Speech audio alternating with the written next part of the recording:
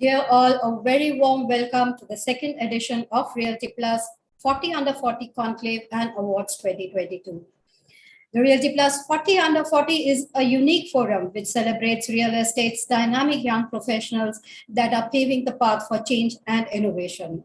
The discussions and conversations today will feature renowned speakers from the young Turks of the industry to the veterans of the field. And later in the evening, we will also be felicitating the young talent for successfully steering their brands and organizations. I'm Sapna Srivastava, editor Realty Plus, and let's begin the proceedings of the day with the auspicious Ganesh Mantra. वक्रतुण्ड महाकाय सूर्यकोटि समप्रभ निर्विघ्नं कुरु मे देव सर्वकार्येषु सर्वदा. Well, on that positive note, let's begin with a brief introduction of Realty Plus. Some people are born to show the world which path to choose in a crisis.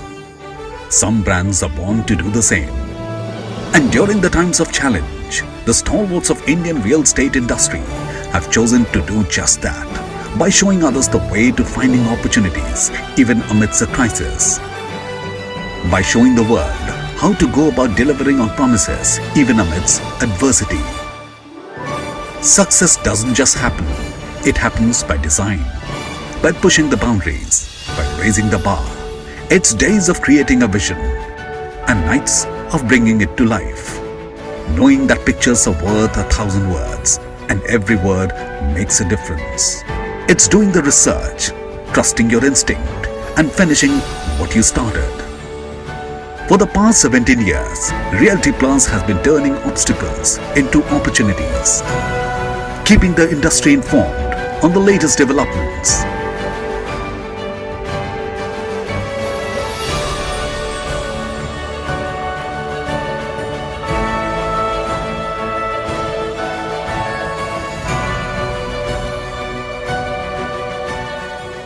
Innovating to inspire debate and discussion.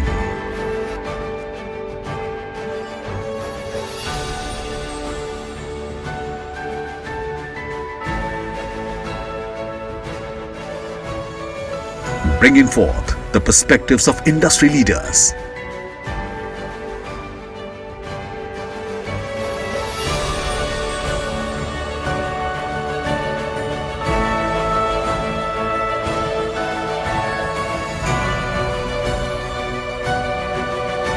Honoring hard work and achievement.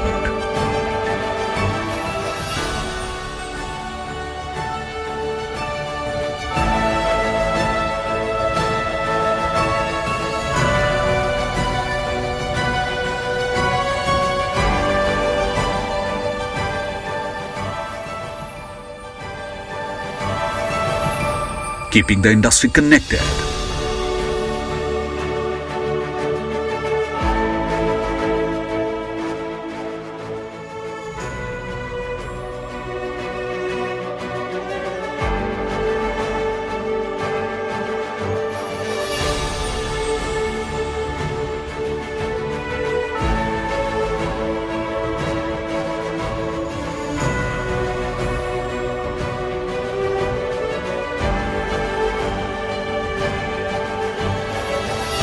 This is what we are built on.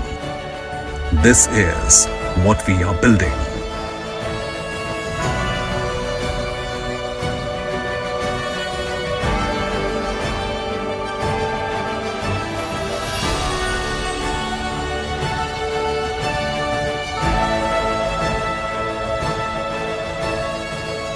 We are Realty Plus and we lead the way.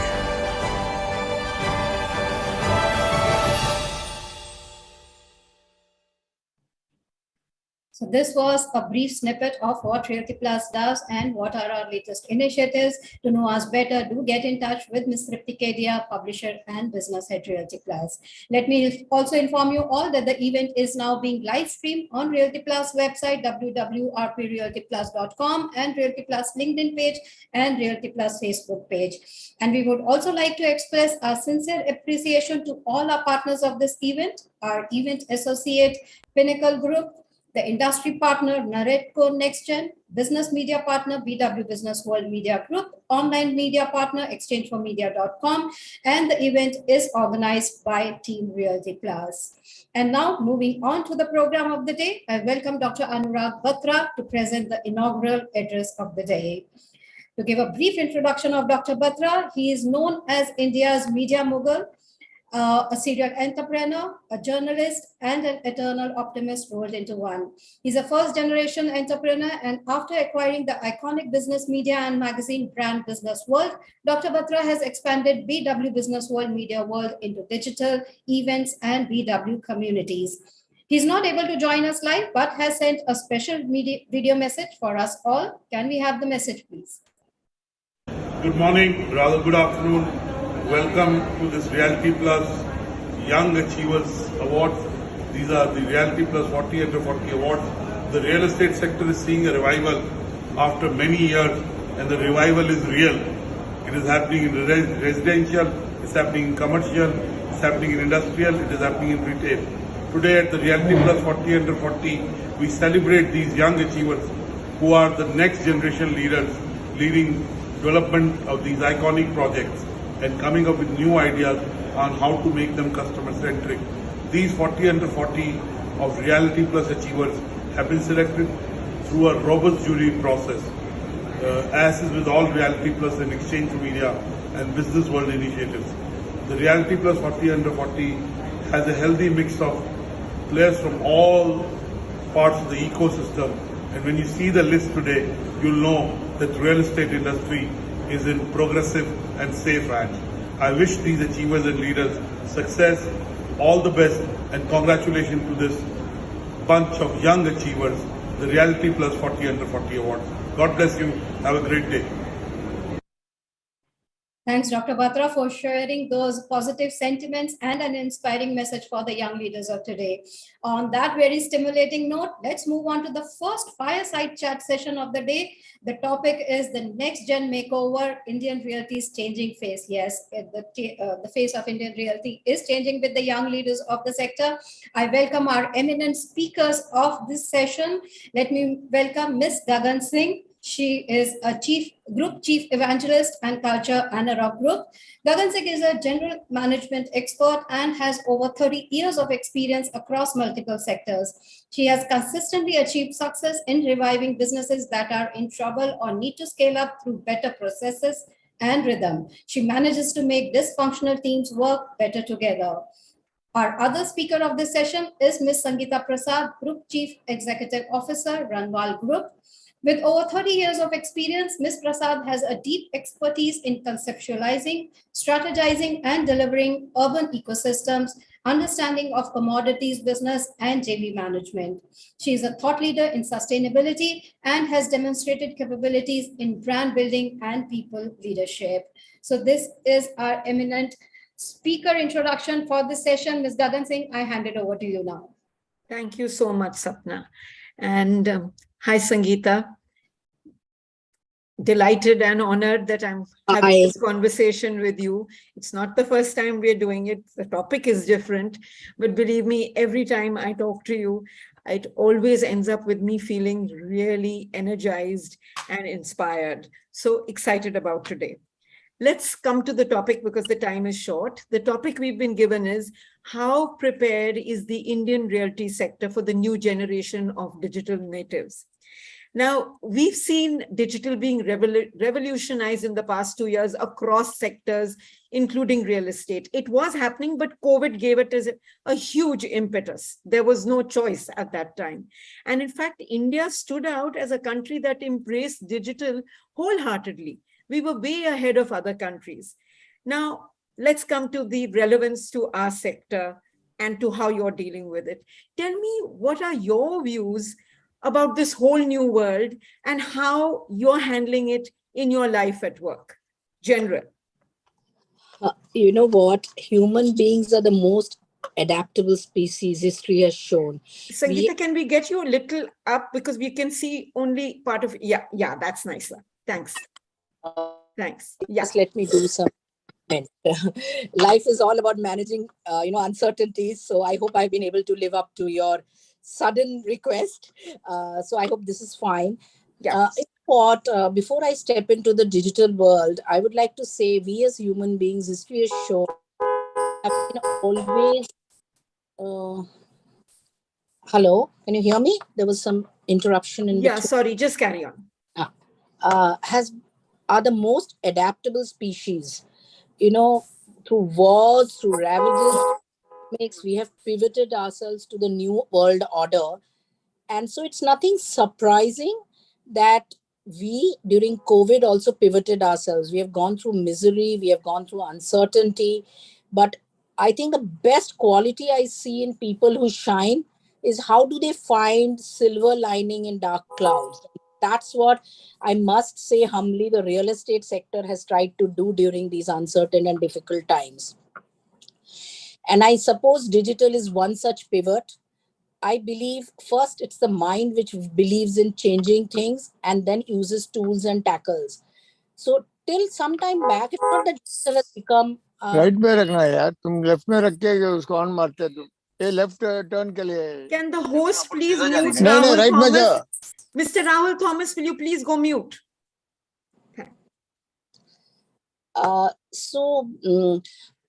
You know what has happened because of this and the way the things have changed? It was not that the world was not going digital. Let's not be very, hoity-toity about it. The world around has been going digital for a long while. But let me just step back and say, everyone thinks digital is about sales and marketing. I do not agree with that because I think digital is about construction. Digital is how you manage your people. It's just a mechanism. It's a catalyst which enables us to become more prepared, more ready to serve the most important person in our life, and that's our customer. So I would exhort the audience here, when you think digital, don't just think sales and marketing. Think about what you need to do in your organization, in your processes, in your people management. Most importantly for the young leaders, your mindset. Are you looking at decision making, empowerment?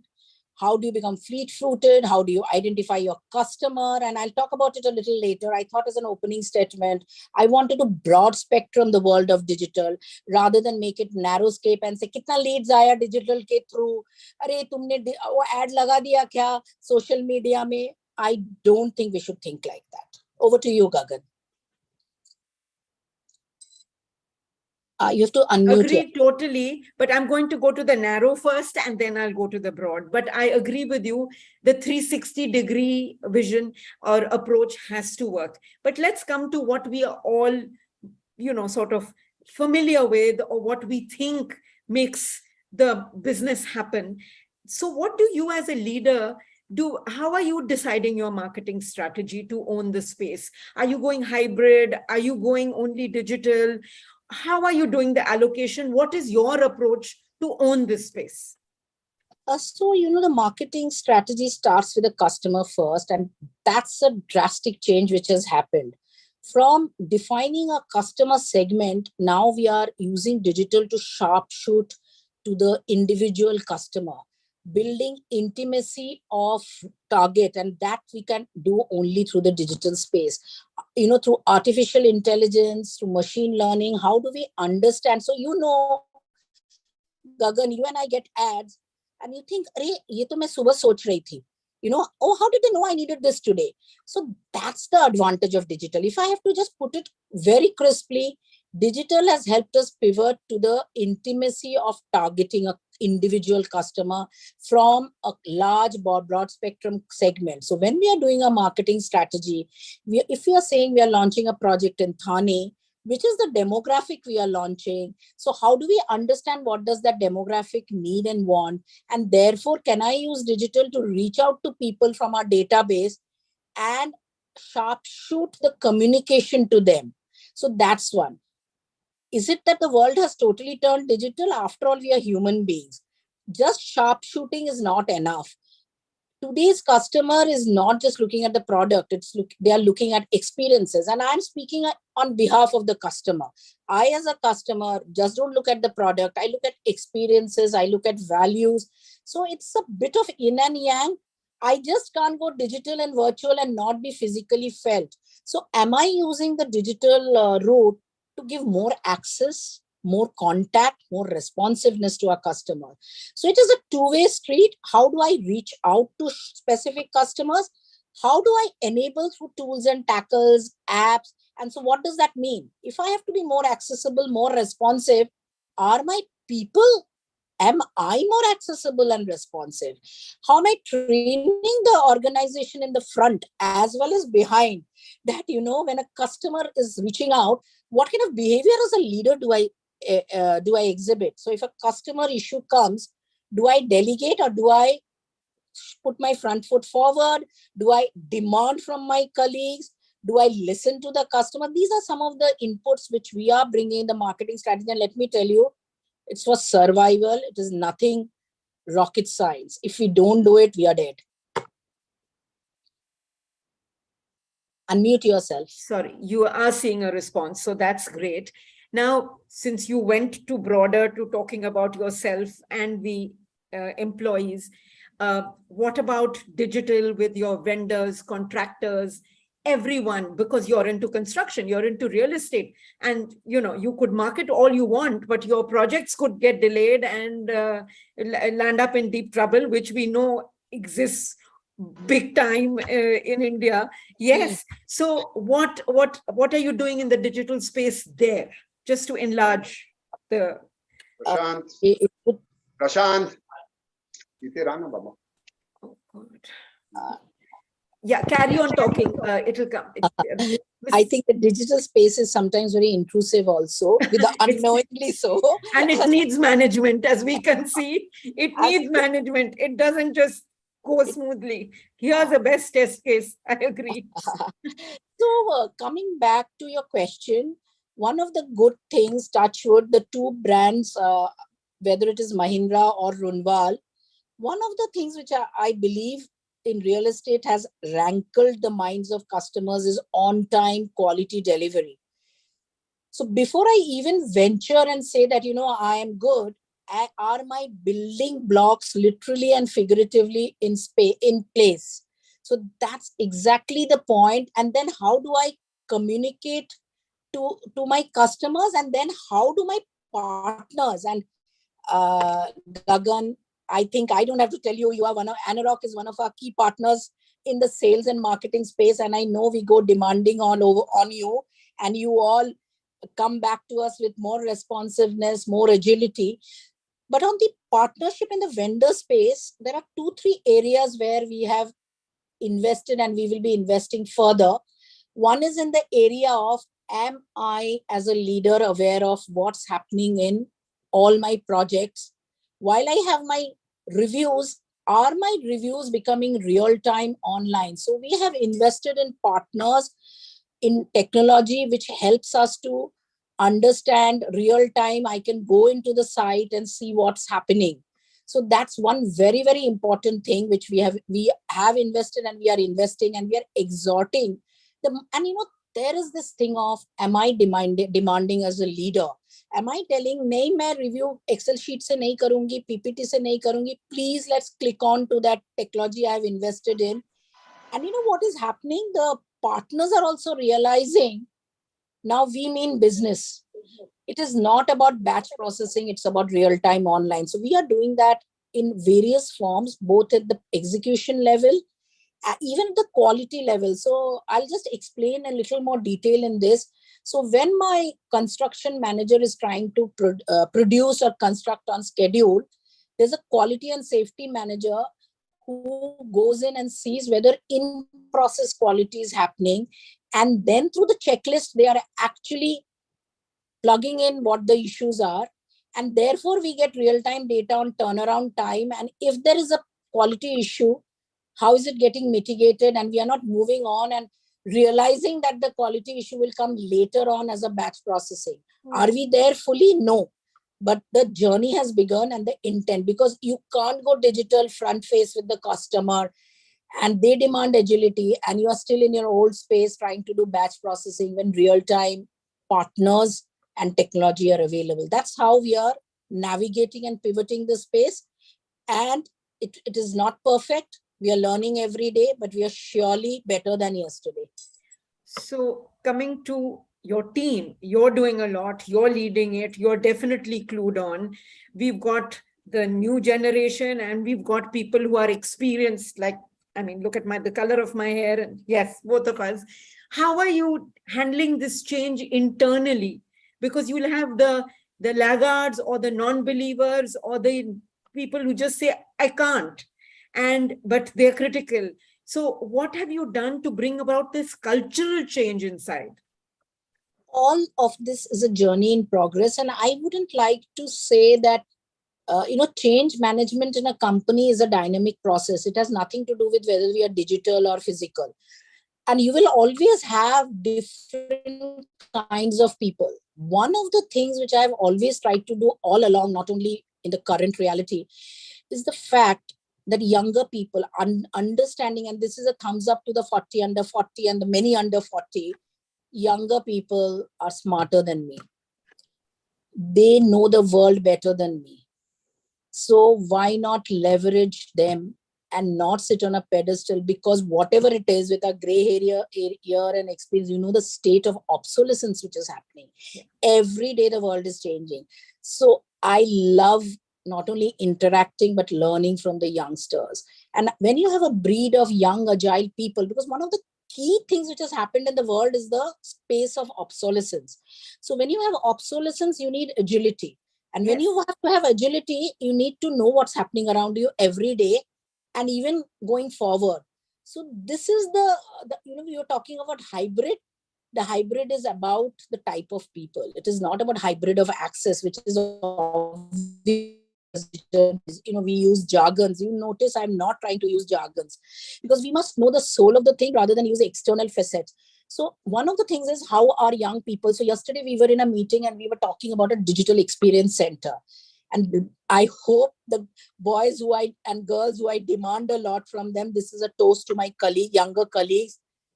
They, created for me a full canvas of, if I have a digital experience center, so important, good partners, agile, forward-looking partners, not just the partners who have done it big in the last 40 years, but young startups. In fact, when I was as a jury looking at 40 under 40, Gagan, I was very selfish. I said, in चारों को मिलना है, क्योंकि ये तो बहुत अच्छे लग रहे हैं technology के लिए. So, always keeping our eyes and ears open, because we may have a tendency, I know everything, but I know the least. So that's where I believe that as a leader, how do I bring in more potential? How do I encourage others, both at a partnership level and a people level? And that means, again, as I said in the beginning, journey in progress. How do I create an ecosystem? How do I make people feel that it's not hierarchy, but knowledge which rules? And if we don't as leaders do that, we will become obsolete. So that's my personal stance. Such a great statement. It's no longer hierarchy that rules. It is knowledge, and knowledge exists so much with the younger generation, and we've got so much to learn. How are you tackling the older, more experienced people? I mean, I know you're learning from them. Are they keeping pace? Are they excited enough? Or you find that you have to make special efforts to bring them along or bring them at pace? Because anyway, you're showing it's going from the top, and this has to go from the top. There's no way, very difficult for it to be bottom up, right? It has to be top down. So just a few lines on how you're handling the over 40s. So first I have to handle myself. Since I'm over 40, am I keeping track of things, what's happening, having the humility and the consciousness to understand that? The other is, let's recognize the world is not equal and you will not have people of the same kind. So identify people. It's the classical theory of change management. There are innovators, there are early adopters, and then there are followers and there are laggards. So I use the same philosophy, identify people who are willing to, but may not have the wherewithal to. I prefer willing to more than the wherewithal to. Because if people are willing, then they will go put their best foot forward. So identifying a set of people. So it's a very push-pull, interactive, a bit of jerk here and there, bit of cajoling. It's the classical theory of change management, nothing different when we are going from physical part to of what your role is, right? Yes. Absolutely. And you can't just discard one and embrace the other. We have to coexist and we have to motivate and make them come along. And as I said, if we don't learn, and it's personal, we will suddenly realize the world has moved on. Yeah. And as we all realize that, it's good. Right. And I think the younger generation keeps reminding us that we could get obsolete very fast. So yeah, that's really good. Now, I have a question going back to marketing. How do you calculate the ROI of digital efforts on your marketing and your brand building? How do you do that? How do you know whether the money's, you're getting your money for your bucks, your mile for your buck? You're right. Earlier, we used to look at cost per lead and cost per sale, the classical definition of how do you measure. I'm not saying those classical definitions have gone, but now with digital, it's not only conversion rate by channel, it is conversion rate by device. These are the new things which we need to have. We brought in everything? No, but we are conscious that we will look at KPIs like conversion rate by device, exit rate, blog click-through rates, impressions, so net promoter, don't wait for the customer satisfaction score to come at the end of the day. So what we are during booking itself, so we are trying to put in processes where we look at net promoter score at all levels. The problem is when we do customer satisfaction at all stages, again, we go batch processing. At the end of the year, we go to that customer, and the reality is the recency effect works. So if he has or she has been happy with the booking and the waiting period, but I have given them a tough time in possession, my ratings for the previous will be totally distorted and I'll get a view which is not correct. So some of these things we are putting in place. Then time invested in campaigns versus return. So, these are some of the things, traffic to lead. Some of these things we are trying to put in place. Cost per sales to बहुत जरूरी है, वो देखना ही है, but channel, device, click, exit rate, these are some of the things we are trying to adapt. And that needs the organization also to think and be agile and fleet-footed. Yeah, coming to organization, you're a CEO and you have promoters. So do you find it's easy to get the budgets that are required? Because it's not small money we are talking of. The teams that companies have now, I know at Anurag and I'm sure at Runwal also, it's a big investment and it's a large team that has to work on it. And it takes time it's slow progress to get where you want and that get bang on to hit target as to what your wish list is. So how is that for you? I think the first thing in our organization, which I represent now and I am a CEO in, is the understanding and the candor and respect between the promoter and the professionals. Are we in it for a common purpose? And the good thing I've learned is, I'll just lightheartedly talk about the Maruti ad, kitna deti hai? So, kitna deti is the question, then I realized that in a promoter-driven organization, it is faster. The agility is much higher. So what we need to bring in is that conviction and the candor and respect. And that's what is, so when we are looking at change management, how do you put those points on paper, explain, and put the elephant? What I find better and convenient is putting even the elephant on the table. And that means having candor and respect. That's the approach I've always used in my life and I'm using it. And touch wood, I believe candor, transparency, disagreement, dissent to a common solution works better rather than keeping something to yourself and wondering why this is not happening. Yeah, totally. And that's what I said. So inspiring. Absolutely. Having the courage and the candor. And that is what gets the respect.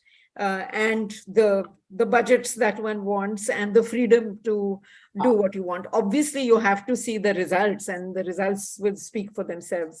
But that's therefore, sorry for interrupting not again. at all. Please carry on. It's your space.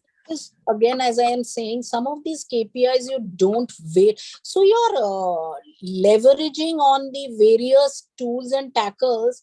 You have to, your chief marketing officer will not wait for the month to see what is happening. He or she will look, in fact, a CMO does that. She does it more frequently, weekly. तो ये वाला चल नहीं रहा है, मेरा conversion rate by channel चल नहीं रहा है, तो इसमें चलते हैं, इसमें नहीं चलते. That agility, and I think the word agility is not about technology, it's about people. So how is your review cadence? It is not necessary at all senior levels you have to review daily, but is your team getting equipped and are you demanding them of that? So some of these tools are becoming more and more relevant. The agility and this, again, I bring the word obsolescence. I know I've repeated it 5 times, but that is the prime mover in today's world. Yeah, I call it hand on the pulse.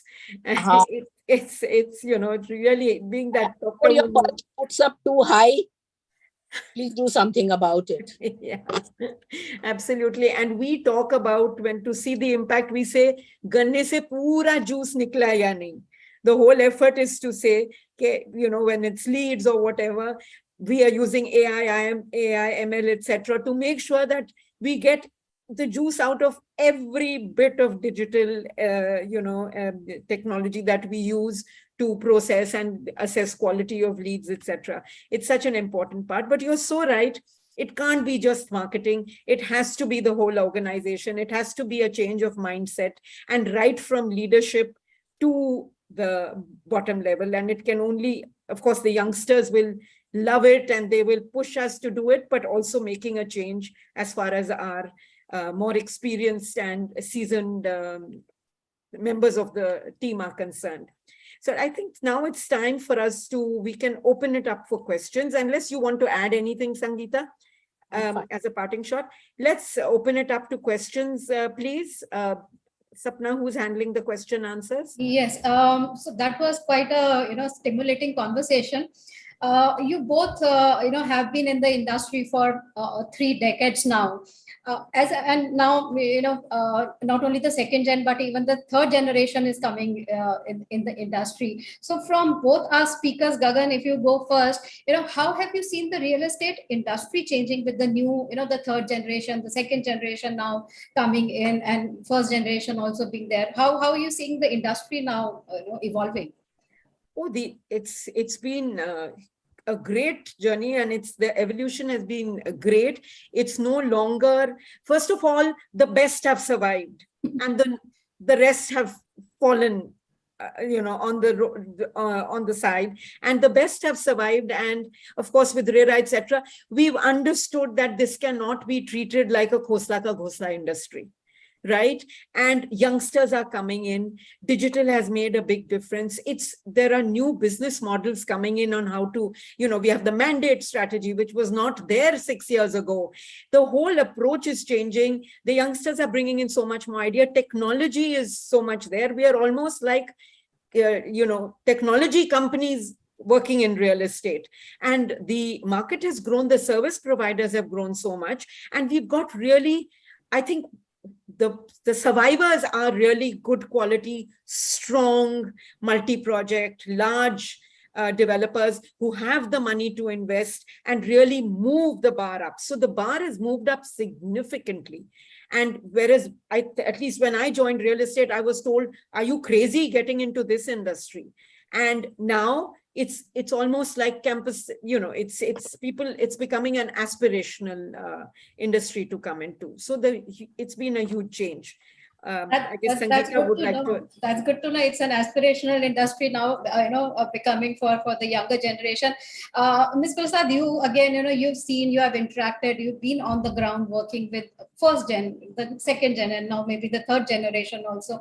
How are you seeing this evolvement? And is there some kind of a conflict you see between the generations? What is your experience? First of all, there are no 3 generations, there are multi-generations, because earlier, and I link it to again obsolescence, earlier there was a generation between a parent and a child. Now there is a generation between two siblings who are 5 years apart, because things are changing so fast that you can't. First of all, we have to get it off our minds that there is a parent-child generation, there is a sibling-sibling generation. I can see that in kids who are, someone is 20, someone is 25, the perspectives are different.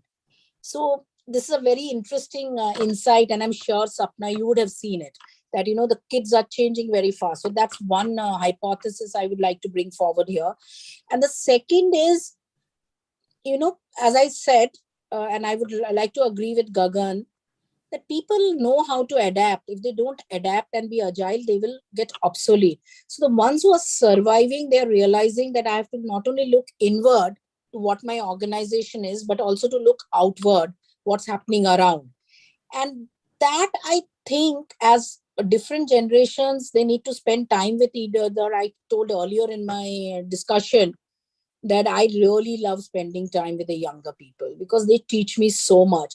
And the humility of the older person to learn from the younger, and the maturity of the younger person to learn from the older is the key. And as long as, and I think the elder person has to put the best foot forward. I believe the generosity should come from the person who's senior. And that's the philosophy I always speak to people who are around me. कि तुम boss हो तो तुम आगे बढ़ो. Don't wait for the junior to come and see you. We do the reverse usually. Reverse mentoring. It's almost like reverse mentoring. So that is becoming more and more relevant. And that's how I think we can all work together and celebrate our differences.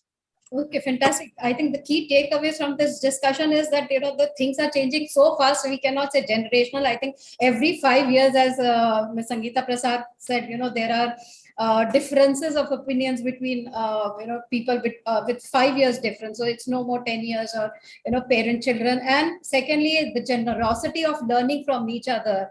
Like our speaker said, the seniors have to be generous enough to learn from the next generation or the younger generation, and the younger generation mature enough to take the experience or the learnings from their seniors. In terms of consumers, you spoke about how consumers are now more digital savvy and all.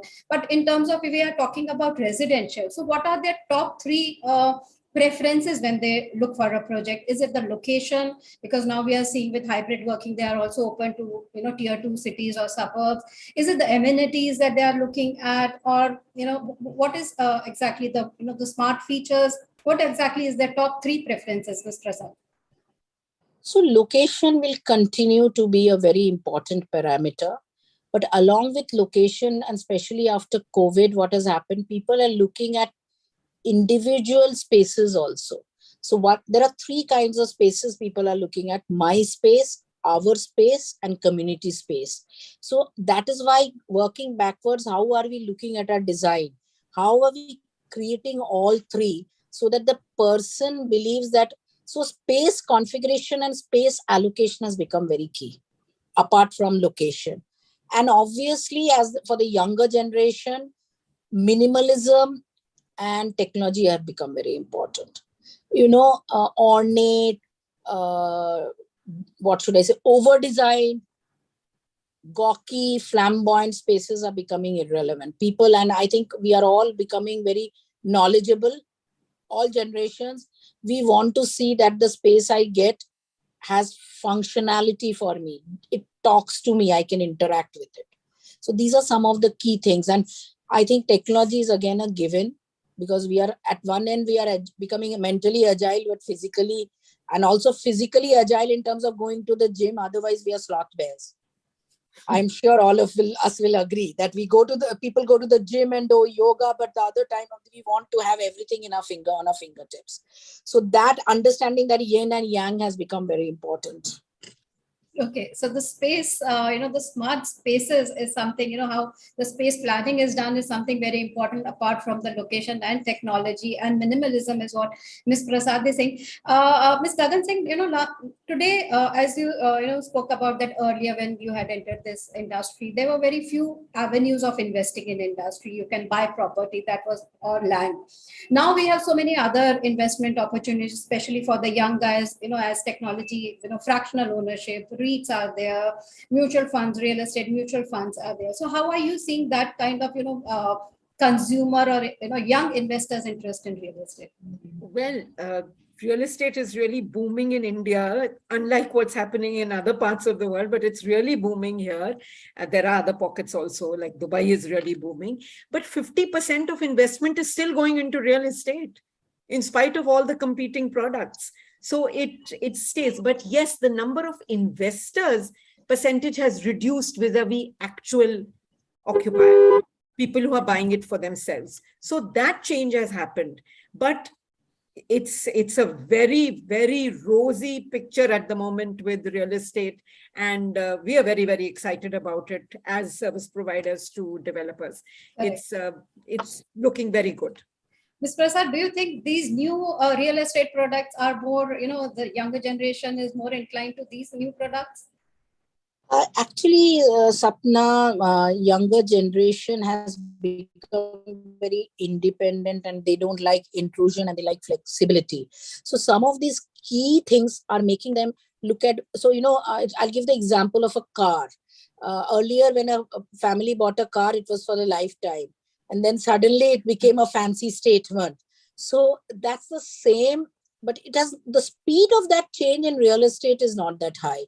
Yes, people are looking at not acquiring, but having a space to live in, because, all these things, work from home, remote working is becoming relevant and much, much more imperative. So people are looking at actually, can I have not full ownership, but shared ownership of multiple spaces? So that's also a phenomenon we are seeing.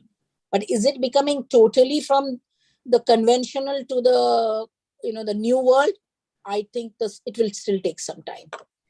And if I may add, the younger generation has so much money compared to the earlier times that the younger generation is investing a lot in real estate also.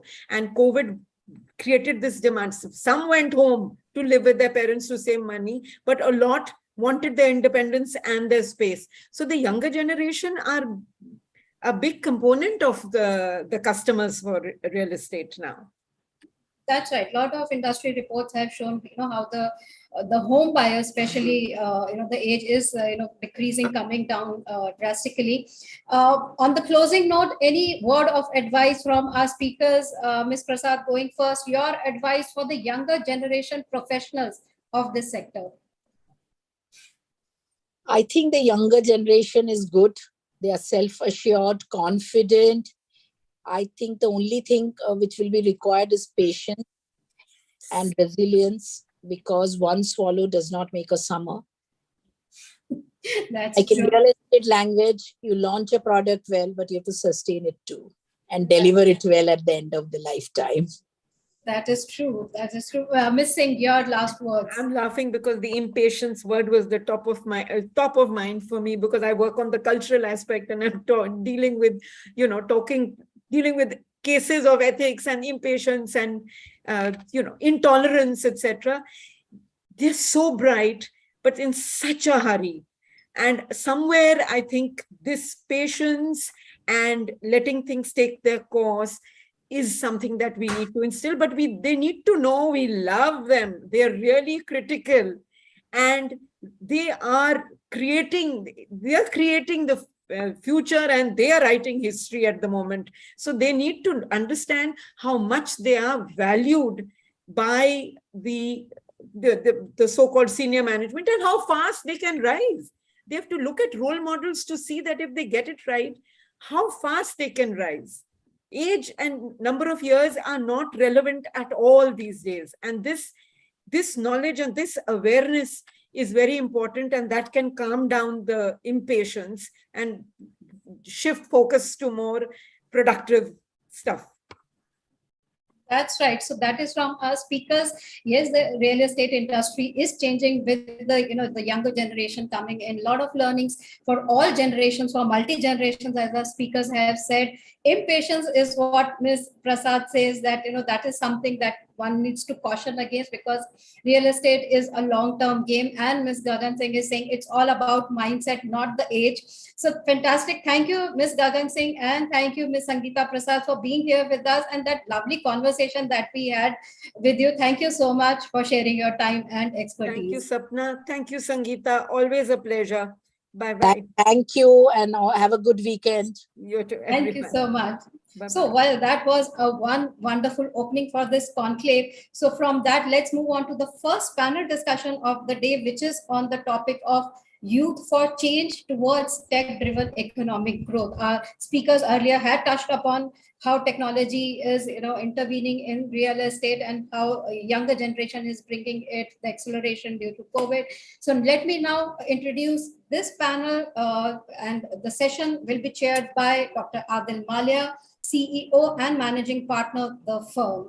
Dr. Adil Malia has been a thought leader in the different dimensions of corporate transformation, people, and leadership space for more than 4 decades now. He leads the leadership, people management, and learning practice, and has worked with diverse companies like Godrej, GE, Alphatem, Coca-Cola, and SR in India and overseas. I welcome our expert moderator, and let me now introduce our eminent speakers in an alphabetical order. Let me welcome Mr. Arihant Rajparak, Director, Orbit Group.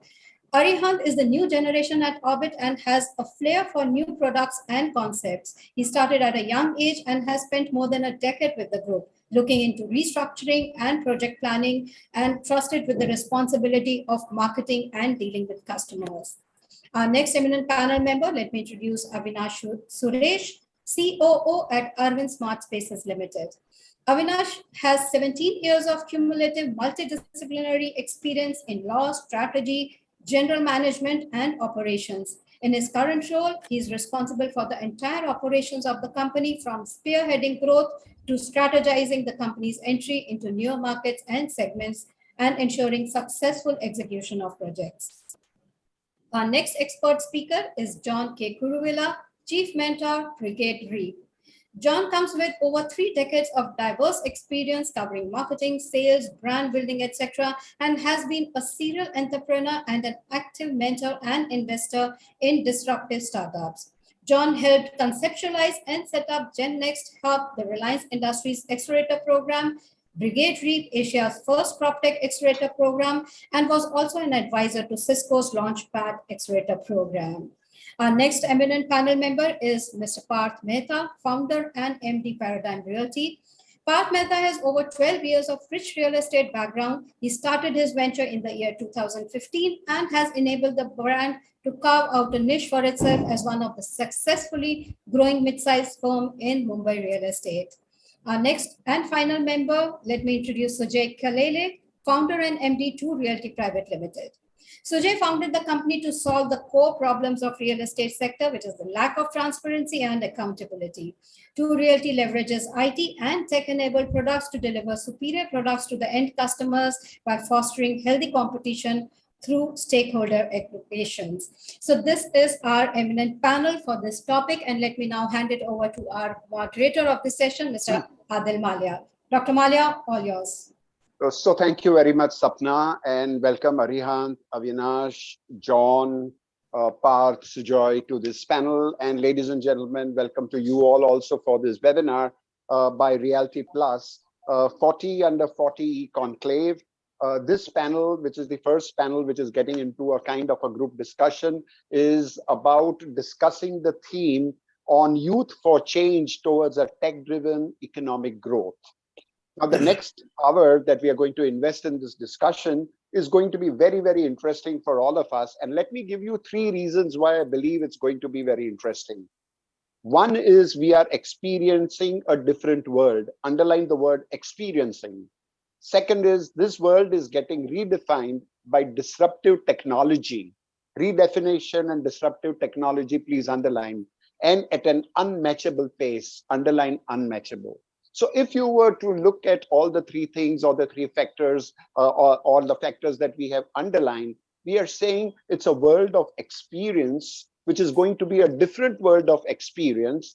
And that world is getting redefined not by the normal growth of technology, but by disruptive technology, which is changing at an unmatchable pace. That's the first kind of thought I want to share with you. Unmatchable pace. We were seeing changes happening, not that the change is being experienced in the world for the first time, but the kind of pace at which these changes are happening, an unmatchable pace which we have never experienced in the past. The second to that is a logical movement, and that is to say that smart and sharp players from within the trade who have learned the ability to capitalize on their ability to convert these new technologies into customer experiences leads to better and sharper business focus and better results. So those amidst us, because as the technology outdates our knowledge, outdates our experiences of the past, there are two things which are happening. One is, of course, the most obvious is obsolescence. And followed by obsolescence are two things. Either the response of the people is rigid or it is agile. Those with rigid experiences tend to tumble by the wayside, and those with agility are able to convert these technological disruptive experiences into experiences for their customers, which will then enhance the business results and business focus. And the third, why this hour is going to be interesting, is that we are going to put the 5 of these under 40 gladiators that we have got on this panel by asking them all the questions we want to know on the basis of their technical experiences of how they have converted their knowledge into customer experiences, therefore better results, therefore better progress, therefore better probability for success. And the idea of putting these gladiators to be tested by my questioning and your questioning is not to test their knowledge and experiences as much as to learn from what they believe have been the causes of their success, and how are we going to take it back from what we can learn from them. So I'm going to ask, before I begin, one common question, and that is that there are sufficient number of experiences which are classically what we would call them the Mohenjo-daro enterprises, which are living still in today's times in old practices, old way of doing things. And the world that we are going to be seeing is the world of metaverse, which is the next stage of internet that the world is talking about.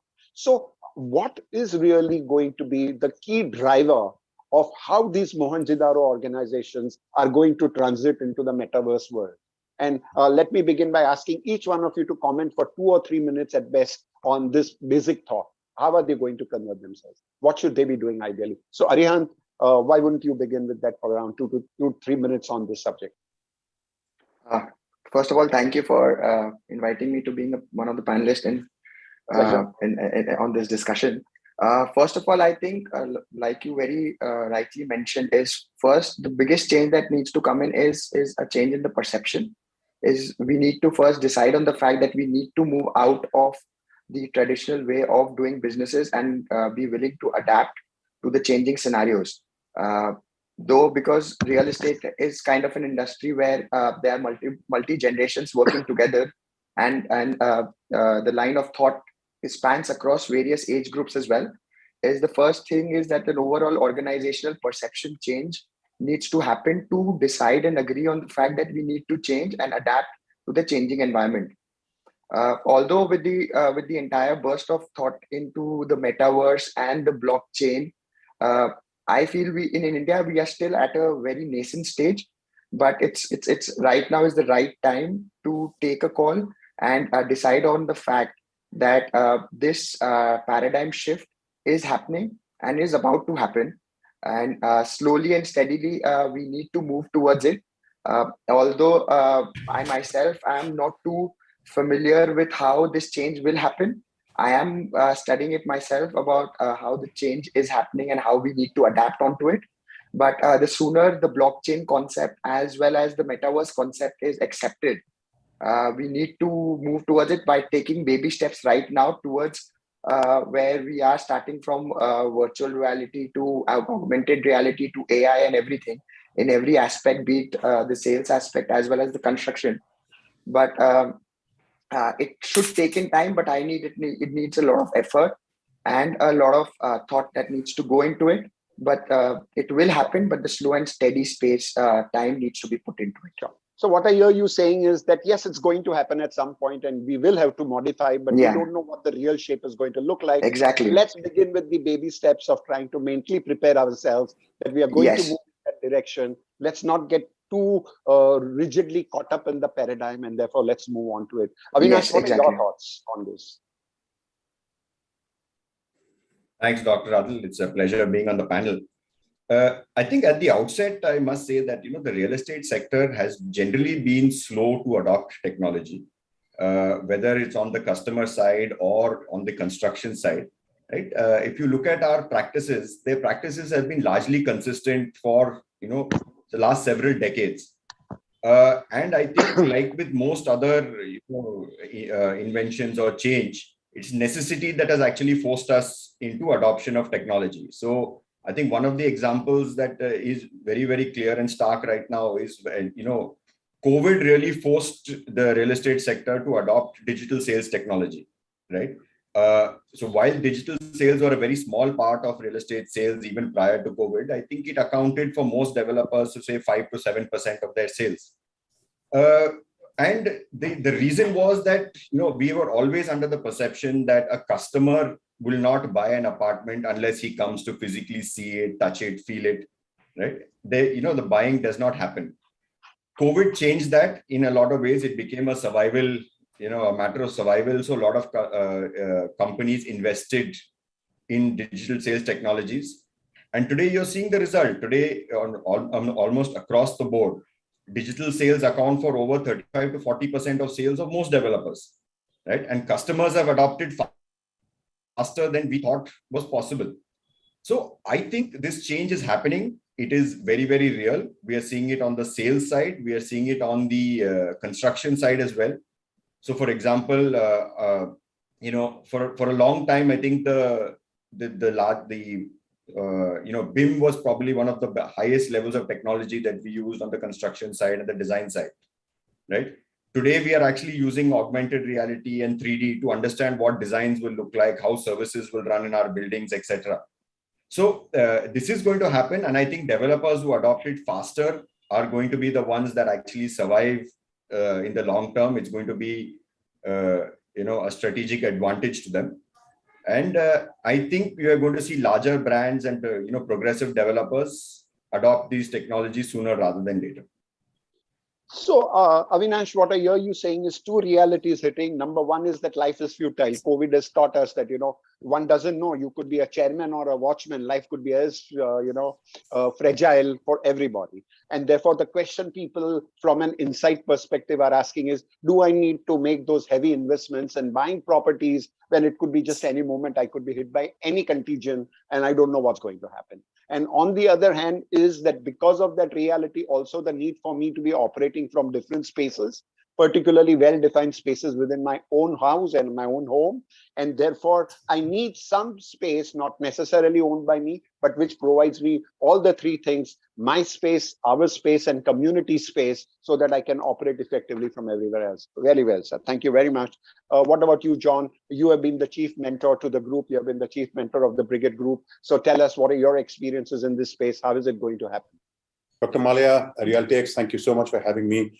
I bring in a very, very interesting perspective. While some of you may know that Brigade REAP is Asia's first PropTech accelerator program, and we have helped catalyze the adoption of technology by real estate companies in India, something that's not in the public domain is the fact that we also run the innovation program for Aldar, which is the largest real estate group in the Middle East, and Majid Al Futtaim this year.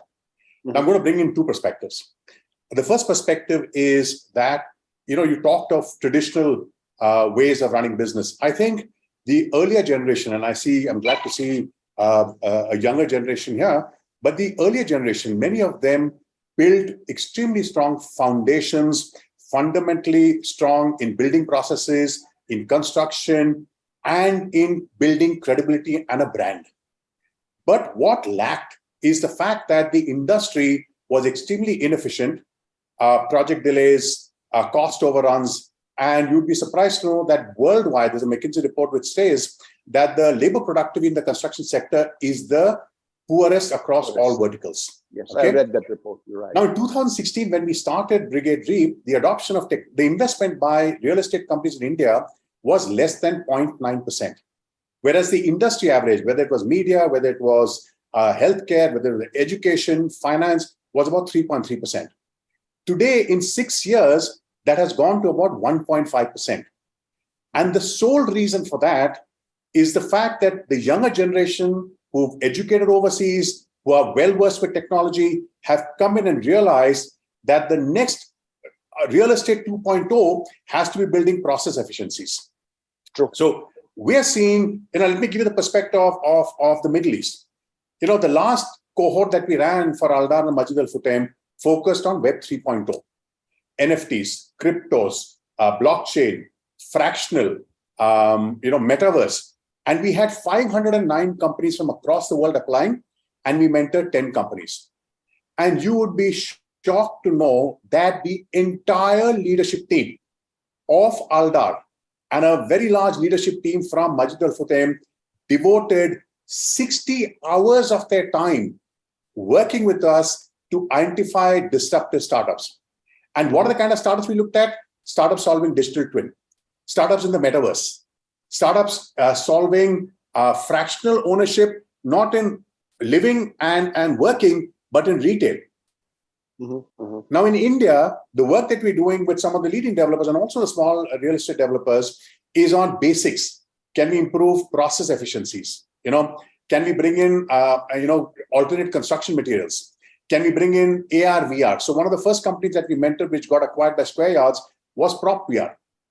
And we're also a little conscious of the fact that many of these new wine in old bottles, which is metaverse and all, could be fads. So our belief is that go into the ground, work with the startups, work with the real estate fraternity, take the experience from the Middle East, work with developers who are opening up their technology access. Many of them have CIOs, many of them have CTOs, many of them have innovation officers, which is a phenomenal progress for our industry. And I think that a lot of them are going to adopt technology far rapidly. But John, everything that we are experiencing in today's time, if you looked at it from the minus 20 years perspective, would have looked like a fad, which if people did not invest in, they would have been lost out today. So this is the nature of the kind of changes. It may look like a fad. It may look like it may fail. It may look like you got to invest or not to invest is a question at a given point of time. The wise invest. And of course, sometimes your investments fail, and the very conservative stop investing because they believe it's a fad. And then by the time they really get into investing, it's too late and the world has moved on. They miss out on the critical investment time and then have to pay much higher. So that's also a reality we got to be mindful of. But I'll just add one interesting point to you. See, a fad is when technology does not deliver a tangible outcome. Okay, and that's today's perspective. From today's perspective, absolutely, it's time and space, sequential. So we are talking about working with VR companies, working with blockchain companies, saying, give us a fundamental benefit to the real estate industry. Either save money or help me reduce costs of customer acquisition, or improve customer efficiency, or help me make more money. Yeah. So that's the difference we have between. Either it gives a different experience to my customer or it brings in an efficiency. One of the two has to happen. That's the difference between fad and reality. Good. Parth, your experiences on the same thing. How will organizations, which are legacy organizations, move into the new world? For easier definition, we call it the world of metaverse. But how will they move into that? Parth, what are your experiences and thoughts? So, first of all, good afternoon to all my panelists. And hi, Adil, and thank you, Realty Plus, for having us over for the seminar. So I would like to reserve my comments into two parts. One is on the developer side, and second on the consumer side. What are the distinction? Now, pre-COVID and post-COVID, there's been a world of difference in the way we perform our business, the way we act, the way we perform, the way we conduct the overall operations of the business, where COVID has been a blessing in disguise for the entire prop tech industry that has popped up. Pre-COVID, the earlier avatar of doing business was far too different than what we are doing now. I've realized one thing as a developer, what we've felt the conventional way of doing business, whereby we were doing outdoor hoardings, print media, paper ads, lot of exhibitions, seminars, project launches in a big random broker meets. All those costs have far reduced for us by looking at adopting prop tech as a platform, where today we are spending more on better website, better digital spend, more focused SEO activities, social media activities, lead generation activities. Zoom meetings and video chats, Microsoft meetings have taken up most of our time, travel time, which we were spending meeting across people for quick meetings. So the efficiency has really increased on the developer side. Today, where our construction is concerned, we are all adopting innovation construction model where BIM is used, architectural softwares are used, that the margin of error which we were facing in conventional way of doing business is now completely eliminated, because we all run the unlimited risk of RERA, the legality system of this country, that even after delivering, we are always cognizant of what can go wrong. So if you are incorporating all the moving parts day one, you've got better safety net to make lesser mistake. Today's CRM solutions and ERP systems that we are adopting as developers has really increased the efficiency, which was not there in the previous bit. So this was the thought which I had for the developer side. Now, where consumers are concerned, what we have to understand is post-COVID, the attention span of consumers has really reduced. They are more flirtatious in their nature, going and doing meetings, visiting. I think they are super focused with their limited tolerance. Yeah. So in this, I feel the way now the business is being conducted and the way things are happening because of PropTech, the way customers are visualizing through 3D home apartment tours, videos, smart home automation. So the people are today used to that. Their reminders are set. The payment of bills they know when they are supposed to pay. So the delivery or the dependency on technology has gone to such a high extent, which was never there previously in whatever way we all used to live our normal life. So I feel these are the two perspectives that I had from both the fronts. Sure. And talking about RERA, which you mentioned, talking about RERA in a builders forum is like waving a red cape in a kind of a bull match that you have. And the moment you say RERA, most of the builders want to shut off and say, are my signals running okay? In every webinar, I have seen that happening. But the question still is that it's about regulation and freedom within framework, at least in the transitory state, so that you ensure that things move the way they ought to, because unregulated markets, unregulated behaviors will stop and come in the way of progress. Is my understanding correct, Sujoy? As you say before you respond to that question, Sujoy?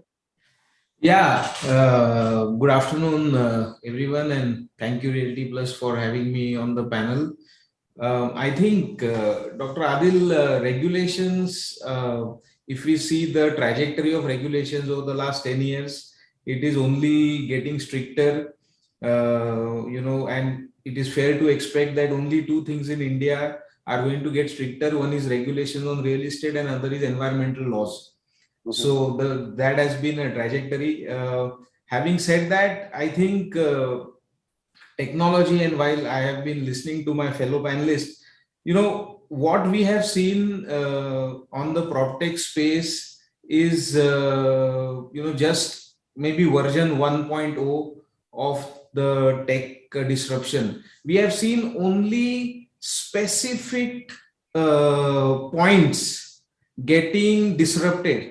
If, for example, in the last 5 years, it was only property discovery that got disrupted. So by the likes of Square Yards and so many other startups really. And not only at that level, you have so many other like nobroker.com or Anarok or so many other property consultants who also wanted to go the digital space. Then there was property visualization. What we spoke about, AR, VR, metaverse, is all about only property visualization, helping customers visualize what developer is going to build in a better and better and better and better manner, right? So what I'm trying to say is only specific points in the value chain have been tried to disrupt.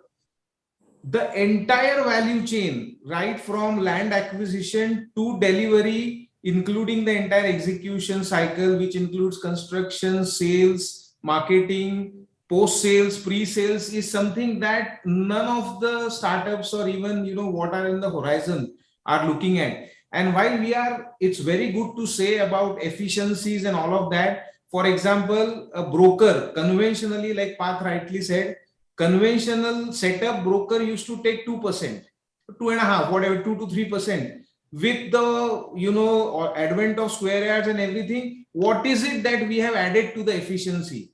right? We have still not attacked the 98% of the value chain. We are focusing on, some of the startups are focusing on the only 2% of the entire value chain. So many things remain to be seen. One of the biggest challenges, while it's very easy, to focus on the larger thing, being a CEO of a large listed real estate developer myself for 6 years, and then on the prop tech development space, having started True Realty in the last 4 years, I can say that one of the biggest challenges is to mold culture of an organization.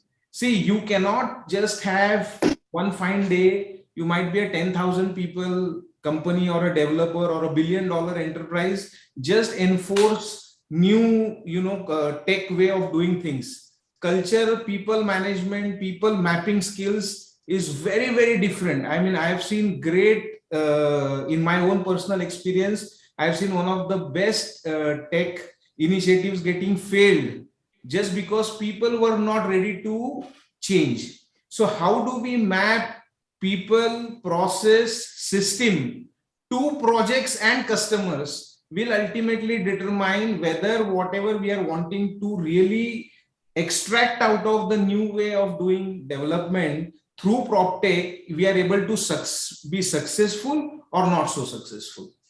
Right.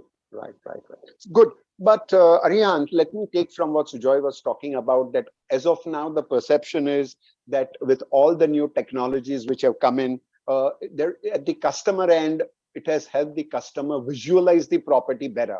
Versus we have all been talking about, not only from the realty space, but because I do consulting in the much wider open arena outside of the real estate as well, there is a certain change that is happening in the world, that it is changing the customer experience, not only at the visualizing end, but at the hands-on experience end. So in the sense that, the technology, the 3D technologies and all, which are going to become big time in the metaverse, you could have the avatar of your customer with an algorithmic background, having actually the experience of staying one night on the 101st floor of your building and experiencing what that whole day would look like when his digital avatar is staying in the 101st floor, which is booking in your building. So it's not only visualization, but it's a live experience of what life would be on that 101 floor, which he's investing in your apartment. So isn't that the more critical thing than only a visualization from a videographic point of view? Just to take precedence from what you said is, first of all, to give that experience in the current scenario, whenever we are trying to or planning to invest into a prop tech or kind of adopt to a prop tech, the biggest challenge that we all face at the onset is the cost that it brings into, right? When we do that cost benefit analysis of implementing a newer technology, is where we kind of need to convince our seniors and our senior generation of the fact that the cost benefit analysis that it does, like what Sujoy said, is most of it is kind of saving on the 2% and not looking into the other 98%. So even on the matter of fact, we have to look at a completely overall scenario, in the sense that what is the benefit that it gets to the project, and what is the eventual outcome or effect that it has on our profitability and viability.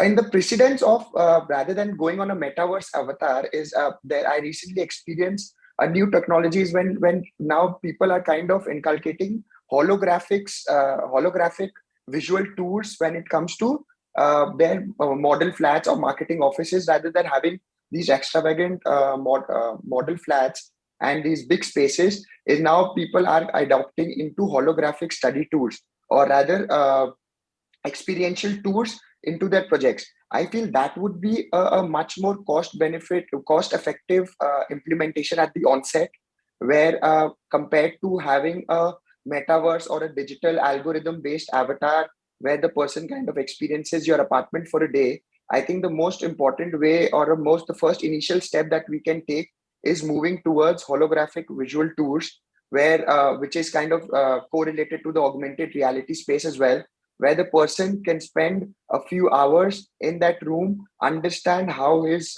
entire day will move towards by shifting into that project, be it spending time at the club, spending time in his apartment per se, and spending time overall in the entire bigger complex itself as well.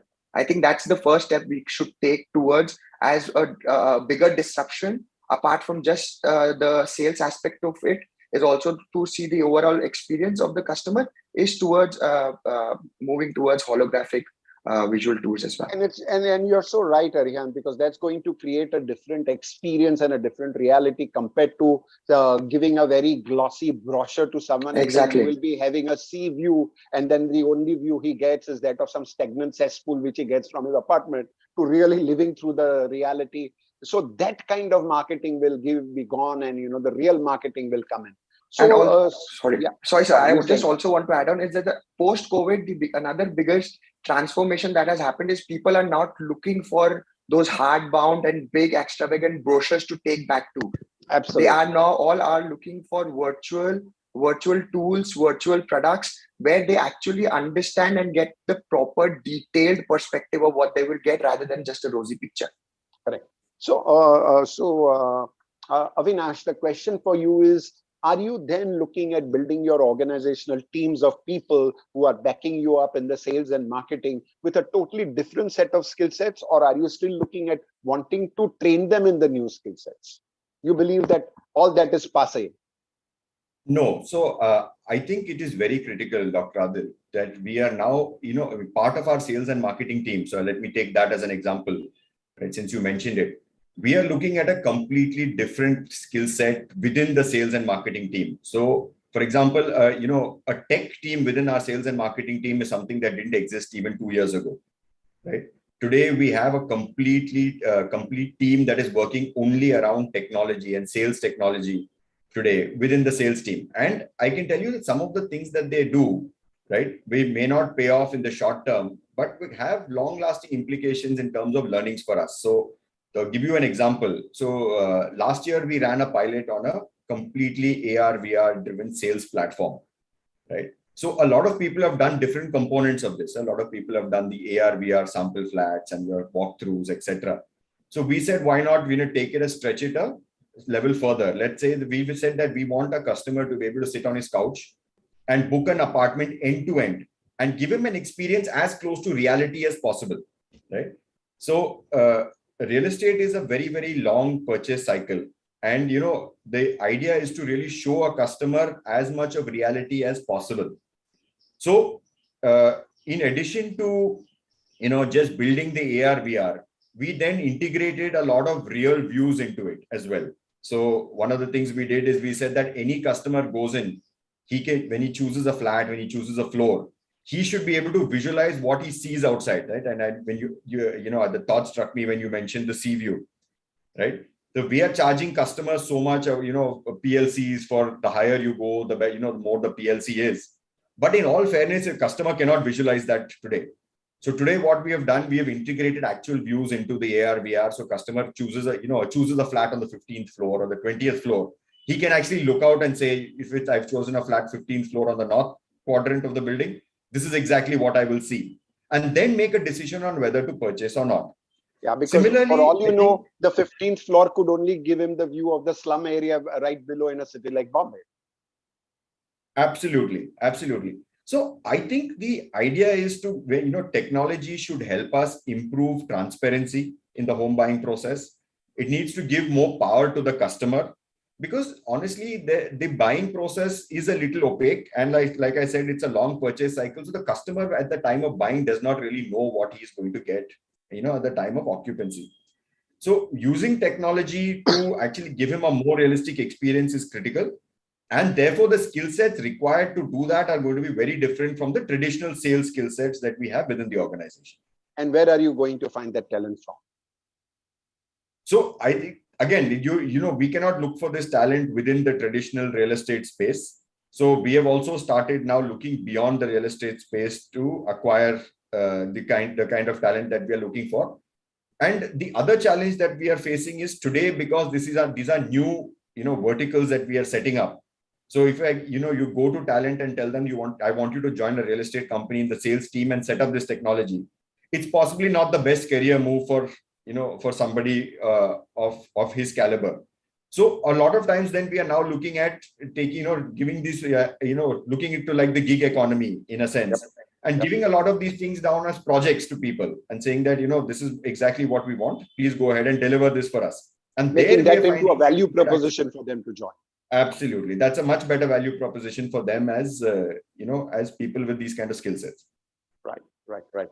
So, John, you have been running this incubator program. And so how does the incubator program as a concept work? And tell us some interesting experience or an episode which will make us understand how the organizations will prepare for future. You are on mute. I'm going to intertwine discussions by Sujay and by Avinash. Sujay rightfully said that builders are today looking at the visible and the invisible effect of technology. The most visible is sales. The most visible is customer experience. And there are enough companies who are doing that. And the real estate developers are extremely delighted with the reduction in costs that are being brought in marketing, customer acquisition, and stuff like that. But Sujay, there are we've broken, and since we've been at it for 6 years now, we've broken down prop tech technologies into design stage, into construction stage, into operational marketing and handover. And I must tell you that today we have at least 10 startups in each of these verticals adding value in saving time, reducing cost, or improving margins. Let me give you a case in point of a company called QuickSpec that we mentored. The biggest challenge when a real estate developer has built his building, by the time he hands over to the customer, there is a lot of snagging, de-snagging work that is happening. Earlier, it used to happen through the Pavati. Today, the challenge that people like you have is most of your projects are on areas which don't have Wi-Fi connectivity, or from the 20th floor, you don't have internet connectivity. And QuickSpec came in with a mobile application which empowered the site engineer or the worker to actually upload visual, annotated delays, snags, to the cloud. And this has brought down the handover process from 4 months to almost 1.5 months in several of the projects that we looked at. It also brought down snagging costs by 40%. For example, in a large project of a large developer, I'm not going to name the developer in Mumbai, they didn't know that one of their largest snags was the tower bolt. And in one tower, they realized that this tower bolt replacement was actually costing time and money. So when QuickSpec found this, in the next 11, they actually changed the vendor and they reduced time. Another company that we have is a company called SnapTrue. And Avinash, you talked about how real estate has long gestation cycles. From the time land is acquired till the time the design is finalized and BOQs are done, it can take anywhere between 6 months to 18 months, depending on the largeness of the company, of the project. We have a company called SnapTrue, which from a hand drawing, just your hand drawing, you've got 10 acres in Mumbai, in Powai, from a hand drawing, he will give you elevations, he will give you parabolic curve of the sun, he will give you ESG numbers, he will give you BOQs. What he is doing is disrupting AutoCAD. And so many of the real estate developers didn't use him. Brigade was the first to identify this. Many of the architects said, wow. And when Axel put money into him, they said, boss, in India, we have one problem, which is labor cost is very cheap. Last year, they flipped in the US. He's just raised millions of dollars because all architects are using them. I don't know if any of you are from the north of India. In October, November, December, breathing becomes almost impossible because farmers are burning agri-waste on the fields. We have a bright youngster who came from New York who's converting agri-waste. Why are farmers burning agri-waste? Because they don't have the money to take it and put it elsewhere. So she's gone and told them, listen, I will pay you 8 rupees a kilo of your agri-waste. And she's actually created agri-bio panels, which are far superior to plywood, gypsum, and particle boards. So we have hundreds of examples. And the good thing is smaller companies are faster to move. I mean, large companies are like Titanics. And I've seen large companies do this. But, I think, Sujay, you alluded to this. To get your people, your existing people to do this is going to be a challenge because moving a Titanic, you need old hands and there's a conflict between old and new. So the younger companies, and I'll give you names, Co-Evolve or Urbana, they are saving almost 12% on construction by using our startups. A Co-Evolve is getting 7.5% premium on his projects, fighting with the big giants in Amrutali in Bangalore, because his projects are the most ESG compliant. And while COVID was a great wake-up call for the industry, great boon for PropTech, 48% of our startups raised money during COVID. The next big challenge for the industry is ESG. And this is not just India. Middle East, we are seeing this. I'm in Africa next week. Africa is seeing this. And India, many developers have actually reaching out to us saying, hey guys, can you just bring startups who can help us do this? I hope I've answered.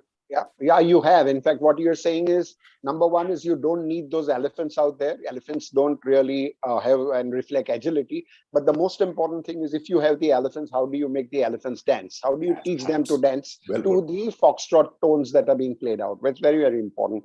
Now, the question for you, Parth, is that if you were to identify one disruptive PropTech idea that will really bring about the maximum impact, which would you put your finger on and say is that particular intervention or PropTech idea that will make the change? Hello? I think we have lost him. Am I audible? Yeah, you are audible.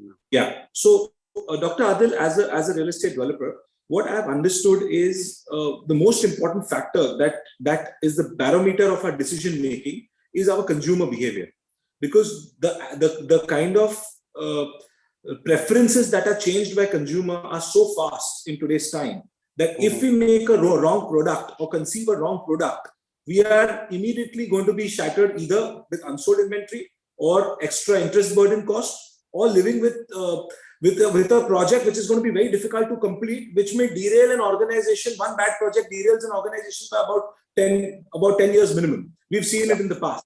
Yes. So I feel the solutions today that are available that helps us to study the market in a manner where what are the budget preferences in a location, what are the demand supply dynamics in a location, preferences that a buyer has there, what are the availability options with under construction, ready to move in, near completion projects in a vicinity. That helps us, according to me, in today's time, especially in the times where we've seen almost a turbulent time from 2011 to 2020. So we are a 7-year-old young organization. So we've only seen roller coaster rides year after year, right from NBFC crisis to GST, DeMon, RERA, and the list goes on. So at that point, I realized that today's time, the margin of error as a developer that we have is so limited that if one bad move we make or one wrong decision we make, it can really derail the growth of the entire organization. Number one. Number two, what also I felt is with these apps available, which give us the kind of dynamics to understand consumer preference or consumer behavior or consumer demand, as a developer, it helps us even to locate good locations, where which location we should enter or which locations are a part of oversupply. Like, I'll give you a classic example. Today, Thane market in Mumbai city is a most supply-driven market, where today we have almost at every 1 kilometer, 4-5 of the largest developers of Bombay doing development there. But the beauty of that market is all developers are selling very well. Everyone is able to move their cargo well. There is it defies gravity, where continuously influx of new people are coming in there, and the market doesn't stop to show any sign of oversupply, basically, or the demand is continuously growing. Similarly, we see some locations in Bombay where, for example, I'll take Ghatkopar. Similarly, there is oversupply of products there, but demand is low. Where today, every lane, if there is, I've seen in certain locations, if there are about 20 buyers in one vicinity, there are 20 projects available in that vicinity. So again, selling there is very difficult. So automatically the price goes down, etc. Now, to understand the dynamics of which location, what sells, doesn't sell, and how inventory stacking is happening, that's, I think, the most crucial decision for a developer before conceiving any project. That's So Parth, the way we look at it. the question I still ask is, and I agree with you totally about what you were saying, but the question still coming to the commercial mind is that when that is a known fact, why do builders go ahead and build when the 19 projects have come up? Why do they take up the 20th project knowing fully well that there is a market problem in terms of selling the market out there? So I'll tell you what has happened is a lot of developers have felt the previous track record of performance is going to be the barometer of their future success. So they felt this location, this has been selling.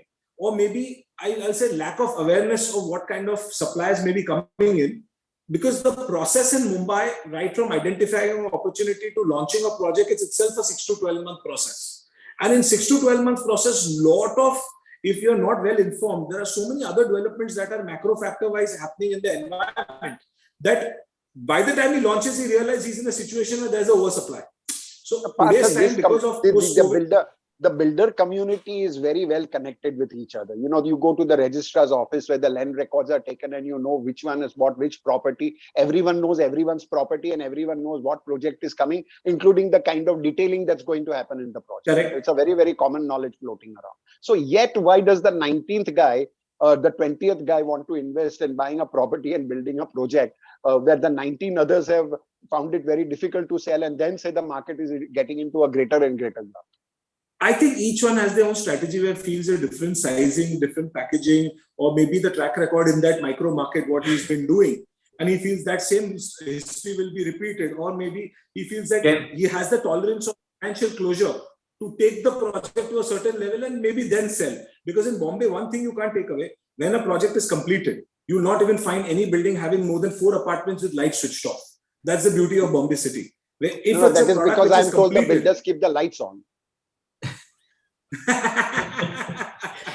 No. That's definitely not the fact. Would anyone want to add to this, what he has been saying? See, I just have a very little thing on what, according to me, the reason why the 20th guy, knowing that there are 19 other guys, still picks up the 20th project is because that's a match made in heaven.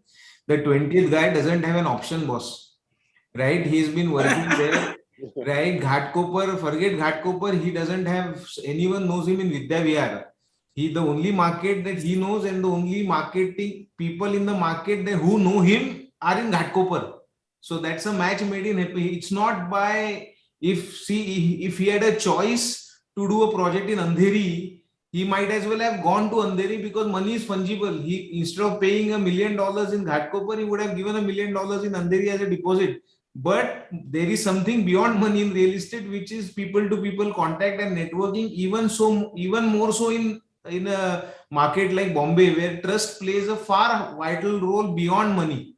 Really, you know, Dr. Mali, I want to add one thing here. The real estate industry is perhaps one of the last bastions where data-led decision making did not take place in the earlier generation. The new generation. And yet they succeeded, but that's phenomenal. And that is the instinct that the earlier generation brought to the table. Now, Mumbai cannot be the base for the country because Mumbai has one problem. Land is very, very finite, which is why some of the best known names in real estate in Mumbai have moved outside. Now, today, I mean, you keep asking for examples. Several of our startups have actually brought in data-led decision-making for real estate developers, be it in tenancy, be it in land acquisition. And today, many developers actually, and I know a few from Mumbai who said, boss, it doesn't make sense based on what props AMC has given me or props CRE metrics has given me to actually build residential here. I think I should use a mixed development. So data-led decision-making is now the younger generation are using it very, very sharply. Good. So Avinash, a question for you is, how can we ensure that this PropTech space that we are talking about predominantly is a meaningful space and just not an empty theory that we are talking about? I think this is kind of self-fulfilling, right? So I think PropTech startups and entrepreneurs will chase opportunities that they know are going to succeed, right? Because I think the fundamental basis on which they start is they identify a latent need, right? And only then will it actually be a successful idea or a successful startup. So my sense is that this is a market that will play out. Good ideas will succeed. There will be some which are not great, which will fall by the wayside, right? But I think there will be some major trends in the real estate industry which will drive the growth of startups. Some led by the situation and circumstance. So, for example, if you look at, I think COVID changed the perception of what a home is, for example, right? Till COVID, our home was just a place you came by in the evening to go to sleep, got up and you rushed back to the office. But COVID really changed that. It became a space where you live, it became a space you work, it became a space you play, and it had to be, it had to play have multiple dimensions to it. Now, as a response to this, you have multiple startups trying to work and figure out how to make the home more fungible, more adaptable, more flexible, right? Similarly, I was talking about ESG and sustainability, right? That's another big space. And if you look at it today, homes account for more than 20% of all greenhouse gas emissions in the world. So then there are a huge number of startups which have now started working towards solutions, especially in smart home technology, which doesn't work on convenience or comfort, but is actually looking to address energy efficiency.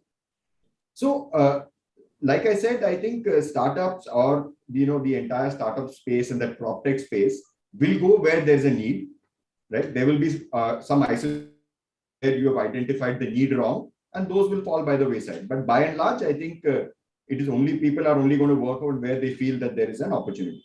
All right, super. Sujoy, question for you. If you were a professor who has to explain to someone as stupid as me what PropTech is all about, how would you, in simple words, explain what is PropTech?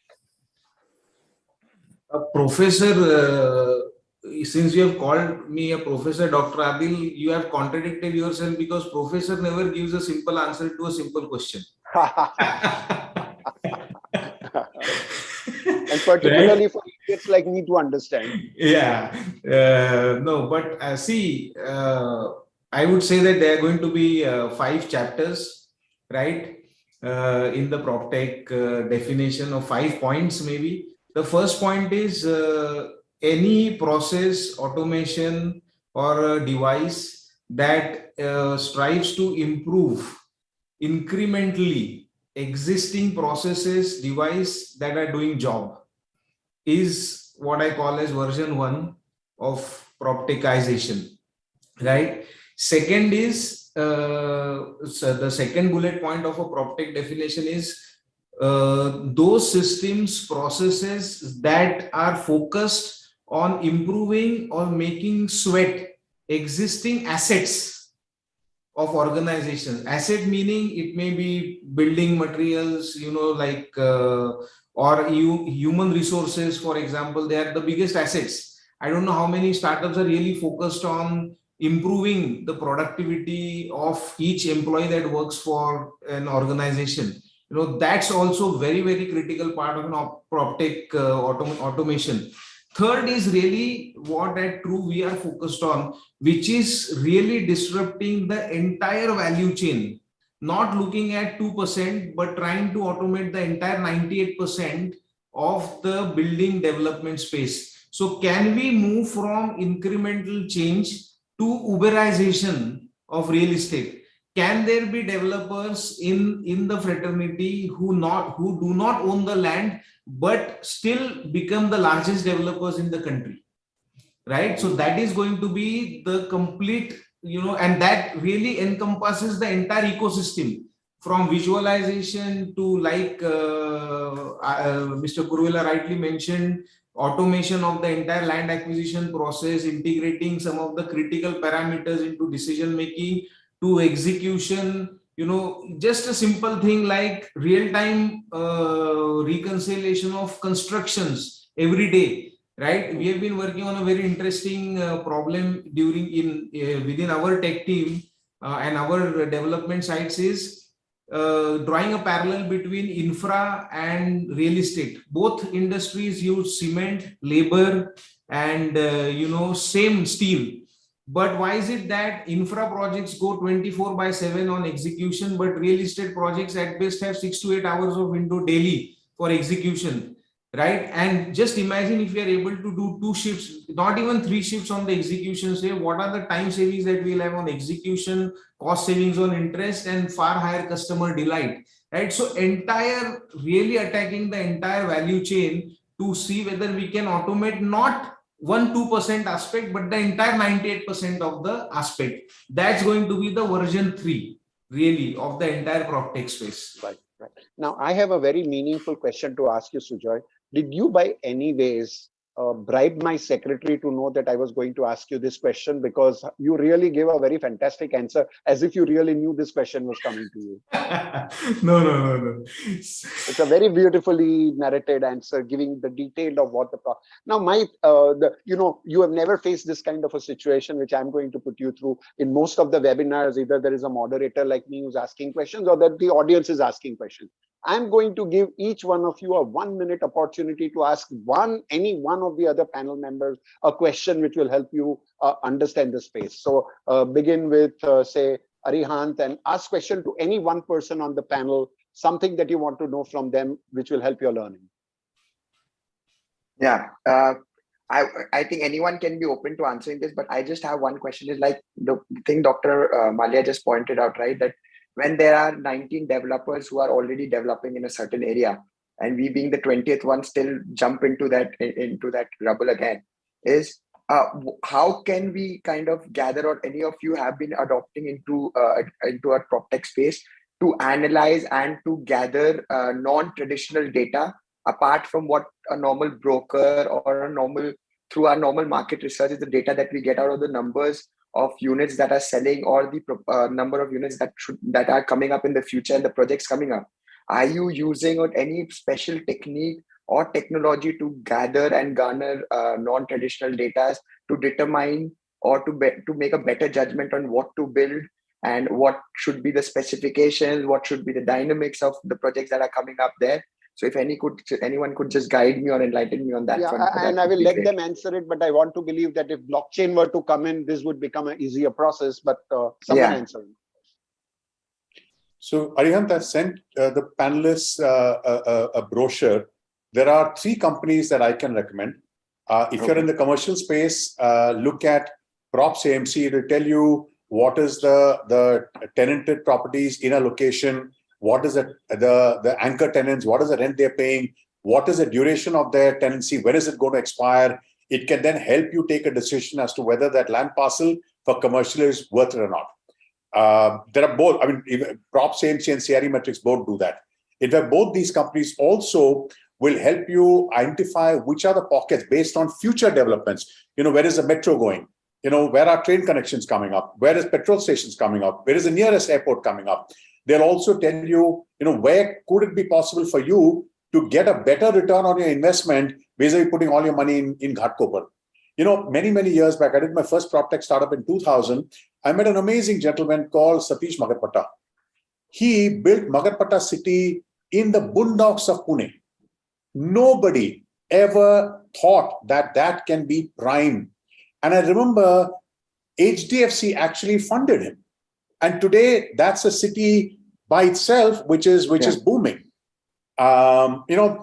Stories like this abound. I mean, when Brigade went and bought land in Devnahalli many, many years back, people never thought orchards could do so well, or DLF went and did Gurgaon.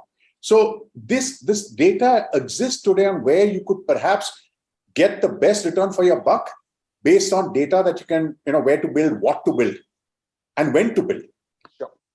Good. Thank you. I'm getting a buzz that we have completed our 1 hour, and I need to bring in Sapna to ask questions from the audience. So Sapna, will you take over and tell if there are any specific questions? Yes, we have very specific questions, in fact, from our audience. One question is for you, Dr. Malia, is, you've heard all the speakers from real estate. You have been part of other industries as well. What is your sense, about the real estate space? Are enough innovations happening? Are there, there's need to be more innovative, more technology oriented in real estate? What is your, take on this? So my take as a consultant, and I thought when I agreed to do this moderation, is that I would be asking questions and not giving any answers. But now that you're forcing me to give an answer, and can you imagine a consultant giving a concrete answer ever? But okay, I'll try and give you an answer. It's like this, that I somehow see right off now that technology does not leave any kind of alternatives to people, because every industry has their own problems. So technologies which keep developing answers for some other sector, somewhere down the line, some intelligent people find their own applications from that technology to say, these are the problems I am facing in my domain and space. Can I be using this technology to find my answers? And therefore, technology is going to, at one point of time, be uniformly available to all sectors to solve all their problems. It is only for a limited period of time that technologies are sector specific. After that, it starts giving values to all the sectors to solve all their problems. Unfortunately, currently, the real estate technology is unable to attract the top edge talent. For its own problem, it is not able to pay the top edge compensation. Also, the fact that the corporate players are still not as big as what the legacy entrepreneurial players are playing. So their desire and capacity to invest in technologies, their desire to pay human resources, the kind of market compensation and all, is not attracting the best talent in the space. But at one point of time, when these realities will get answered by the market forces, I think reality is a real sector in terms of it is going to define lifestyles, it is going to define many things, and therefore it is bound to succeed, which is very, very critical and important. Okay, so we are getting there. We are on the right path. Of course, you are. Yes, and we are getting there. Next question is for you, Mr. Kuruvela, is that, there have been many prop tech companies. We have seen a lot of startups have come, many flopped, many succeeded. You have been working with a lot of these new companies. What are the limitations that you have seen? So Sapna, and because again, I've been across industries, the challenge is the same. And especially in prop tech, we see many brilliant technologists having a solution and then come looking for a problem to solve. For example, monetizability and delivering tangible outcomes to the industry is critical.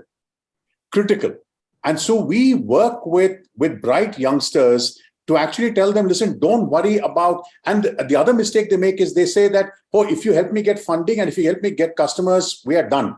And that's far from the truth in every startup industry vertical that we've seen. So we actually work with them on, the first thing is the problem that you're solving. Is it something that the real estate industry is wanting solved, for which they're willing to pay money for? And we spent almost 6 weeks of the 18 weeks in what we call product stakeholder development, which gives very, very strong fundamentals. Of the, and again, while we've seen about 3,000 startups and we've only mentored 56, of the 56, 6 have failed. So it's not that we have a 100% track record. So obviously there are some of them who don't get that right. And that's the angle that we work on. And Sapna, what John is saying is so real, because most consultants and most technology suppliers are solutions in search of a problem. Correct. Versus you actually need a problem and a solution to that problem, rather than a standard solution, which we will now try to apply to every problem. That's right. So standard solutions do not work. Now, taking the viewpoints from our developers, if you are looking at a technology, if you are looking at a prop tech company, what are your considerations or factors? Like John said, there has to be a viable problem for which a developer is ready to pay. Avinash, starting from you, what do you see when you are looking for at a prop tech or a tech solution? I think that is fundamentally it, right? I think as developers, there are several problems that we face in day-to-day life. Some of which we have ready-made solutions today, some of which we don't. And for those, we go out and look for interesting solutions. So I think one of the panelists had mentioned earlier, and this is something to do with snagging, right? Now that is, for example, a genuine problem that we face. Snagging has always been a traditional activity, a paper and pencil kind of an activity. Right? By digitizing that activity and moving to an app, we have actually managed to one is reduce snagging time and actually managed to monitor this entire process much better. So as a developer, we know where our problems lie. We need to know where the solutions lie. And I think today what happens is we don't have a structured marketplace for technology and technology solutions. And I think if we develop an interesting marketplace for technology solutions, where developers can actually go and have, get access to interesting technologies to solve their problems, this will be a huge benefit to both the developers and the startups themselves. That's right. So structured marketplace for tech solutions is what Avinash Singh is saying. Sujay, what do you have to say on this? What developers are looking at when they are looking for a prop tech company? You're on mute. See, I think very importantly, it is which is the technology that will be able to continuously solve the same problem in a better manner. Because there have been instances in the past where a problem has gotten solved, and then the problem itself also changes. So it's like a traffic jam, right? You build a flyover somewhere, and then once the flyover opens, the traffic jam gets removed from there, but the bottleneck shifts to some other place, right? So it's about the technology that also changes with time, with expectations, with changed expectations of all stakeholders who are adopting that technology, and make sure that it is solving the problem on a continuous manner. The problems are everywhere. I mean, it's very difficult to answer which specific area, because real estate as an industry, everything you pick, it's once upon a time when I used to stay in Bangalore early 2000, there was a saying that you throw a stone and it will hit an IT engineer, right? It's like that. This entire sector, this entire industry is full of problems. But as developers, we don't only say that these are problems, but these are opportunities. So whichever, I mean, any area, any field, any module, any function you choose, there are no dearth of problems that can be solved by using PropTech. That's right. So what Sujay is saying, the consistency in the solutions has to be there, and the problems are there, and we need to find the right solutions which are consistent, which build up and which scale up. Parth, what do you have to say, in terms of technology by developers? Like all our panelists have covered various facets of technology that has been available across the spectrum under real estate development. I would like to address some very specific issue. See, today, like what my other panelists said, where there are snagging issues in a project, or there is supervision issue in a project, I think developing a tech-based solution where all the agencies, whoever are involved in the process of construction, are able to hand in glove, like a relay race, manage a project where the policing from the developer, or you can check the checks and balances that we have to continuously live with. If that can be eliminated, where an app automatically, a solution basically automatically says what each agency is supposed to do, when they are supposed to complete, what other one's supposed to do. And that process, if it can get seamless, A, it will add to a better quality product. B, it will save a lot of wastages and costs that we incur aimlessly. 3, a lot of time will be saved. So in today's time, you have to acknowledge there is going to be a very basically limitation of skilled labor that's going to be available going forward. So going forward, keeping skilled and unskilled labor motivated, or keeping them aligned with the organizational objectives to complete in a set time is going to be very difficult. If we can have a solution where your construction becomes as seamless, like for example, like a sale or like a sales strategy, where suppose a design guy along with a tile contractor or a plumbing MEP contractor are all in sync of what sequencing of activity should be done in a manner where one things get completed in an automated or an industrial fashion rather than a man-made dependency fashion. Today, you visit a Toyota workshop, you'll see cleanliness in any car production channel. There is seamless logistics and infra. But you go to a real estate developer site, you walk across a site which is under construction. As a layman also, you'll not be able to understand what's happening where and who's doing what. So if a tech solution can bind all the people, whoever are working on a set project, and achieve a set goal of how they should complete, I think there's a lot of time, cost, and quality that we can improvise on. Right. So the need that Parth is saying is the real-time collaboration between all the stakeholders, especially during the construction process and the labors is what Parth is talking about. Arihant, what do you have to say? What developers are looking at in the prop tech space? See, I completely agree with all what the other panelists have said about whether the consistency in solving an issue, and also a marketplace where we can actually gather information about what the other tech companies are doing. But for me, most importantly, what I also look at, first of all, what problem it's resolving, and also how easy it is to implement in my daily operations. Because it's very difficult to transform the way the company is working or the way the organization is working overnight. So when I actually look into a prop tech space, or I look into a prop tech about resolving a solution, is I always see whether how convenient or how effective it is in implementing and making it as a plug and play model into my organization. I understand there would be certain changes that need to be made, but that would happen over time. But for me, it is very critical to understand how a prop tech solution would be easy to implement into the daily operation, and it forms into sync on how the transformation or the change is happening in the company.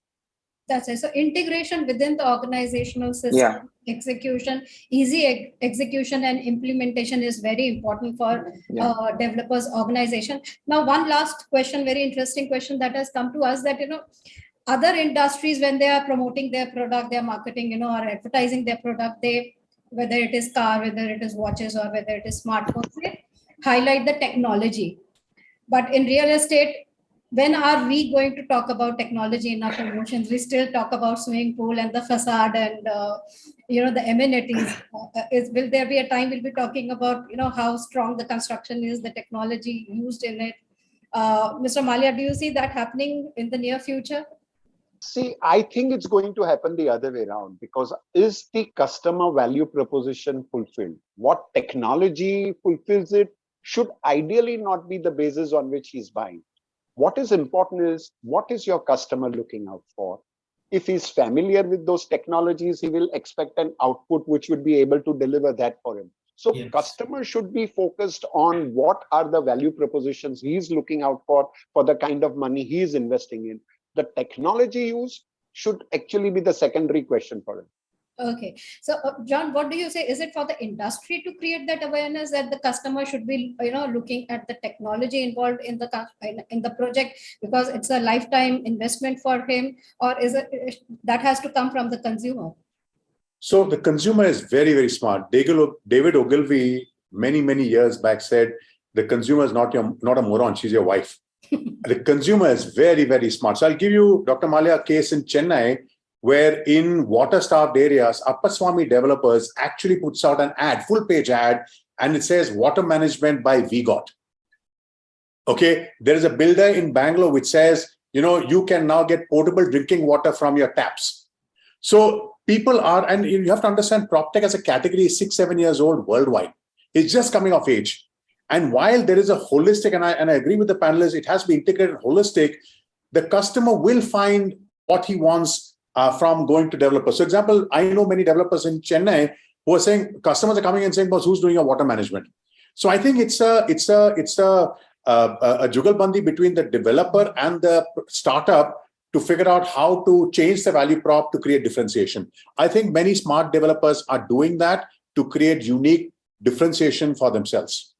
Okay, let's hear it from the developers themselves. Avinash, going first, developers. One second, Sapna, I have a flight to catch, so I will have to move on. Will Sure. excuse me I from think this? you have done your job well, Dr. Malia. You have brought in the best from our speakers. So this is our closing question, but thank you so much for so wonderfully moderating this panel. Thank you so much. Thank you, everybody. Thank you, sir.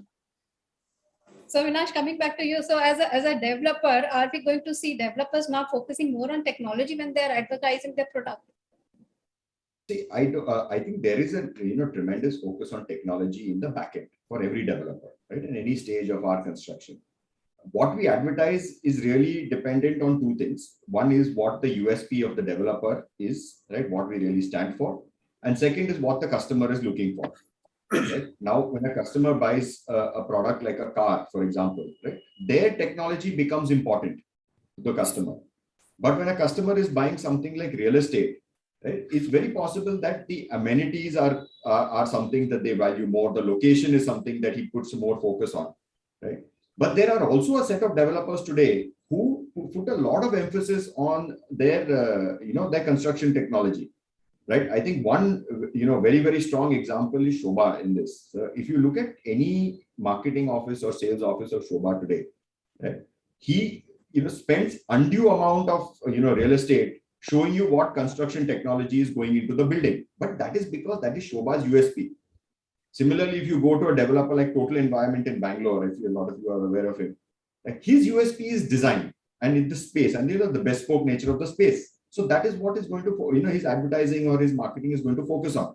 So I think the answer to that question is really, like I said, that it's twofold. One is if there is an inherent need to be resolved, right? Where there are a lot of projects, for example, in in rain-starved areas or water negligent areas, which the USP of the project itself is water and water conservation. There are projects which are in polluted areas, which are saying that we are giving you integrated pollution management systems in the projects, both in terms of the landscaping and in terms of the technology. Right. So the simple answer to that question is we will, developers will advertise what the consumer is looking for and what the USP of the developer is.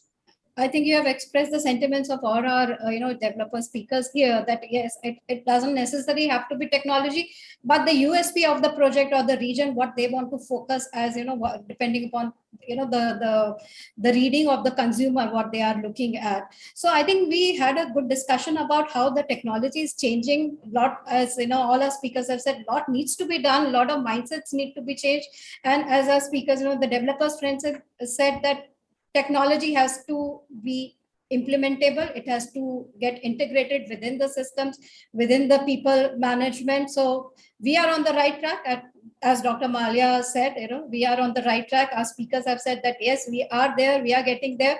So thank you so much for all our speakers to be here with us and discussing some very important topics about technology and real estate. I think the youth of the sector is changing. Parth Mehta, Sujay, and Arihan, the young face, Avinash here, and I'm sure John, who's working with a lot of young technopreneurs. So the future is bright. Thank you so much, everyone, for being here with us. Thank you. Thank you, Sapna. Thank you. Thank you, Sapna. Thank you. Thank you, everybody. So that was one interesting panel, and our next set of speakers are already here. So let's move on to the next very exciting session of the day, which is on the generational shift, shared workspaces, new dynamics. Yes, so now we will be talking about the workspaces and how they are changing with the new, the young blood which is coming in this sector. Let me introduce our session moderator, Ms. Charu Thapar, Executive Director, Property and Asset Management, Asia Pacific, Head of Strategy, Platform and Emerging Markets, India, Indonesia, Thailand, Vietnam, and Philippines for JLL. Charu is a senior industry veteran with over 25 years of experience in real estate. While working directly with Asia Pacific COO, Charu mentors key emerging markets to provide delivery solutions to clients, promote technology, increase market presence in the PropTech space, strengthens cross-border collaborations, and foster stronger partnerships with clients. A very warm welcome to our moderator of the session. Let me now welcome our speakers in an alphabetical order. Our first speaker of the session is Manas Mehrotra, founder and chairman, 315 Work Avenue, managing director, Nessavera Group. Manas is a serial entrepreneur and one of the leading voices in the new generation co-working space providers in India. His focus is on providing spaces that create conducive, functional, and inspiring workspaces with a modern aesthetics. Next panel member, let me introduce Monica Misra, founder and general manager, IKEA. Monica has more than 15 years of experience in hospitality and real estate industry. She is passionate about brand building, sales, and in delivering high quality services to customers. Our next panel member, I introduce Mr. Mukul Ronak Das, Director, Oyo Workspaces.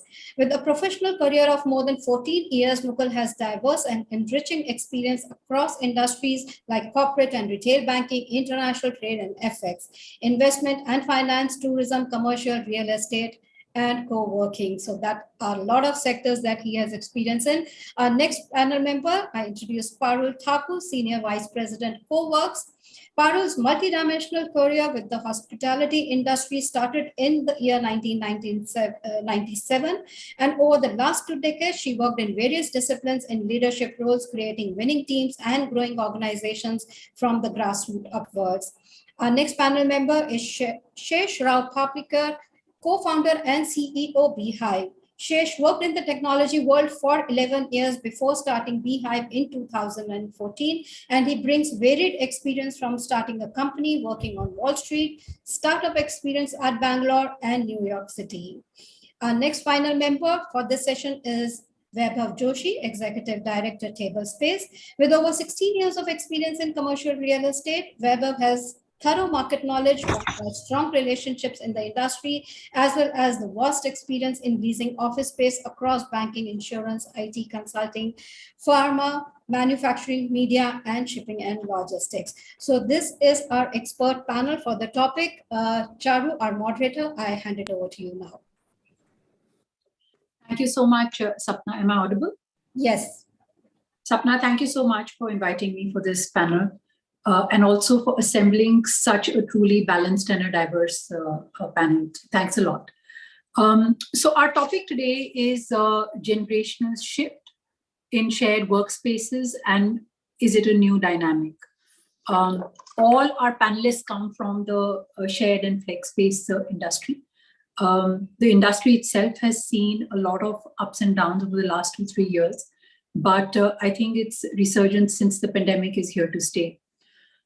If we see some of the figures, and all of you know it better than I do, I think currently about 35 million square feet of flexible office stock is available across the country. In this, about 71% is managed by the large operators. And I think it transcends across 3.7 lakh work seats on offer. I also understand that since quarter 2020, there has been a resurgence in leasing of managed space by enterprises witnessed across the top real estate markets in India. In 2021 itself, the managed spaces saw an all-time high, with enterprises leasing almost up to 80,000 seats, etc. I also understand that since Jan and Feb of 2022, about 23% of all leasing activity has been for flex and serviced office spaces, right? With that as the context, given your experience, I have a question for all my panelists, and I would request each of your views on it. We can start with Bukul in the order as I actually see people on my screen. So as an agile working space starts with a set of values and principles, which in turn really guide the smarter workplace and also, are fundamental in making portfolio decisions. Instead of the traditional workspace, an agile workspace helps professionals to increase their value, manage their time, more than any other shift in the industry. The flex story is just starting, or rather actually restarting, with a brand new storyline. What is your take on it? So Mukul, let's start with you. First of all, good afternoon. I hope I'm audible. Yes. Really nice to meet all of you and some of you whom I've met earlier as well, right? Great question, actually. And to begin with, thankfully that we are in the world of flexibility and flex spaces, right? So as we speak today, we are living in a world which has about 5 living generations, right? So whereby these generations are defined by their age, adaptabilities, preferences, habits, nature of work, their lifestyles, how they make money, their savings patterns, habits, spending habits, usage of technology, everything, right? So with such diverse attributes amongst human beings, if you need to create a shirt that kind of, fits all, so kind of that shirt really needs to be very flexible and have to have such kind of features of adaptability that like you've never seen before. So since the old times that we have seen office spaces, right, it was very old time.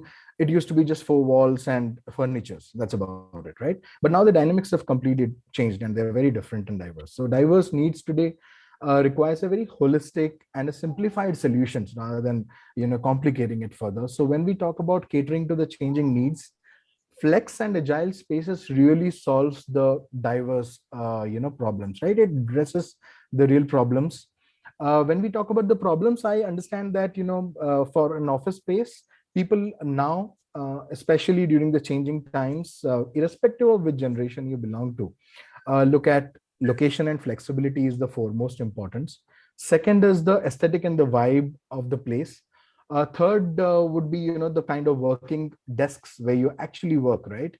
And then the community and networking opportunities, the F&B options that you get where you're working, and then, will be the recreational areas, the community, the breakout zones, all of those things. And pricing probably, is the thing which kind of encaptures everything. So all these values at the right price point is something that people are now looking for, right? So that shift and that diverse needs that has arisen is definitely being met by the flexibility and agility of the co-working spaces that we are currently talking about, right? So of course the traditional working culture moving into this increases a lot of it gives a lot of value add to the professionals of the day to day.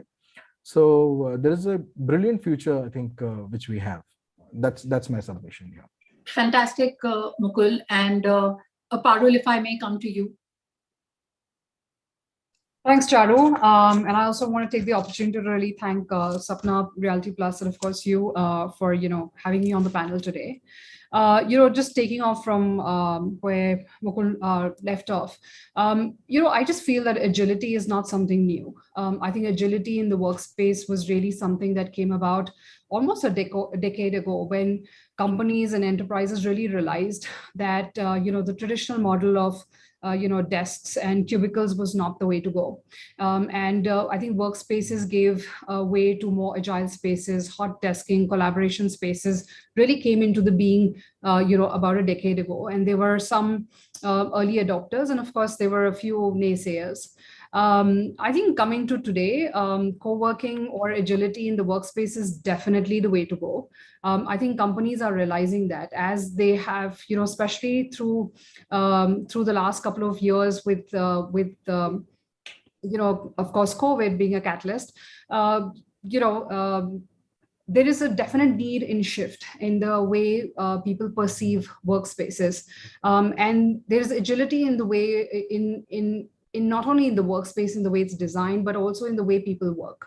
It's you need to consider spaces within the workspace or offices which cater to different departments or different work styles.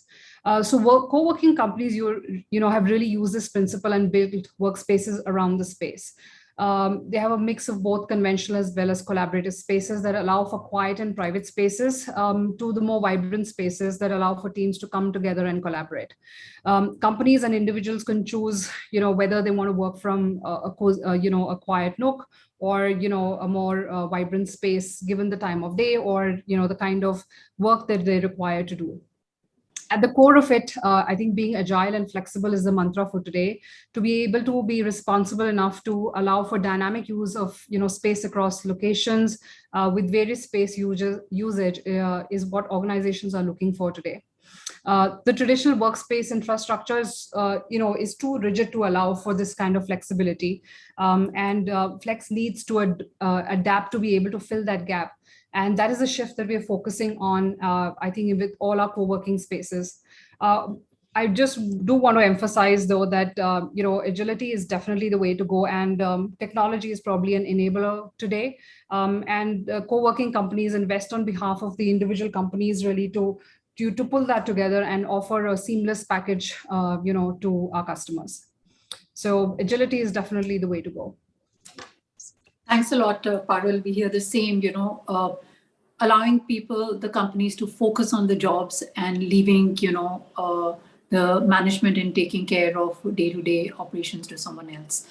With that, Manas, may I request your view on the same thing, on the same topic that we were talking about? Thank you, Charu, for having me here, and thanks, Sapna and Realty Plus for having. Let me start with this. In the entire country, we have 9 crores population people, who are going to be, whom we have to cater for as a workplace. So these are the people who are going to be looking for a job. as itself, it's a pretty good number to look at it. From a all global perspective, this is the second highest numbers coming globally. These are all the young youth, which is coming in. Definitely, they have been building in a culture where from their initial inception age now, they have started looking at different options, different flexibilities, different thought process. Everything has started, from that perspective. Even in schools, colleges, the programs has become with varieties of options, giving them different possible solutions where they can look at it, and build their career upon. So it's started coming from from the very early stage. So definitely it's something which will also last for a pretty long time, is what we could look at. Definitely, agile workspaces are created to inspire people to be more proactive. It is smart and addresses the current needs of the people, who inspire to make career that is more on fulfilling and not just providing traditional workspaces. Traditional places was just very standard and were not the need of the hour. In today's world, when people want more and they look for more value in everything, that is exactly where agile comes in. So the story has just begun, according to me, and the market has just warmed up. Rather than I will say that it is on a late state or something like that. So I think there's a huge future in coming in there. Definitely, this will keep evolving as and when every 2 or 3 years, because we saw quite a change, pre-COVID and then post-COVID changes. So I think those are the factors which will keep adding on by the demands coming in. And I think as a player, that's what our job going to be, that we are able to cater them and make sure things are being provided with the required flexibility, and how well you are able to take it up. So you have to have your hands on in this, to be aware of exactly what is happening, and then able to cater that. Awesome. Thanks, Manas. So some of the key words and themes that we're hearing from our panelists are agility, collaboration, and this is just the starting or the resurgence of collaborative and flex spaces. Vaibhav, let me come to you and ask you your views on it. Sure. Am I audible? Yeah, you're good. Superb. Thank you, Parul, and thanks, Realty Plus. Very good afternoon to all the viewers and all the panelists over here. While I would echo exactly the same response that every panelist over here have given, I'll try to tweak my response to a certain extent over here.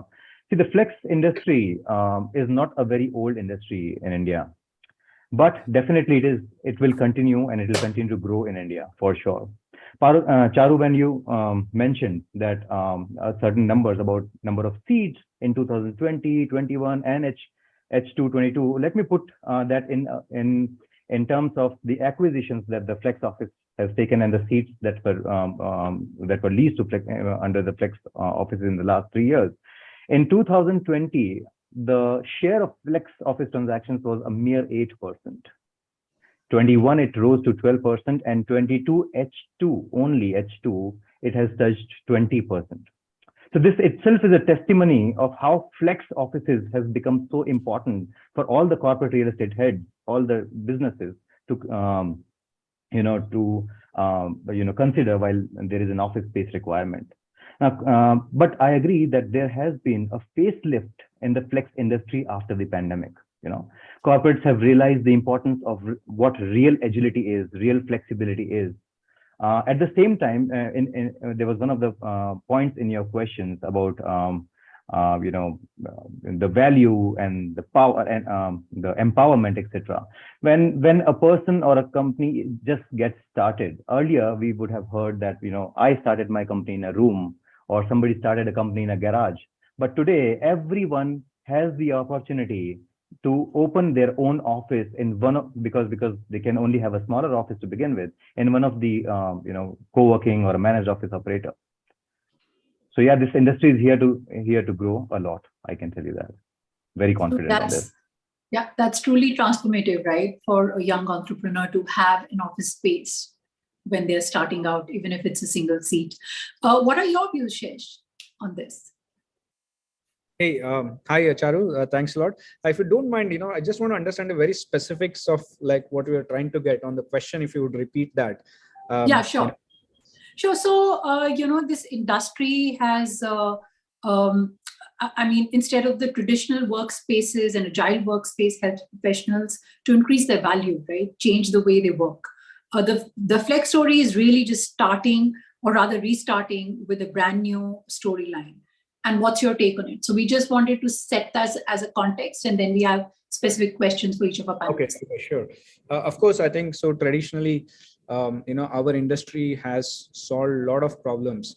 I think to start upon what I keep telling the same thing, what Vaibhav was saying, there's really no need to start in a garage today. Of course, I think the garage equivalent in India is really apartment, that people don't have garage. There's really no need to do that, and that gets into a lot of things, right? Because in fact, it's probably cheaper to start in, in co-working space. The flexibility and agility that it gives. I used to work in Wall Street, and if I would try to take a comparison, most marquee assets, I don't know about every property, most marquee assets, the minimum tenure they would expect was 10 years. Like, for a commercial leasing, right? I mean, just imagine 10 years leasing, like how many can really do? So what would happen is, only companies like, JP Morgan Chase, that would used to be the biggest tenant of New York at that time, probably today also, right? Only they, it was designed in such a way that only like they could go and take those best assets, right? Whereas in today, because of our industry, the choices have increased. I think people don't realize a lot of times everybody now thinks it's a given, right? That, hey, I can get it for a day, I can get it for 6 months. People, when they come and renegotiate terms, I tell them that you're not even understanding the fact that how much risk we have taken. And because of the risk that we have taken, we have unlocked a lot of capital, I would say, for our own startups, the companies out there. Their risks have been reduced, because of which, trust me, they're able to divert their capital in a place where they are better suited to do, right? They are more agile, and probably there is more innovation possible. If our industry doesn't exist, BAM, tomorrow, if it doesn't exist, trust me, Bangalore is not going to be exactly the same, or any other major cities. I know Bangalore well, and Bangalore just is a better example, as it's kind of a lot of startups are in and around. It will never be like this dynamic, and the people can't just come out and start. So I think there's a lot of things that we offer, and it is making huge difference. I think it's not our industry has not got the acknowledgement that it should kind of it deserves of what it's contributing. So, Shesh, also another word I often hear from the startups is the respectability it offers when you are starting up in a new thing. But with that, I want to come to you, Monica, and then my next question also is to you. So let's hear your opening remarks and then get on to the question for you. You're on mute, Monica. Am I audible now, Charu? Yeah, super. Hi. Yes. Good afternoon, all. To Charu, Realty Plus team, all the panelists and the viewers, thank you for joining on a Saturday afternoon. We hope we make it worth your while. Well, okay, so Charu, the way I look at it, right? So why are we here? We're here for a particular need, a particular pain point, and what we offer and give is an extension of the need. Yes, there's employment, and obviously there's space. But the reason for this need of agility, flexibility, is because that's how businesses have become today. That's how in every industry has become today, the more traditional ones and the more new age ones. And while we have the whole set of generations, which is your baby boomers, Gen X, millennials, Gen Z, all of them, their needs are varied, the industry's needs are varied, the consumers' needs are varied. And this industry, which is the flex, is creating spaces that are sometimes in tandem with the needs and sometimes futuristic. So it's not just about, the design of the workspace is actually a derivative of what a business needs to sustain and survive. And it's not just how the desks are done, it's the terms of contract. It's like what Shesh said, how do you unlock assets which are more usable by others? Or like Parul said, it's about how you design the space. Every part of each of the panels we've seen is at the core of it, solving one or the other problem of the business or the industries or the companies that are there. And we will keep having facelifts, and we will keep re-emerging, because that's what we'll do. We started so-called business centers, and then it was this hip co-working, and now there is more managed office, and maybe another term. We're solving problem before companies realize that this is what we need. And sometimes, yes, we're just in tandem with it. So yes, we keep we'll keep researching, whether it's pandemic, whether it's economic recession, or it's because just the way industries change and companies change. That's why the core of our industry, it's called flex, because we're that agile and that flex, and we will keep addressing these needs before people need it. So that's my take. So super, because my next question actually is related to what you just said. So, while the shared workspace industry started largely, or was seen as cost-effective solutions, you could do smaller teams, freelancers, entrepreneurs, startups. Of course, I think it caters to all of that. The move has been seen now towards a full bouquet of service, right?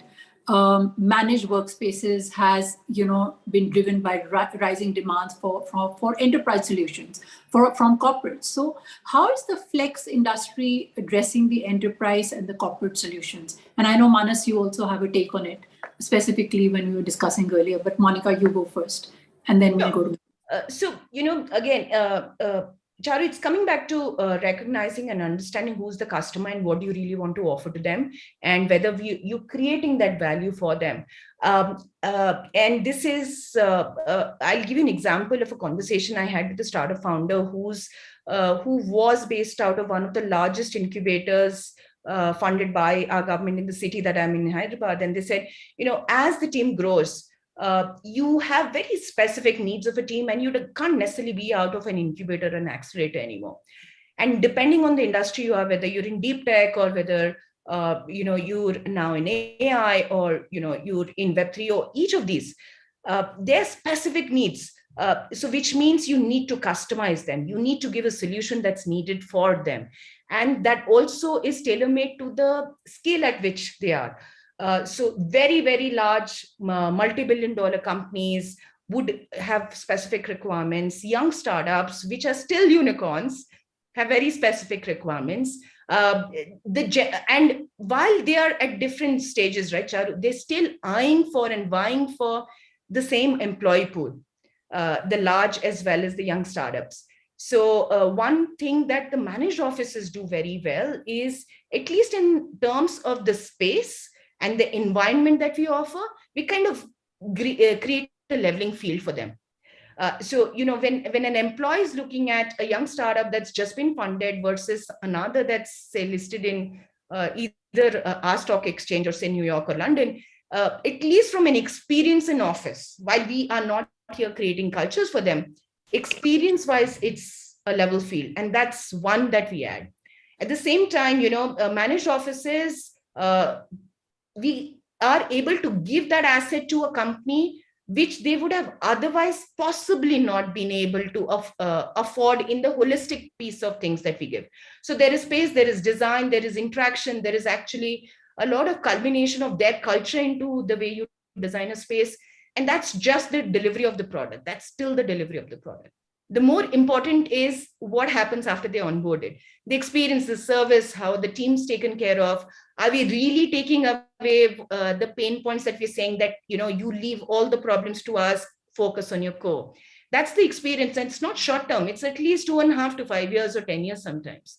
So that's a consistent delivery of experience when it comes to taking away the pain points of core. And then this beautiful layer that, Mukul also said, that we talk about community. Even us who are in Gen X, we want to be part of a social construct. We want to interact with people. That's how we get creative. That's how we get innovative, even if it is not to chit chat. And we live 16 hours of our day sometimes in office, or maybe at least 12 on an average. So your work is no longer just about office. It's about your life in office. So, the way these us as a team, as managed offices, we're addressing each part. We giving you what you can't possibly afford as an asset class. We giving you a design experience that works with your culture. We're adding engagement to your team. We're taking away pain points. We, of course, add the flexibility to grow. It's just as holistic as every pain point when an enterprise looks at it. Great. Thanks. Manas, you want to take the same question. So, given the rising demand from enterprise and corporates, how is the flex industry addressing these corporate solutions? Monica covers most of the things, and good you given a first chance, so I have to speak lesser. But but I will not go back to what she said. I will just add on things which probably could be more added to it. So we all know this industry has been for decades, which is under called business centers and then cool world of co-working.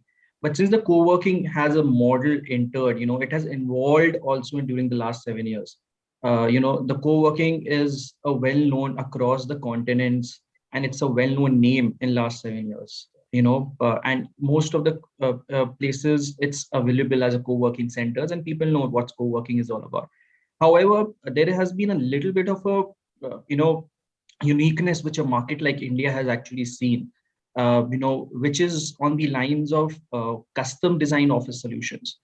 This model is a model which is very core to India right now, and India has been the one who have been developing this market. I have traveled globe. I mean, to see around.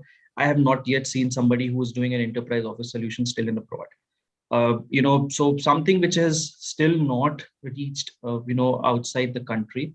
And this could be an opportunity too for a lot of people. But yes, it's something where people in there, have been demanding, the clients have been demanding. So, the way this market has derived itself is all about flexibility, all about, it's just not the operational flexibility, but also the design flexibility, which sometimes are not possible on a normal co-working.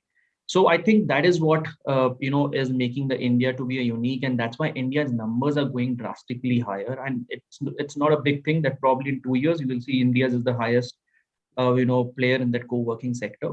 Enterprise will play the maximum role. 70 to 80% is going to come in there.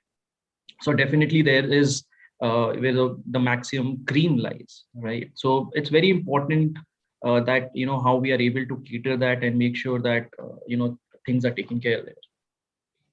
Fantastic.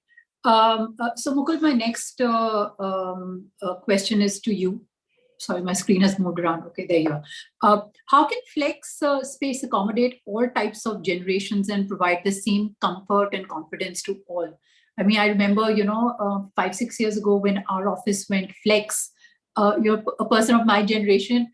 I didn't struggle, but I was like, oh, wow, I don't have a place now. I mean, every day I'm looking for a new place to sit. And then, within a few months, you actually enjoyed that, right? You're sitting with a new person. I think JLL was one of the first offices to go fully flex and hot desking, et cetera, et cetera. But you do this, at a much larger scale. So how do you accommodate people across generations? So first thing, I think the preconceived notion might be for a lot of people that when you talk about the flex space, it is the new age thing, and hence it caters to the new age requirements of the millennials and the Gen Zs probably, but that is not so. That isn't the case. I think, if you see at OYO workspaces, at our Innovate centers and our workflow centers, we have majority of our clients which are traditional enterprises where the average age is anything between 35 to 45 as well, right? So a large chunk of our members are basically from the traditional set generation, right? So now the product offering primarily, which is design, and a space like Manas said should inspire, right? And office suites of different configurations, like say hot desks or say dedicated desks, private office suites. These things are something which is irrespective of which generation you're from, it caters to all of them. At the end of the day, everyone wants serious office spaces as well to work, right? Whether it is silence or neat and clean desks, good, spacious desks, for that matter of fact, good storage spaces, all of those things, right? Plus convenient and collaborative spaces to interact with and network as well, which takes care of a lot of other requirements is also. A couple of things like daylight, greenery, aesthetics, food and beverage services. Now, these are certain things when I say you can resonate that irrespective of which generation, if I ask you that, okay, this particular feature, which generation does it, go with? You would say, I think every generation, right? So it is irrespective. Now, flexibility, flex spaces or any managed office spaces, as long as they're taking care of these requirements, right? And it's very simple to accommodate all these types of generation or any kind of diverse requirements, because at the end of the day, all the needs are being addressed here. It provides a lot of comfort and hence the confidence to work in such kind of flex spaces, right? So when I said one shirt fits all, the effort has been made by flex spaces and agile spaces to be able to create something which shoots all the birds with one bullet, probably, right? So yeah. Makes sense. Parul, so the hybrid model is accepted globally, right? But adoption differs by geography and organizational needs, so to say, right? Do you agree? First of all. Secondly, if the flex space solution may be confined to certain industries or certain departments, it will not be flexible and applicable to all. From which industries do you see maximum demand come in for the need to occupy the spaces that you have on offer? Thanks, Charu, for that question. I just feel that I think the hybrid, and as we can see across geographies right now, I think the need for flex is transcending from tier 1 cities to tier 2 to even holiday destination. I think Goa has become a premium destination for flex right now, and you can see the amount of take up that there is in holiday destinations. So I think there's a definite shift and definite need across geographies for adopting to hybrid models. So I don't think it's restricted to any particular geography, or it's not.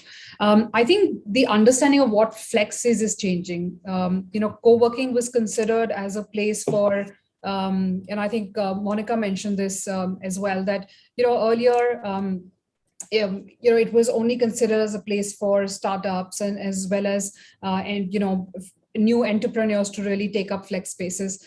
But as I said, the need for flex is changing now. And I think that's dramatically changed over the last few years, with COVID definitely playing catalyst.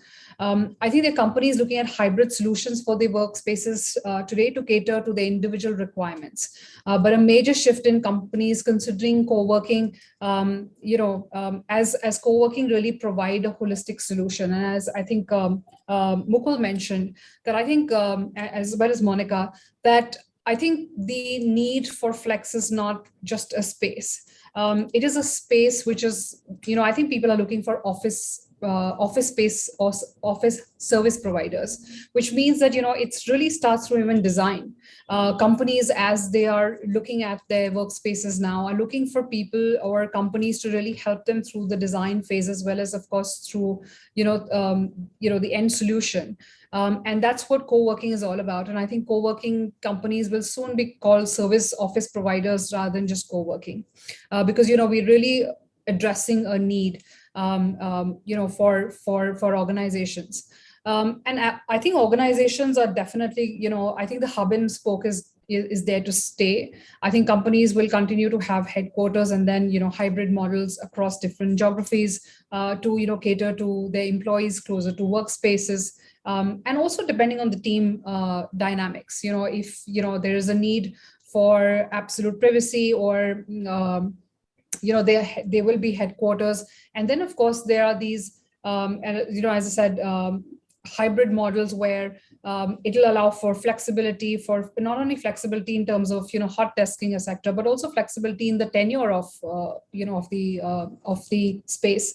The number of companies, I remember in my previous organization, companies like IBM, Accenture, etc., would take up projects and they would look at, spaces within their organizations to provide for those projects, but now they don't need to really provide for that in their traditional office spaces, and that's why co-working will really is the solution, or flex spaces is the solution. I think given how certain companies consume office space and the needs for individual contributors, teams, vis-a-vis teams and collaboration, their usage mix will change. But that does not alter the value proposition of flexibility and holistic, workspace offering. There's definitely a good mix of industries currently choosing flex. As I said, from the traditional entrepreneurs or the startups. We're now seeing the enterprise shift dramatically, and what is surprising is that BFSI, which would have traditionally never looked at co-working, is now looking at it. So in terms of the industry, as you asked, we're seeing name the industry, and it's there in co-working currently, with starting from education, media, consultancy, tech to BFSI. I think they're all more gravitating towards flex spaces. So thanks a lot. I think we're well established that it's not just a generational shift, and it's here to stay as a concept. Talking about the significance across the office market, Vaibhav, you touched upon the absorption rates a little bit earlier on when you spoke about it. So how do you see the trend of office requirement moving from conventional spaces to flex and agile spaces, right? I mean, in terms of, I think, adoption, you said already over 20% of all leases are being made by the flex and the hybrid operators. So what really encourages a corporate real estate decision maker to explore and look at managed flexi offices versus setting up their own enterprise solutions? Sure.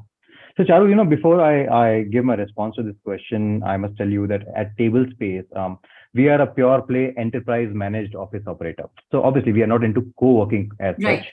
And we typically look at leasing over 100 seats as bare minimum for long-term transactions only. Now times have changed, and the way the office space requirement is being looked at has changed drastically in the last few years, and especially after pandemic. I can tell you, basis my experience of doing a lot of commercial brokerage business in my last 15-16 years, and I'm sure all the panelists over here would 100% agree with me, and the viewers over here, that typically the requirements used to come in square footage, but now the requirements have turned, and the requirements are coming to us in number of seats. Basis. Yeah. For a 10,000 square feet of office space requirement, the same requirement comes to us as someone's looking for 100-120 seats. Can you provide an option? Yeah. So corporates have become smarter. The CREs have become very smarter. They understand the importance of flexibility, agility. People are looking at operators who can give them offices across various locations, who can take care of their AMCs, their compliances, their ISO certifications, someone who can give a single check solution to them, can help them if they want to expand or contract within their office tenure period as well. Now, typically when corporates take conventional spaces, the option to contract or downscale is not possible for them because they're logged in with a typical landlord for a period of say 3, 5, 10 years, whatever. But in case of flexible, they get options. In case of flex, they get options to downsize within the tenure of the lease or upscale within the tenure of the lease. So, for example, we provide this option to all our clients that if you have taken say 200 seats from us today, and say after 2 years you want 300 or above 300 seats, we will give you a brand new office and will not charge you for those 200 seats that we have made for you. Now, this kind of flexibility nobody else can provide in the market in terms of conventional leases, etc. So that's why, because of these added advantages, there is a dynamic shift of corporates moving from pure conventional setup to agile or flexible managed office setup. Yeah, very true, very true. So Shesh, we come to you, and we'd love for your thoughts on what are some of the upcoming trends you see in the co-working space in the commercial reality. I think, from In terms of what are the trends we see in terms of co-working space as an industry, I think like many mentioned here, I think our industry, I think flexible leasing is a better term for the industry as such, but I think co-working, managed office, a lot of these things kind of fall in within that. As a trend, one of the things that has been happening is definitely the bigger companies are looking into our industry. So as it goes, there is more and more people whenever the renewal is coming. One amazing thing that has happened is, I think while we were all working and obviously branding, marketing, PR, whatever as an industry, we were constantly changing the thought process of leasing teams to rethink and consider us for sure, right? There was a time, I remember in 2014 when we started, it used to take a long time to even explain to you what is co-working, So obviously things have changed. And over a period of time, I think all of us here and many of us in the industry have made people understand this. And I think very interesting thing that happened with pandemic is that I think it accelerated the thought process to rethink, right? It forced everybody to generally rethink real estate. Hey, should I give permanent work from home? Am I going to go hybrid? Or if I go hybrid, should I consider? I think everybody started looking into costing. A lot of times I've been trying to explain. Sometimes, I think people used to by default assume, hey, if I take co-working industry, I'm definitely going to spend more, right? We used to try to explain that it's not necessarily the case. There's so many kind of optimization we can bring in, because of which, your cost would also reduce. You'll also make money. It's a win-win. I think I really think that the whole pandemic scenario, I think for many industries, right, everywhere in different industries, people have rethought what they need to do. It forced people to rethink, right? Something that used to be like, hey, I'll just keep, okay, release expires, I renew. Oh, okay, release expires, I renegotiate, I renew. I think that kind of a thing is gone now. That is benefiting us a lot. So I think for most companies, whether they will take our industry or not, they definitely consider before renewal. They at least consider, should I do this, right? I think that's a big deal, which I think what happens is that once you start considering, invariably, some of them will end up with us. And I think that is already happening. The sizes of the deals have gone up, and in fact, I think most of us here, I think some of them have been ahead of me for sure, that they were already always focusing on bigger deals. But I think on an average, it kind of became apparent that you need to really, the bigger deals have to be looked at, and more bigger deals are coming. It's going to happen. And I think like statistics, of course, I don't know exact stats. I think Vaibhav knows more than me, is that the percentage of the real estate that our industry will consume is going to go up. And also what will happen is, invariably when people take and leave, our industry takes, but we don't leave the buildings. So lot of marquee assets, in my view, over a period of time will end up with our industry only. Like a lot of really right location, right price properties next to. So as it kind of keeps going over it, because once we snap a good building, our industry will not let go it. So over a period of time, my expectation is that in 5, 6 years, 7, 8 years, and then eventually real estate is something you cannot print like notes or something, right? That's the advantage of real estate. If I hold that asset, that is amazing. It doesn't matter. There is always a demand, right? So I think that will continue to happen. And eventually, things are good. I mean, maybe, it's good for me to believe that way, but I think I really believe that larger deals would happen. And as a trend, I think as it was mentioned, even companies that are in finance, etc., they wouldn't even think of it. They've realized that, hey, you know what, it's not, you can still build your security, whether, it doesn't matter. At the end of the day, whatever can be done in an independent building can be done, right? Once upon a time, people used to think going to tech park is a risk. There are so many companies in a tech park, right? I would rather be in my own independent building somewhere, right? But now, then, trends change, right? Now, it's like, I tell them it's the exact same. If you can be in tech park, you can be in like a large place, you take a floor from me, and all of these acceptance has grown, and it's good for us. And other things is, I think one of the bigger trends I see is a lot of people thought co-working is an easy business as entrepreneurs, right? Like too many people jumped in. I think that has got rationalized a bit.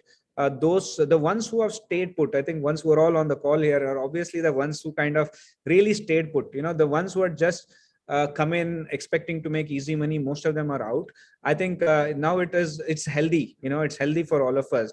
that all of us are here to make profit in that sense. And of course, a healthy profit competition will be there. But I think now, investors wise, I think other big trend I see is people do see it as a, I think, there were a lot of debacles that happened in our industry, right? Any investor used to run away if they wouldn't even talk if I say co-working. Now I see personally so many inbound, even though we're not raising money, so many reach out to me, hey, are you guys raising money? We are considering this industry.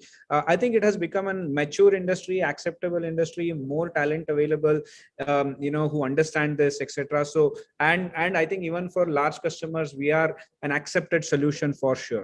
So that's few of the trends I would kind of pick on. So, I think everyone has established that it is here to stay. It is gaining popularity amongst all sorts of industries across generations.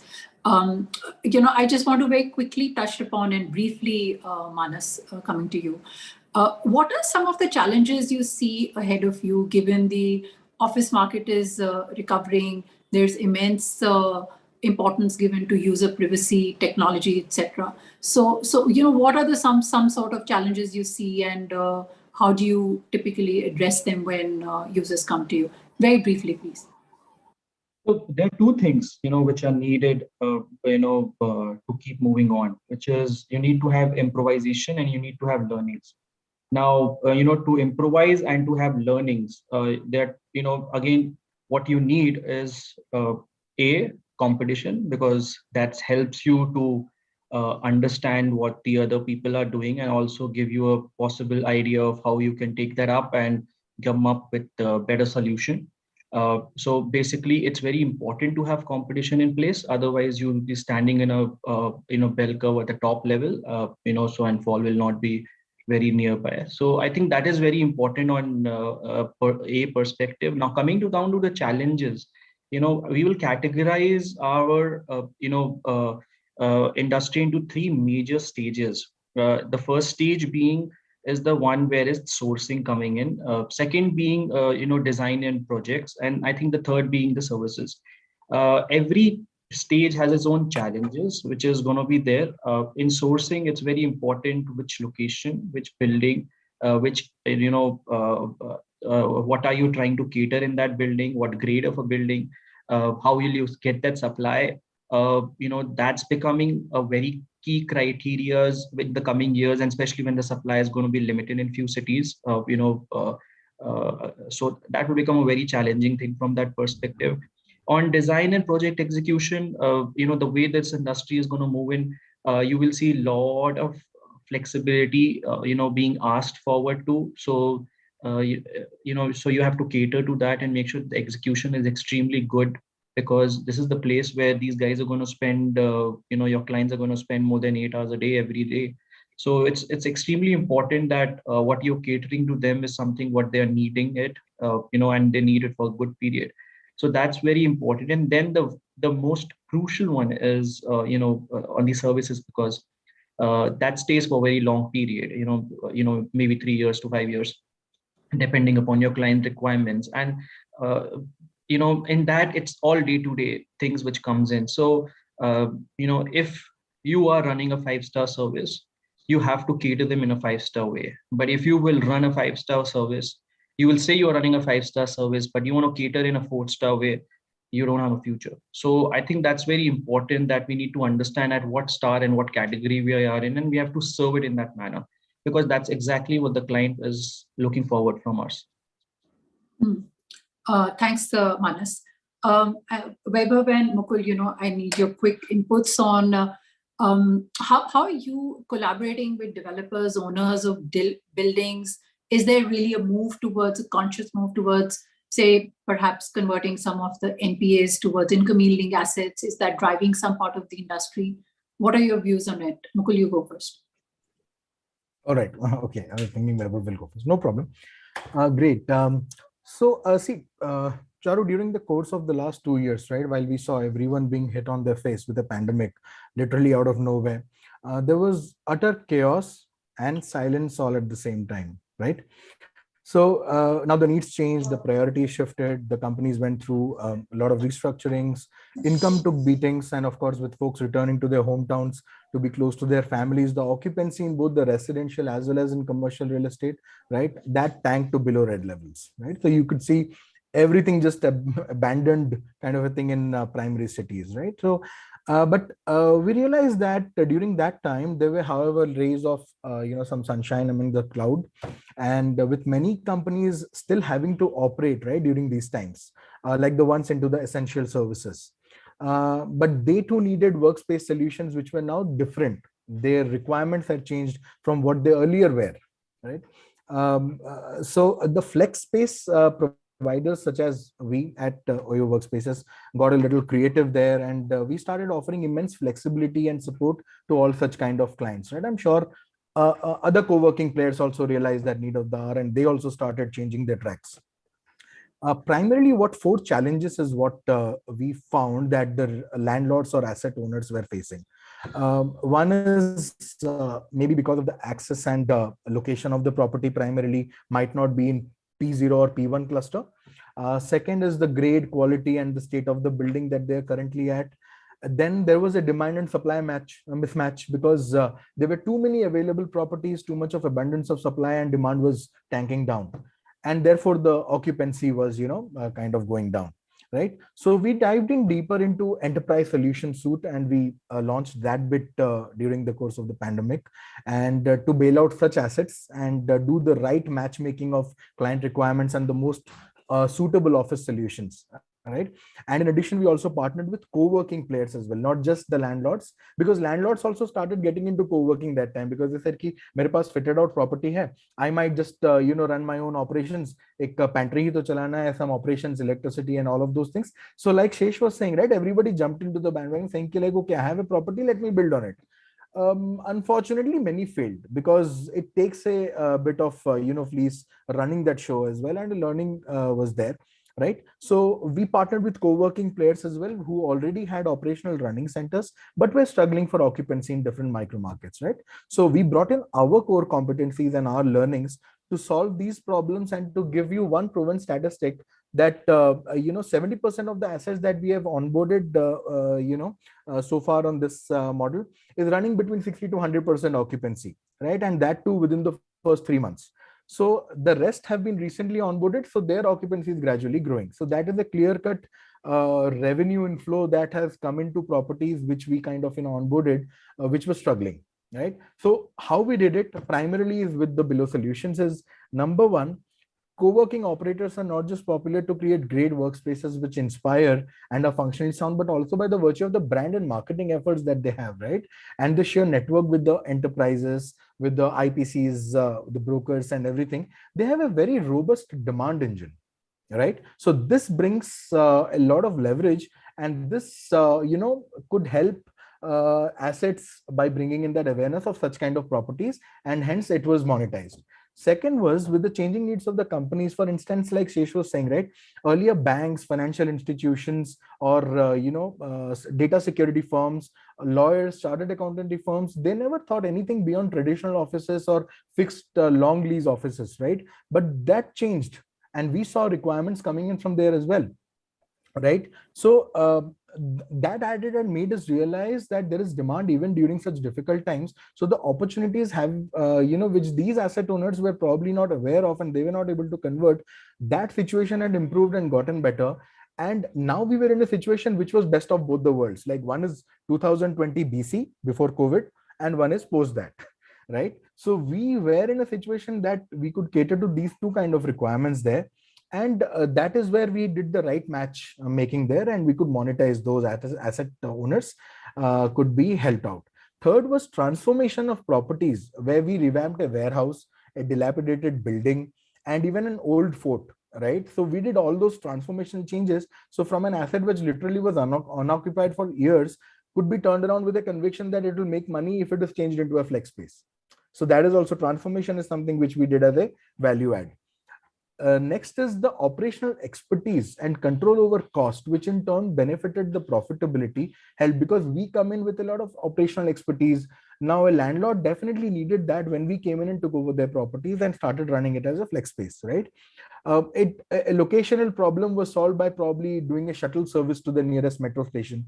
So all of these things at Oyo Workspaces, we spent a lot of time and effort to ensure that, we offer the best possible, product for the best possible price that the client is paying.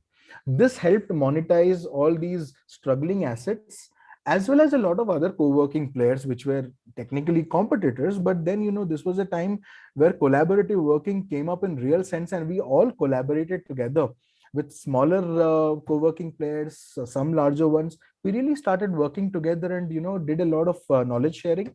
And that's how we kind of, built, and everyone came out of it eventually successfully. And all of us who are there in this call have all come out of the struggling times with flying colors.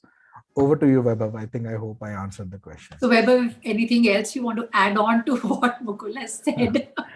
No, of course. So I'll try to keep it very brief, because I think we are now running short on time. Yes. But yeah, on the collaboration with developers, and of course, one question that you asked, Charu, about NPA. So while I agree to a lot of points which Mukul said, like developers and a lot of co-working companies mushroomed in the last few years, couldn't do very well. See, when developers do transactions, these kind of transactions, those are not flex transactions. Those are actually debt funding transactions, right? Because client cannot pay, and developer can fund and take on an interest basis, etc. But when we take space as stable space, we typically do long-term transactions, and we don't look at revenue sharing or profit sharing deals with developers. So by this way, developers any which ways get benefited by raising a lot of LRDs on the leases, because we do long-term commitments with the developers.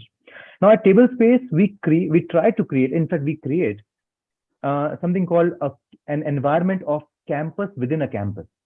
So we make a lot of amenities like formal, informal waiting areas, coffee bar or coffee lounge, you can call it, a lot of meeting rooms, a lot of conference areas, large cafeterias, gymnasiums, mother's room, medical room. Now, all these facilities not only help our clients, they help us, and they help the developers also for that campus to, as a brand marketing, etc. Whenever one more important thing, whenever we take larger position in a building, we try to partner with the developers by putting our skin in the game as well, to install electric chargers in the campus, in the basements, etc., which adds value to the entire campus and to the building and to the developer. So this is how we collaborate with the developers. On the question of NPA, as Table Space, we are not looking at NPAs at all as of now. Our strategy is very simple. Look at future assets. I mean, we have tied up with so many developers across India, where we have committed over 1.5 million square feet of space, which will come up in the future, 1 year, 2 year, 3 year, and 4 years down the line.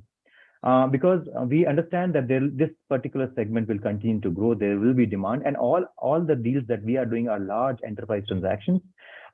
We understand the requirement of our clients and talk to the developer when they are constructing the building at the initial stage, to make improvements in the building, so that it becomes very easy for us to lease and attract a lot of customers. But yeah, on NPA, we're absolutely not looking at that at all. Thanks, Vaibhav. And Sapna, I don't know how we are on time, but I do want to cover two very important questions quickly, if I may. Yeah, we are very much on time. Charu, you listen to all the service providers, the co-working service providers here. In your experience, for the occupiers, what are the top 3 demands when they are looking for a flexi space or a managed space or a co-working space? So actually, good you asked me, because the questions that I had left unanswered would perhaps be an indication to that. Given the importance today on wellness and sustainability, that becomes a very key important criteria, and when the occupiers are looking at space. Of course, any real estate decision is based on location. That always is important. But wellness, sustainability, communication, technology, all these 3 factors become extremely important. And those were my questions to actually Monica and Parul, to one on wellness and sustainability, and to the other on communication and the role of technology. So yeah, that's what we see, Sapna. Parul and Monica, would you like to add, quick word on technology and wellness, what Charu just mentioned? Parul, if you'll go first. On technology, let's have your one takeaway on technology, how technology is very important for such spaces. So I'm going to try and be very brief. So of course, technology is the key to co-working currently. At CoWorks, we're viewing technology very differently. Typically, technology is viewed as, as augmentation to physical product, particularly from the real estate standpoint. We, however, realizing that the standoff or handoff between physical and virtual is happening more often than ever before. And therefore, our strategy is to build experiences for our members as an amalgamation of physical as well as virtual. And, as companies look for, hybrid models or agile spaces, I can't emphasize enough on on investing in technology. It's as much a product as our physical space and more deeply integrated than ever before. So as technology becomes more sophisticated, it allows us to deliver, in a more seamless and frictionless way. So technology is definitely the way to go. And I think I mentioned this before. It's something. It's an important part of our service design. Right. It is an important part, in terms of the consumer interaction, in terms of the experience of the facility as well. Monica, in terms of wellness, workforce is getting younger. We have, younger people now working in organizations at younger ages. They are coming into the workforce. So how important is wellness for a service provider and for the occupiers now? Sapna, this is something I kind of touched upon when we started the whole conversation. It's the consumer's needs, and office is no longer four walls, a table, whether height adjustable or flexi. It's about your experience in the place, and a lot of it, design plays a major part. Wellness is also derived on your experience in terms of service. Your wellness is all the add-ons that each one of these panelists have talked about. A lot of them are common, some are unique.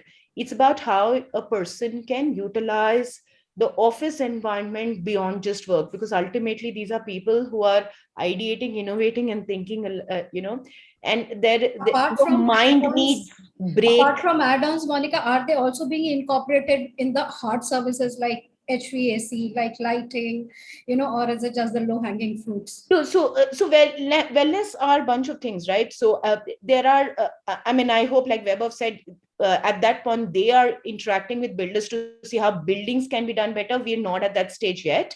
But from level of services that we control, yes, HVAC, water treatments, and electricity, where we look at, that's more being environmentally conscious and how you can ensure that your carbon emission is lesser as well. So that's one aspect. The second aspect is generally the mental well-being of the person that is there.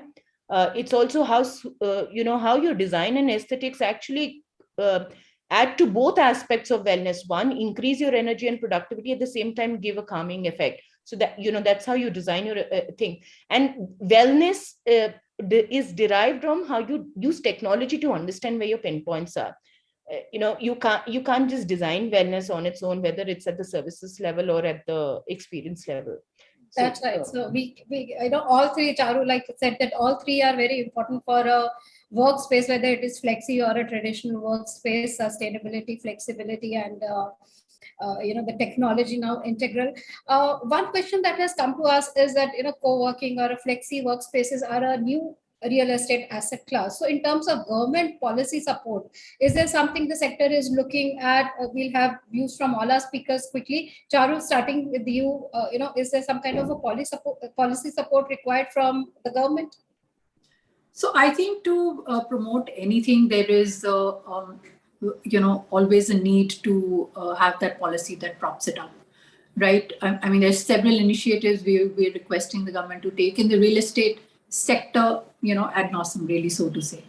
But given this segment is so aligned to real estate itself, whatever you're asking for that sector will automatically align to it, right? But other than that, specifically for the flex and tech, I think some of our panelists here would be better poised to respond to that. Yeah. So Manas, let's start with you, Manas. So what you have to add, is there some kind of a policy support that can encourage, boost this sector? Yeah. So there are a number of things probably the industry needs, but just to cater, one of them is a lot of support which can comes on on the financial side, where it's on input credits. If we could use those credits, GST, if that could be coming, that could be a great saver. We have written a paper to the finance ministry last year also, and we'll be planning to put it again in the current year. I think that is one thing which we surely are looking forward to as an industry, which will help the industry to, at least manage the cash flows also in a better manner. GST, one pain point Manas pointed out. Vaibhav, you have to add to it. What kind of a boost government can give to this sector? I agree with Manas, but I would like to add one more thing. Definitely SEZ. There's a huge, chunk of requirements every year that the SEZ campuses are, absorbing. And with the sunset clause, which went over a couple of years back, I'm very certain that by end of September there'll be some policy change in the SEZ where companies from different, which are non-SEZ companies, they will also be allowed to participate and take spaces within SEC. So this is something it's a great market for all of us over here at the panel. So I think they should do something about it. Because plus, just to add, there is a lot of space which is available in SEC right now. There are a lot of clients who want people like us to invest in their capex, take space from the SEC authorities, take care of their operations, etc. But unfortunately, we are not able to do that as of now. So yeah, this is one point on SEC. Government should do something. Okay, that's one area where we need to work on. Shesh, your viewpoints on this.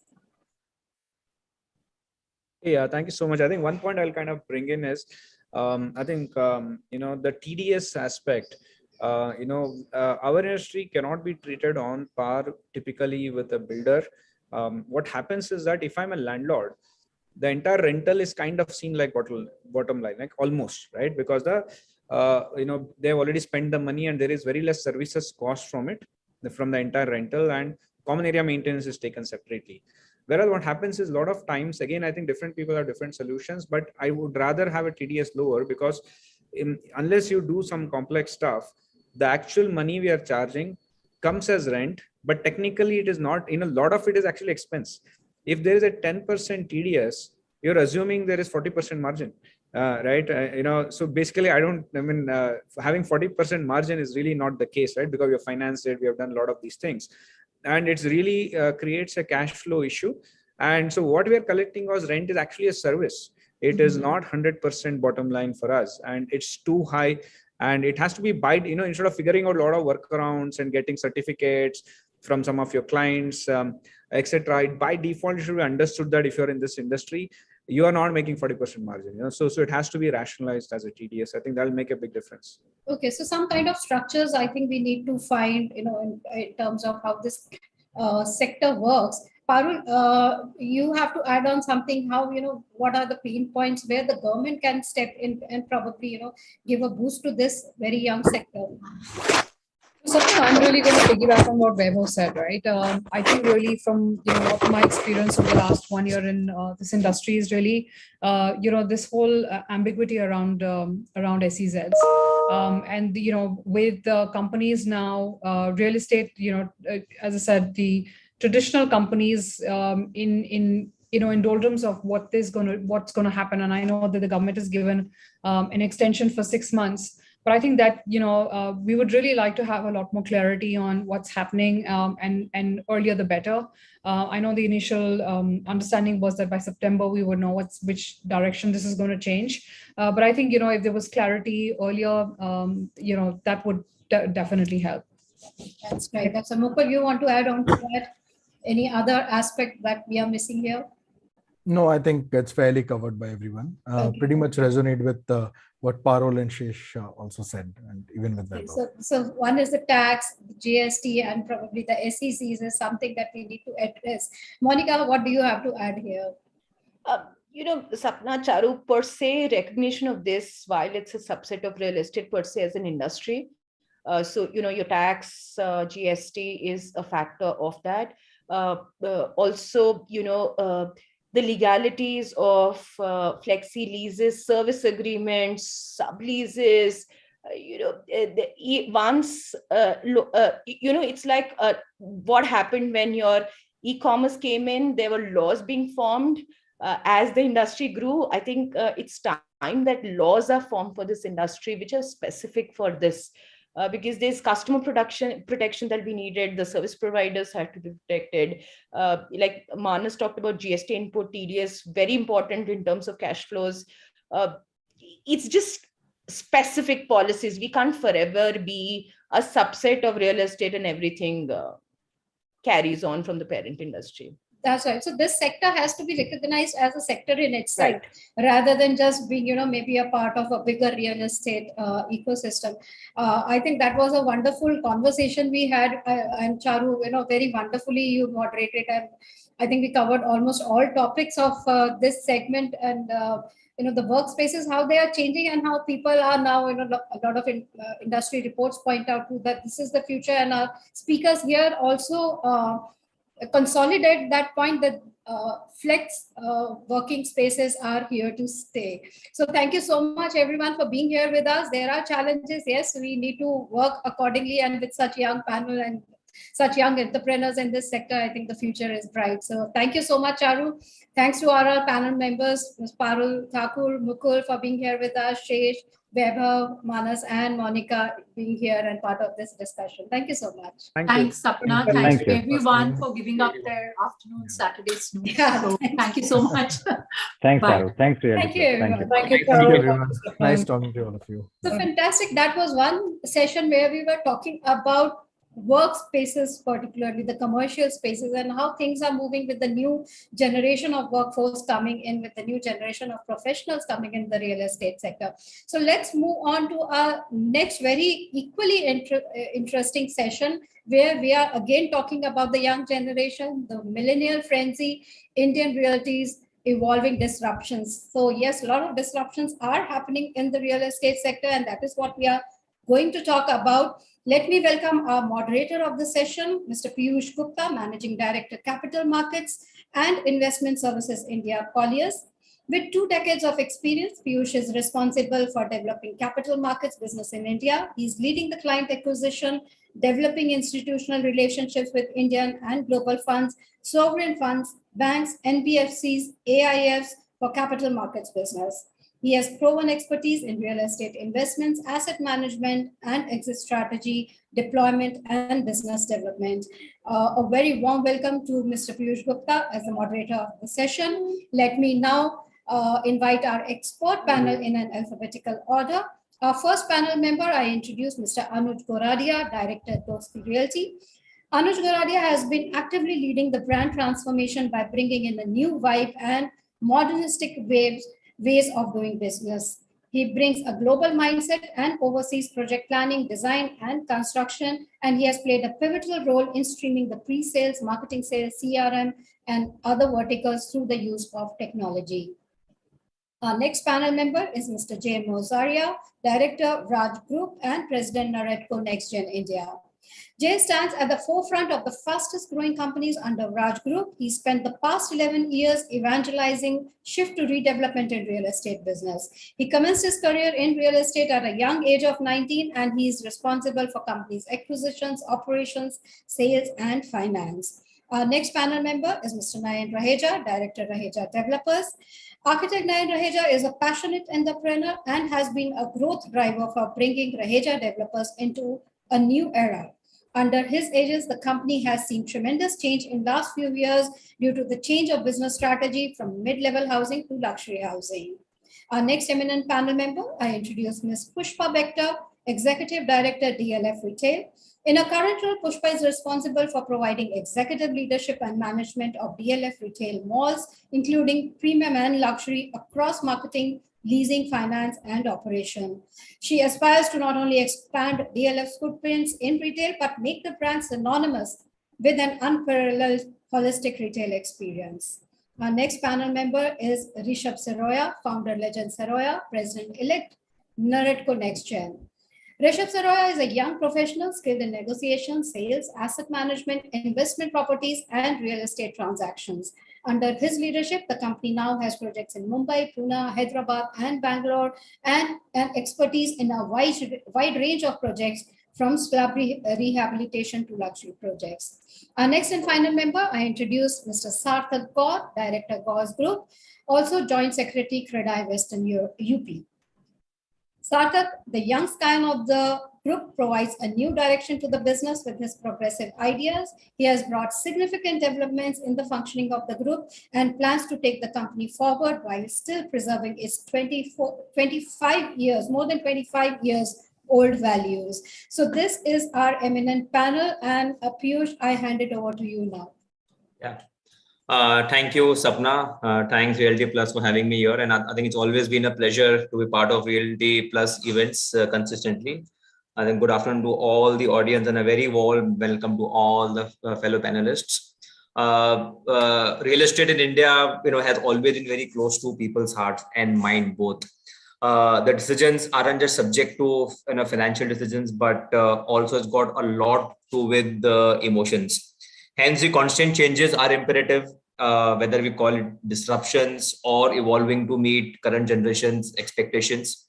I think it will be very interesting to hear views with all the panelists on such evolving changes, whether it's on buying preferences, what do customers are now thinking, millennials are now thinking, evolving strategies on marketing, sales from a developer perspective, how we're seeing retail consumption, and also the newer age, the products like shared living, whether it's on student living, senior housing, and the entire thing on flight to quality, which has been the I think the key word for last couple of years.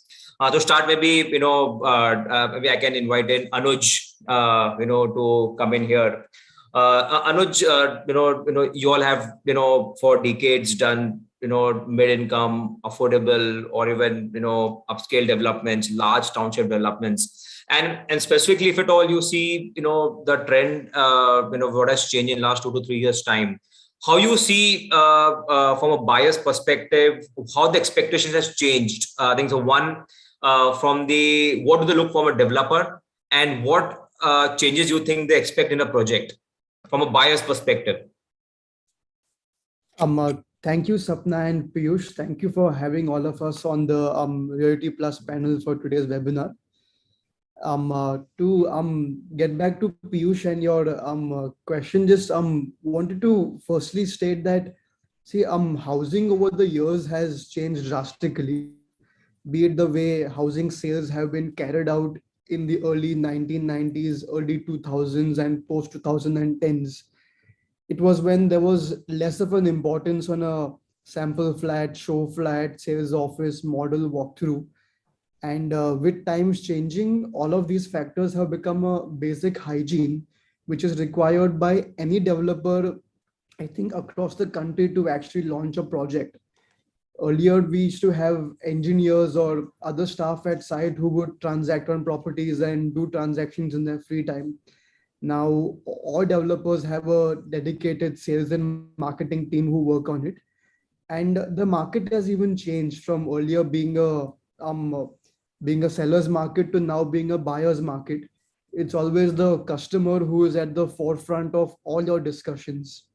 So we have seen in terms of how customers have changed and they have changed their decision making, is the level of trust and importance placed in a developer's past record, past experience, talking to a developer's old customers or going and seeing their old projects. How is the clubhouse maintained? How is the retail aspect maintained? How are the societies and lobbies maintained? Has really become of a forefront, very, very important compared to how back in the day it was looked at, but it wasn't looked at in a very, very important manner. And always we are seeing back in the day, customers used to, pre-pandemic, smaller homes, especially in MMR, were in high demand. However, during the pandemic, customers have realized the challenges faced by the families staying in smaller apartments. And the trend has gradually changed from buying a 1.5 bed to a proper 2 bed or buying a 2.5 bed with like a study room to a large 3 bed instead. So we are seeing ticket sizes are increasing as well, be it across Thane, Shilfata, Kalyan, or even Kandivali, Borivali, and in central markets of Adala and Sion. Great. Thanks, Anuj. And I think you brought out, I think, 2-3 key points. I think one is on the buyer experiences. It's and today it's the way market has moved, it becomes more buyer's market. So the entire flight to quality and convince a buyer has become more and more important. And another important point which you brought about on a larger size.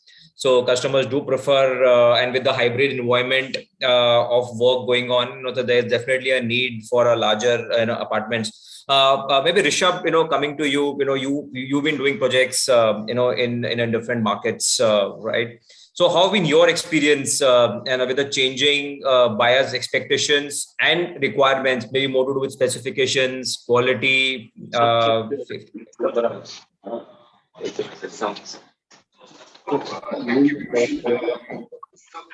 me, I think for us actually, the projects that we are doing, they're mostly luxurious development projects. And, I think there's some disturbance. Yes. Okay. So I think asking about project specifications, coming back to, it will be one project specification will be the on-ground, on-site, hard physical specifications that change, and the behind-the-scenes specification, which is more to do with the customer experience, which changes. On-ground specifications, you can call it your gym, pool, amenities, all those specifications which amenities which we used to give earlier, they're still there. But now customers are asking what more? What is there extra? So, the things like what COVID has taught us is work from home spaces, offices. So we are designing, or we're planning to put that aspect into our design phase, where we're seeing that, we can create a 2-bed or 3-bed along with a home space, which the customer is ready to pay for. And they're looking for these differentiating factors, like balconies, open spaces, where customers want, to have not just those 4 walls, but they want to experience that balconies, which after 2013, Bombay has seen a very declining stage in demand, because they were all paid for after 2013. Yeah. But now after COVID, that has changed a lot.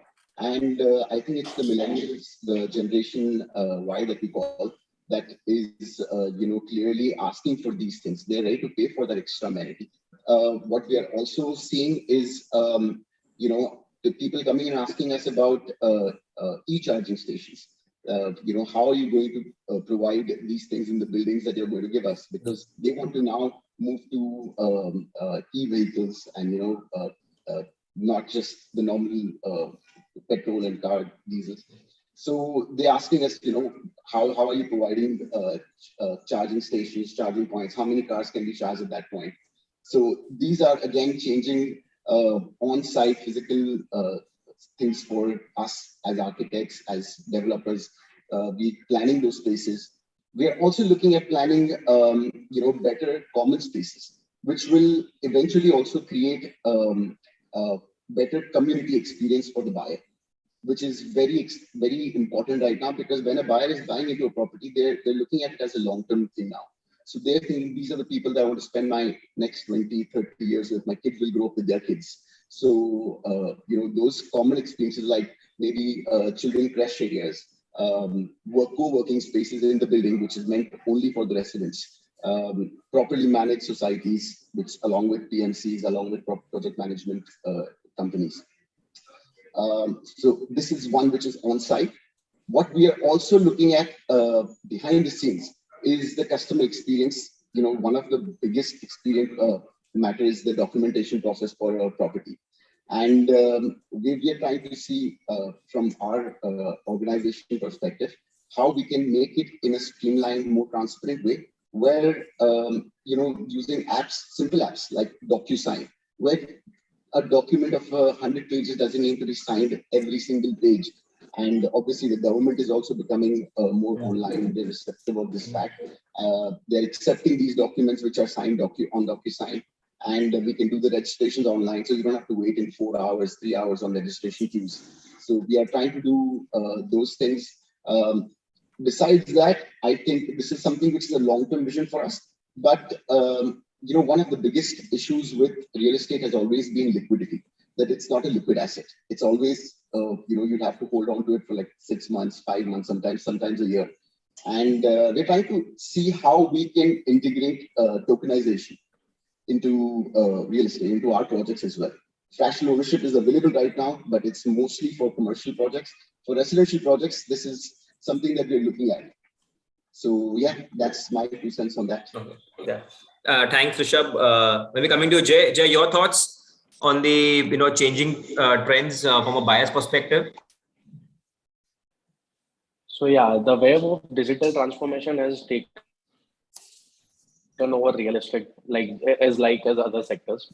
As we move towards the younger generation of buyers, it is important to be technology-centric in our approach towards marketing to this audience. This generation of buyers lives in a fast-paced, changing lifestyle. The preference seems to be shifting towards renting over buying. So as a developer, we must understand their needs and re-evaluate our business models. So we must also not underestimate the power of data-driven decision making while planning our new projects.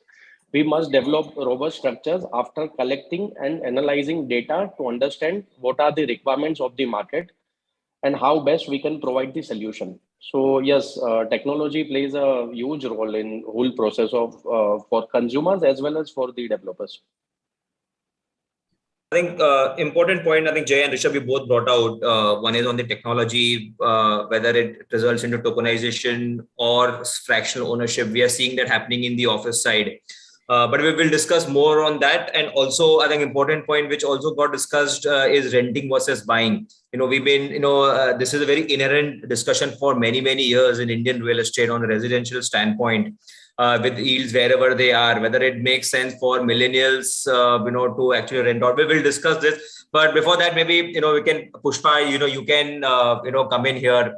And I think so a lot, we have discussed, spoken generally on the retail side, consumer spends, the trends. How have you seen this shift and more from, and when we speak about buyers' experiences, we spoke about residential, and in retail now malls are up and running. We are seeing overall increase in footfalls, but at the same time, we also see a lot on, whether it's technology or, online. How are you seeing that overall trend emerging from a buyer's experiences perspective? Yeah. So, as far as malls and I would say retail spaces are concerned, one of the biggest trends that you will get to see is people are more into omni-channel retailing. I'm talking from a retailer standpoint, which means a lot of discoverability will continue to happen digitally and people will come to experience things physically. With this, we've seen when it comes to shopping, it's highly omni-channel oriented now. On the other hand, when it comes to F&B, we in DLF, as you know, have really gone high on F&B, and that has really boomed. Even post-COVID, during COVID, you see that the boost in F&B was rather high because I strongly believe and always have believed that people, India, we all like to shop in communities. We are community-led, friends-led, etc., etc. And hence that physical connect is going to be always the hero in terms of our shopping and dining requirements. So to that extent, I think we in DLF, we always keep a huge focus on experiential retailing. So you come to our properties, you will see that experiential retailing played out. Now, how that plays out is we looked at, say, Avenue. Avenue is a property in Saket, which we opened during COVID. So we had to, adapt to the growing trends. So what we did is I increased alfresco dining in a big way during COVID. And that has become a new trend for F&B. Alfresco dining is what they seek, what they love. And now when it comes to consumers are going to be continuing with digi-payments. They love the QR coding. The way we order menus, the way the QR coded menus is here to stay. I don't think it's going to go away. What is also happening is there is a lot in terms of the entry experiences in a property and ongoing experiences in a property is highly tech savvy now. Whatever tech adaptation we had taken on, we are retaining those. So I would say high on technology, that's going to remain. The food and beverage experience will be far more experiential in nature, and people want to experiment, home chefs, different kinds of chefs, all that will come into play in a big way. And shopping will be digitally discovered and physically, digitally discovered and physically enjoyed. These are the three things I can think of. Right, great. And Pushpa, just to follow on, and when we talk about the overall consumer spend, right? Do you think an average consumer is now spending more? Is that a trend you see from a pre-2020 days and now? Sure. I mean, see, the footfall has come up to around 95%. But when it comes to sales, the wallet spends are far higher. We are standing at 120% of pre-COVID, which means the persons who are coming in, they're spending, they're planning and spending is far more. And this is a trend that will continue. The second thing that I see is that people are buying off fresh merchandise. It's very interesting. It used to be very sale oriented. Now there's an antithesis of that. People are buying fresh merchandise. They know what they want. They're planning their purchase. And I would say consumers have a serious sense of, living very well today. And, the YOLO impact is very much there. You only live once. It's very much visible. And we are looking at this year to be one of the best years for retail in the country and DLF specifically. The other thing is that consumers are also not just planning their shopping, they're also, since they have discovered it digitally, then they know what they want and their speed of purchase is really increased. And because of that, we are seeing wallet sizes increasing. Example, say at a Mall of India, the spend per footfall is one thing that we always look at. So spend per footfall, say, was 900 rupees pre-pandemic. It's gone up to 1,300 rupees now. That means every person who comes in is spending that much more. So that's an interesting thing that is happening. And this is here to stay because the economy is really looking good in terms of retail spends. We do think that this is a nascent point for retail, and it will pivot into a stronger retail spend for us in the next 5 years. When I talk about categories like athleisure have done very well during COVID. How well will it continue to grow and do is a matter of speculation, but it really did well. Luxury did fantastically well because international travel was low, but even continuing, I do see luxury spends to become higher. So some of these interesting trends have come, and we do believe that retail will find an expression in all aspects of our lives. Great. Thanks, Pushpa. I think it was also great to hear the average spend on a footfall is increasing, and I think that this trend we are seeing across not only for retail, even for real estate, right? Absolutely. And maybe Jay, and Jay, maybe if, I can, you can come in here and the sales over in last 2 years and across markets, whether we go east, west, north, south, mid income, affordable, luxury, everything has been selling well. And despite the interest rate hikes, inflation, it's holding up pretty well. Does that give you comfort and you go into comfort zone, or you think this possibly it's going to be challenged to sustain this going forward? So as I said earlier, using the full potential of digital tools that we have at our disposal in today's world is a need of the hour. Sales and marketing are two terms that people often club together, but they are very different. Like marketing is highly technical and layered process that starts even before the project is started. Through data collection and analysis, we can understand the demand of the market and plan our projects accordingly. So today we have international property consultants, research agencies who have like sound knowledge of the trends and can advise us like what are the gaps in the market and which needs to be addressed.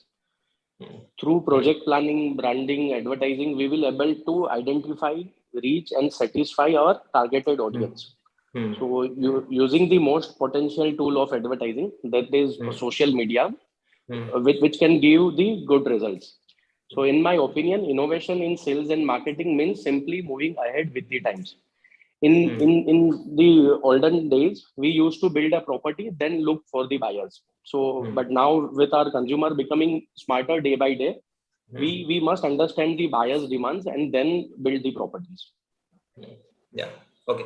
Thanks, Jay. Rishabh, your thoughts around, and I think so. You got the point of tokenization as well. And if at all we look at the entire metaverse, universe where buying a flat even without visiting the site, right? Do you think that is something which a millennial is now expecting, and you see that going in a big way from a sales and marketing standpoint? Definitely yes, because it's not just I'm not saying that metaverse land is a good investment or investing in fees. I don't think about that. But the tech is there. The tech is correct. So for me, I'm going to utilize that tech as a marketing tool. If you say that how are we going to use it, it's going to be used as showcasing my apartments in the metaverse. So you don't have to leave your house. You can be sitting in London and still view my house real time. The booking process is easier. The title deeds are much faster, much easier. You have the tech which is available. So, the blockchain model definitely enables the real estate industry to be more transparent, which was lacking a few years ago. And it's not just going to be the millennials, it's actually going to be the next generation, Gen Zs. They're going to be more incorporating of this culture. So yes, it is definitely going well. Yeah, thanks, Rishabh. Anuj, your thoughts on the overall use of technology, and from your perspective, how are you integrating, the use of technology with your overall sales, marketing, and the CRM? So technology has been a great boon for us in the last couple of years, but I definitely feel that in real estate, one needs to balance out the amount of technology you plan to integrate, implement into your platforms also. Because end of the day, it's a very emotional process to buy a home. Be it you're buying a home, buying an expensive bag, wallet, or purse. Your entire family tends to get involved, and different members have different levels of technological savviness. So we at Dosti, we have tried to implement technology ever since the pandemic has struck in multiple manners also. Be it in our pre-sales vertical, how do we connect with the customer within a half an hour turnaround time after he puts in a lead online, be it in our be it in our corporate website or landing pages. Even from a booking point of view, when the customer shows up in our sales office, it's always handy. Excuse me. It's always handy for our sales managers to have their past information pulled up in a quick second or so, compared to again get reoriented to the customer, understand their requirements, their preferences, and their decisions.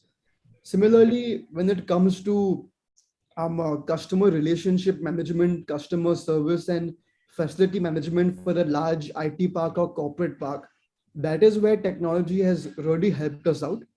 I would say across our IT parks in Thane and Wagle estate, we have implemented a 3D technology that's called like a building information modeling to understand clash management, understand what's going wrong with the services.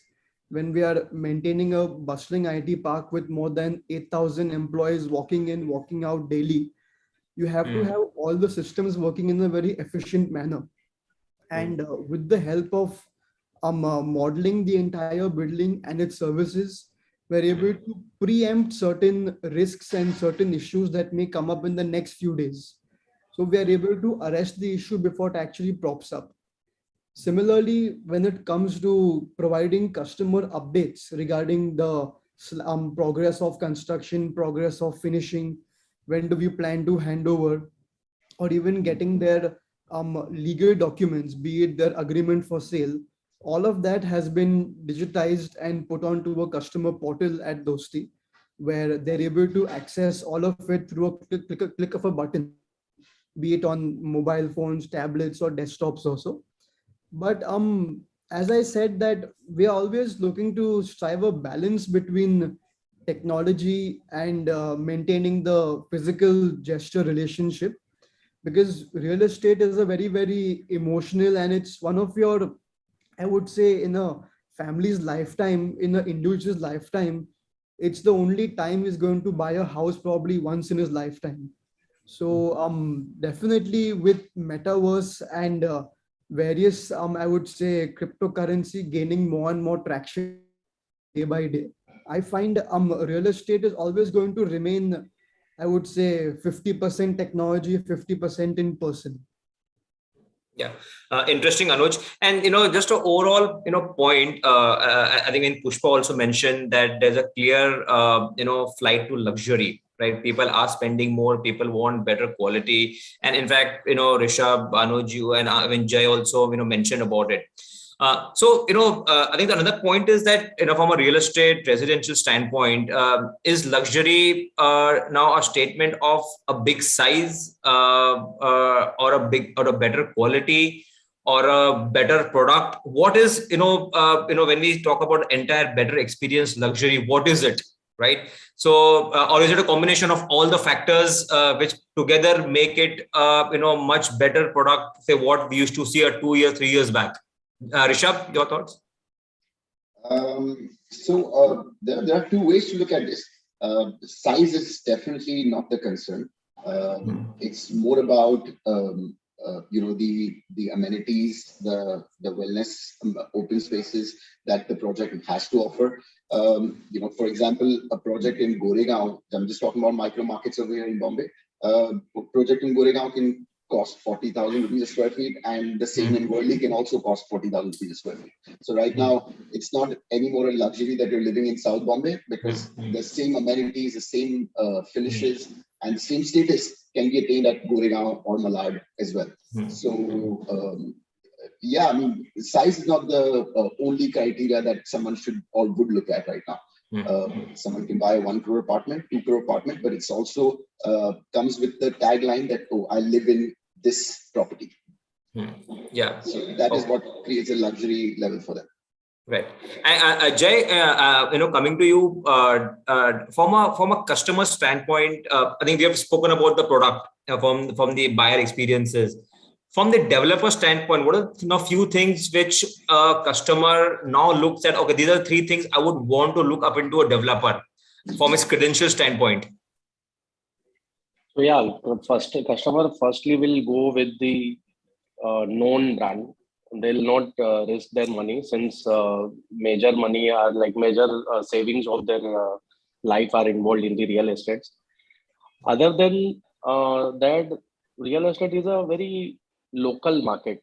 So it's micro pockets will do well, especially in metros. Yeah. Okay. Sure. Yeah, real estate has been, for the last many years, we have seen, except now from office standpoint, we still see developers doing projects from one market on the project, but residential predominantly has remained, local play. Pushpa, now from a retail standpoint, since we are seeing a good frenzy on, customer spending, per person spend is increasing, will we see more of malls coming in? Because if at all, we talk about India from a retailer, a mall market vis-a-vis any other global markets, we can just count the number of good operating malls, which are 500,000 or million square feet plus, right? Do you think this is now a phase for next few years' time where in the overall real estate development, we will see more of malls and more of malls operators? In India, we don't have mall operators. You all have been doing, and maybe we can just name a couple of more on a pan-India perspective. So you think this is a phase for next few years' time, where we will have evolution of newer malls as well as mall operators? Sorry, Pushpa, you're on mute. Yeah, sorry.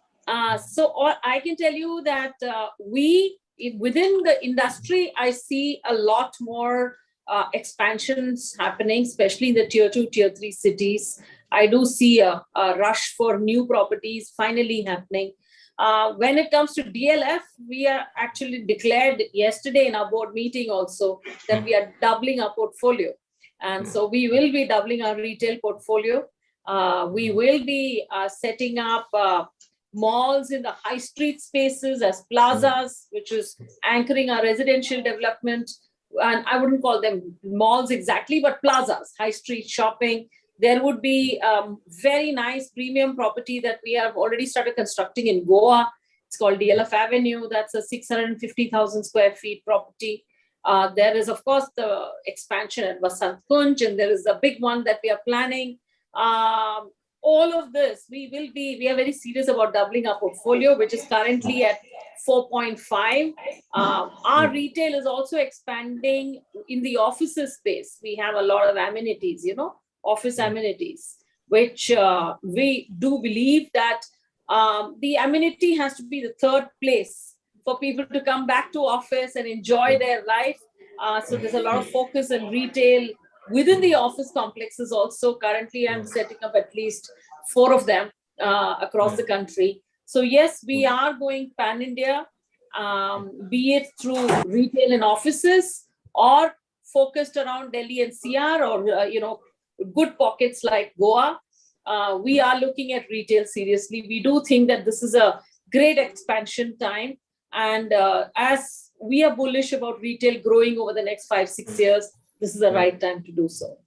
Yeah, great. So mixed use, possibly, larger developments is kind of, maybe is this a mantra, maybe Rishabh or Anuj, your thoughts? Would you see as one of the amenities to the customers that having an integrated development, maybe a small retail or large, if at all, the overall layout permits, is that the need of the hour? I feel absolutely it is the highly need of the hour also.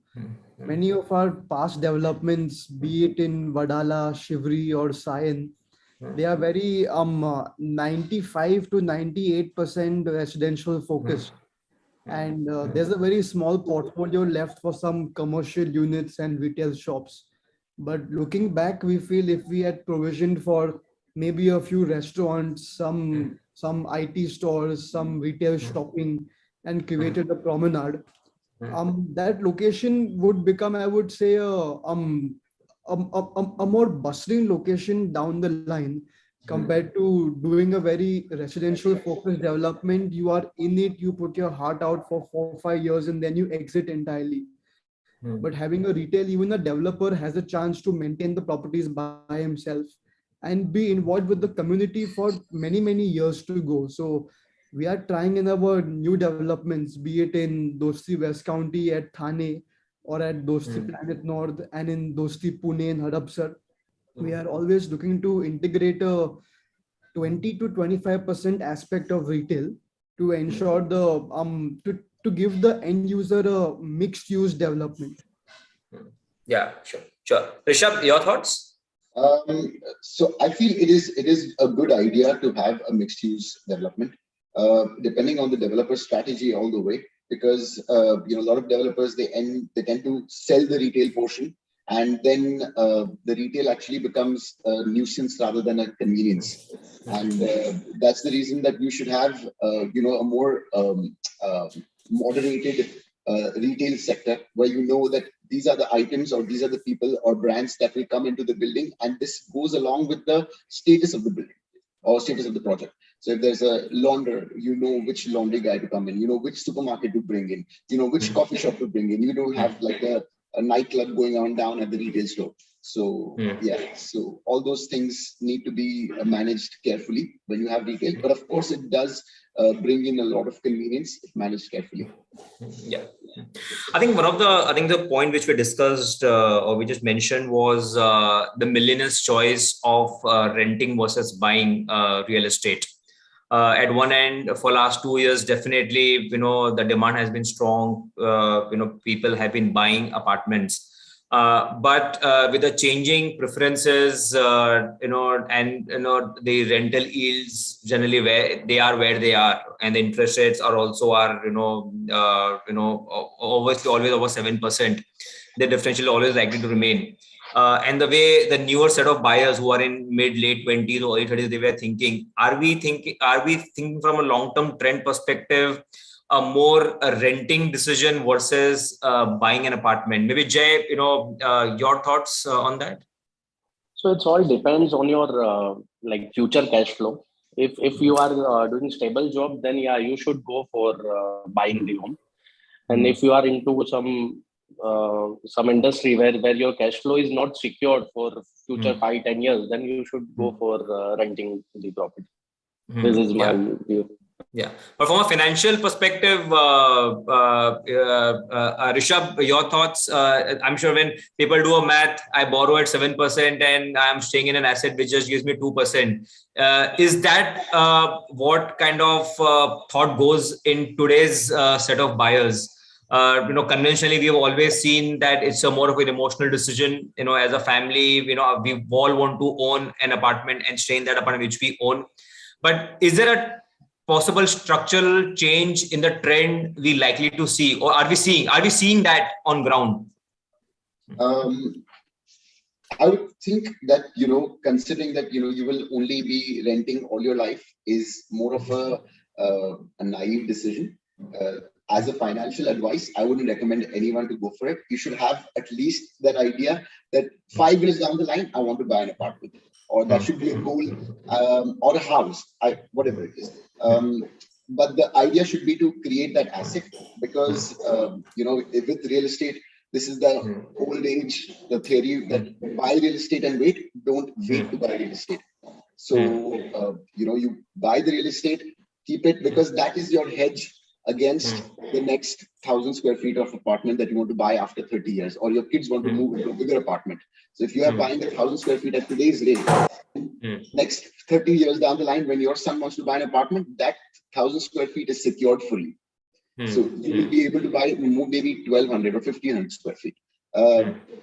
Regardless, like a lot of times, you will hear family chats happening where, your dad must have gotten an apartment at 1 lakh rupees, full apartment, and today the rate is like 1 lakh rupees per square feet. And you tell them that, why didn't you buy it? Why didn't you buy more at that time? And they'll be like, why don't you do it right now? That's the same idea. Yeah. Yeah, Rish. Anuj, your thoughts? And when you talk to your friends and you interact with so many buyers, is this the thought or a decision-making point from a buyer's perspective? I partly do agree with both what Jay and Rishabh mentioned, that it's always linked to your cash flows and at what stage in life you are. But if you're at that stable stage in life and you have a well-paying salaried income coming in every month on month, I would always advise that one goes to buy the property compared to rent it. We have seen, in fact, after the advent of COVID, the amount of renting done in our ready possession projects has gone down drastically. And more of tenants are in fact buying what they've been staying in for the last 10-12 years or so. Earlier, they would think we're not spending much, we're spending 1% or 2% every month or so. But they've also taken that call that let's not stay on the rent and let's choose to buy the property instead. And definitely, as a financial advisor, one would look at it that you may be making 7 to 9% elsewhere in commercial real estate. You may make 2 to 3% in Mumbai MMR. But that's just, I would say, numbers in an Excel or numbers on a board also. Having a property, I would say the value and our Indian culture and Indian mindset, in fact, across the world as well, owning a property and the respect, the reputation, the family life that comes with it is always different compared to mentioning that a particular person is staying on the rent versus a particular person owns a house. No, absolutely. I think hence, even after all what we speak, in last 2 years' time, the demand still holds, holds well. And now we are moving towards second homes, luxury homes. So despite being on the negative, yields, negative interest rates on residential, but we still see this. But to that, I think another point, I think which comes across is how to, maximize returns in a residential property. And hence the, question comes on like a model of fractional ownership or a co-living, student housing, senior living, which I think also is getting, the need of the hour, where the overall trends are changing. How, from your, residential, as a developer perspective, you think this also now forms an integral part of your strategy to grow your portfolio, having these shared living, whether it's seniors, student, or co-living? Rishabh, I'm going to start with you. So in our certain projects where ticket sizes are convenient enough for co-living places, like the 300 to 400 square feet, over there are these options where we can explore. Where there are bigger apartments, it's a little difficult to match the gentry. So that's the reason that we avoid doing that. But specifically, if made for co-living, it's a great product.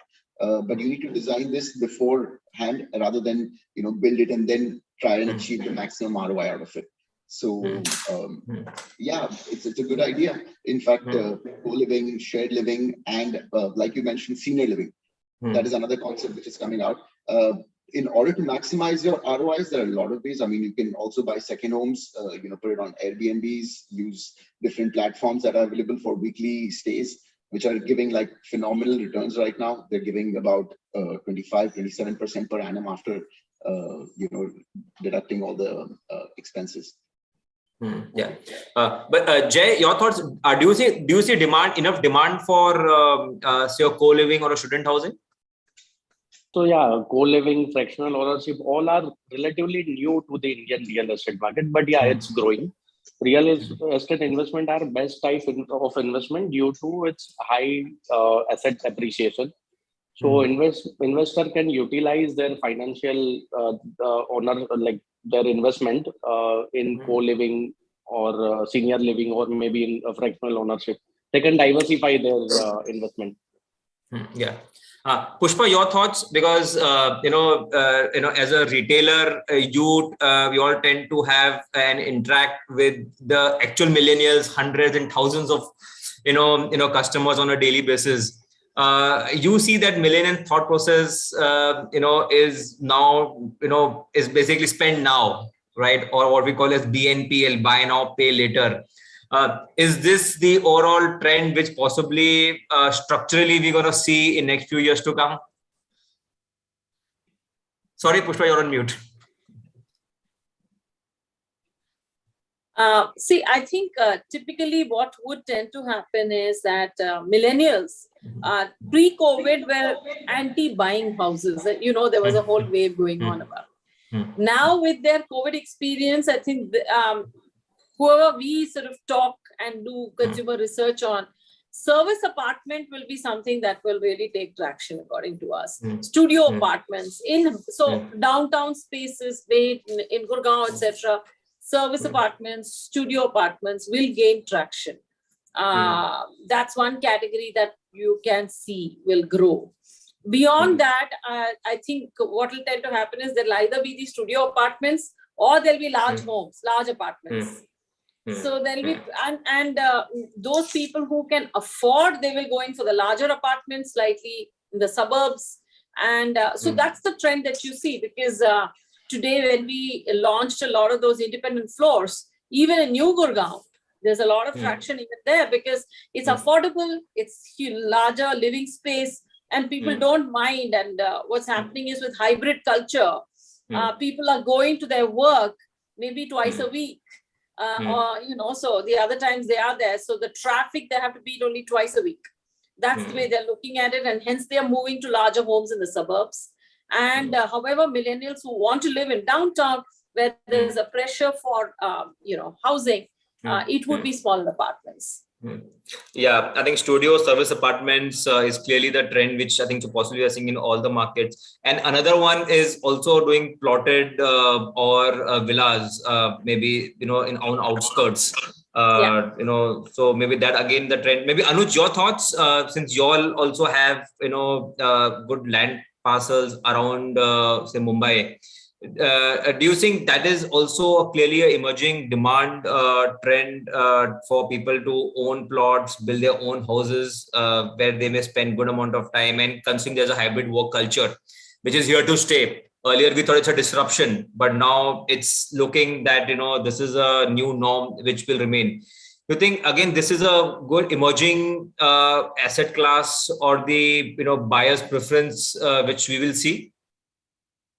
While it's a relatively new concept for the last 3 to 4 years or so, it has gained a lot of traction in certain parts of MMR, and it's always linked to, I would say, the given value of the land also, because especially across MMR, land values have been artificially raised up and risen.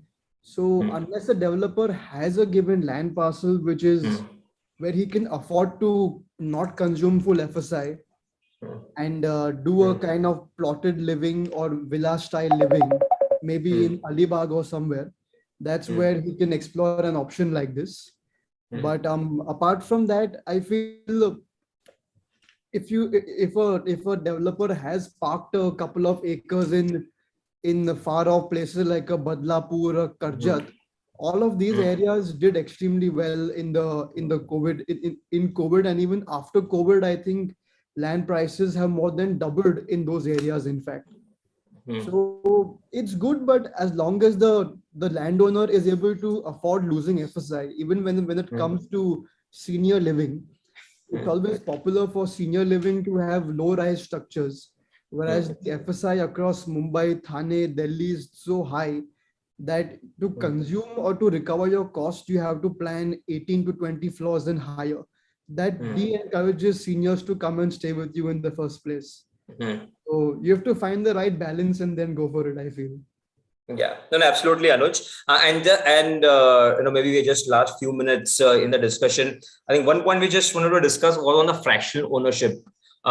This has been going around, well on the office side, and obviously the yields what we have also support it.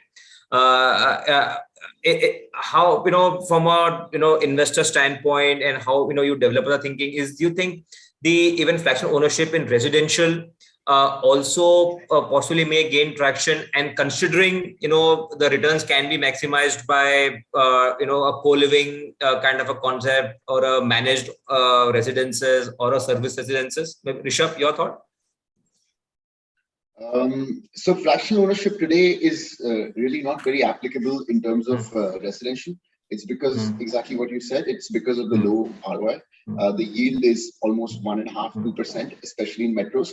But if taken from scratch, from if the deal is done beforehand, yes, the project can make sense. But obviously, we are waiting to see something like this happen. Even developers in Mumbai are waiting that there's a fractional ownership kid who's sitting somewhere and he's going to come and put in 1,000 crores. But yet to be seen. Yeah. So, I think that before we go for any question, which possibly the audience may have, maybe a last thought, from all, four of you, top, 2 or maybe top 3 things which, you're seeing a clear shift from a buyer's perspective or a new millennial spending perspective in last 2.5 years time. Maybe Pushpa, we can start from you. Where millennials are concerned, their decisions will be tech inspired. We have to keep that in mind. In all sectors of real estate, it will be tech inspired for sure.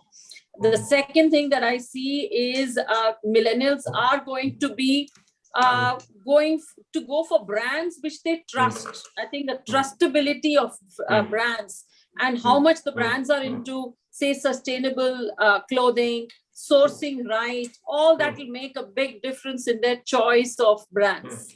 The third and is also the fact that they would like a lot more alfresco in their F&B. They are looking for more character.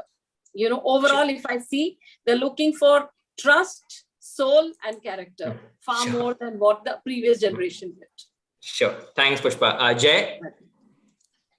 So yeah, this generation knows like what they want. They are very specific and clear with their requirements. So yeah, they'll go with the brand, then amenities, and the location and the crowd in the society. Yeah. Sure. Anuj? I think millennials in today's times, or I would say in the future as well, have shifted their focus heavily on the wellness aspect for a project.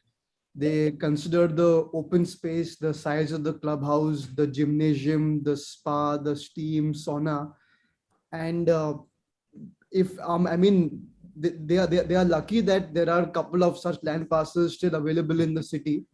But these projects are always, I would say, a standout compared to other projects for a millennial. Secondly, something that will eventually become, I would say, a millennial preference or would be forced upon them by global investors also would be defining the carbon footprint also used by the project, be it in terms of giving cheaper access to home loans, faster processing time for home loans if your carbon footprint is limited. That is going to spur millennials towards a particular project or entity or location. And thirdly, millennials are always looking for that one brand that's been there for maybe number of generations and years. The legacy behind the brand, be it generations have changed, but the brand has the same motto and the same vision. So these aspects would determine what a millennial would go for times to come ahead. Sure. Thanks, Anuj. Rishabh? So according to me, I just want to give a different perspective on the last topic, what Anuj said, that a brand which is there existing since generations, and that is what the millennials will trust. It's only because real estate is such an expensive product that they want to just keep it in mind that these guys are the guys who are delivering over the past, and not just someone who's going to a Ponzi scheme. Other than that, but more importantly, a brand which will directly appeal to their needs. Create more common spaces, create different things about co-working spaces, or have different parking systems in place. These are the brands which will actually connect with their needs, rather than someone who's already been there since ages. Someone who can actually connect with each and every pinpoint demand. That is what I think will create the next brand. Sure. Thanks, Rishabh. I think so. Very interesting points, brought out in the discussion today. There's a clear, flight to quality buyer experiences. I think we spoke about carbon footprint in terms of EV, having EV stations, for example, technology inspiration. I think the technology is the moot point, whether it's metaverse or touchless points. Good important point also is that millennials still prefer to buy. At least that's what the panelist today thinks, and which is also clearly also evident in the trend. Retail spends have been good. In fact, it's much higher, as even Pushpa mentioned, from the pre-COVID days. So I think overall, I think that we look to be, entering into a good structural, upcycle from an overall real estate, as a real estate is concerned. So the good times which we've been witnessing in last maybe 12 to 15 months time are here to stay. Sapna, I think we are possibly, I don't know whether you're on time, overtime, over to you. You are known to keep the session on time, Piyush, so we are definitely on time. I'll quickly take the audience question with Pushpa because she has to leave for another meeting. One question we have asked that, last 2-3 years, we saw that how younger generation is now very keen to buy property, but the recent property prices hike, the interest rate hike, have all these things impacted their sentiments? What is your observation? Well, as I said, I think there are a lot of these first-time buyers we are seeing with our independent floors. We're seeing a lot of that. And I also feel that in future, when we do mixed use developments, we're coming up with a very large mixed use development where service apartments could well be a way forward, So I think there will be changes and trends that we will see going forward, which may not be the usual kind of apartments that we've seen so far. These would be much more end user oriented.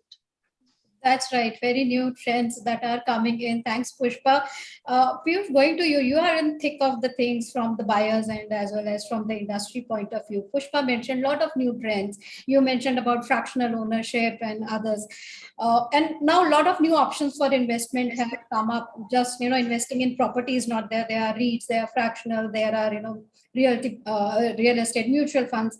Are you seeing, the younger generation now more probably going inclined towards these new products, or how is it? No, so I think it's a good point, Sapna, you mentioned. See, real estate traditionally always was, we looked at it upon as owning an asset. It required large money, large capital, and it was always difficult to buy and sell. But with all the newer concepts, whether we talk about REITs or fractional ownership, it's kind of desegmented the entire industry. Today, by investing 10,000 rupee, one can invest in REIT. By investing, few lakhs, one can have an exposure on the office property. So not only millennials and I think the entire generation possibly, look forward to expose themselves to real estate. And there are just multiple avenues which have opened up, and this will just grow bigger and bigger, Sapna. Yeah, so I think it has kind of democratized the entire real estate now for even the small investors who want to start small. Now, going back to the same question that I had put up with Pushpa, going to Rishabh, Anuj, and Jay, do you see the the younger generation buyer sentiments getting impacted due to the new developments of price hike, interest rate hike? Rishabh, starting from you. Actually, I feel the other way around. I feel, the price may have increased in the short term, but it has decreased. If you see over the last 3 years, 4 years, the interest rates have decreased considerably. In fact, if you would have seen a few articles, Mr. Deepak Parekh himself had said that he's never seen a cheaper interest rate, and this is the best time to buy a house. So considering, Mr. Deepak Parekh saying this, I think all over India, everyone should trust his opinion on this. It's the right time to buy the house. Correct. Maybe I think it has created, in fact, even more urgency to, invest now before they go higher. Exactly. So like how someone said about YOLO before, this is the FOMO. So you don't, the fear of missing out. So you don't miss out on anything. Correct. So Anuj, what's your thoughts on this? Has it, inverse proportion to that, they are now urgency in buying property, or they have now, it's wait and watch for them?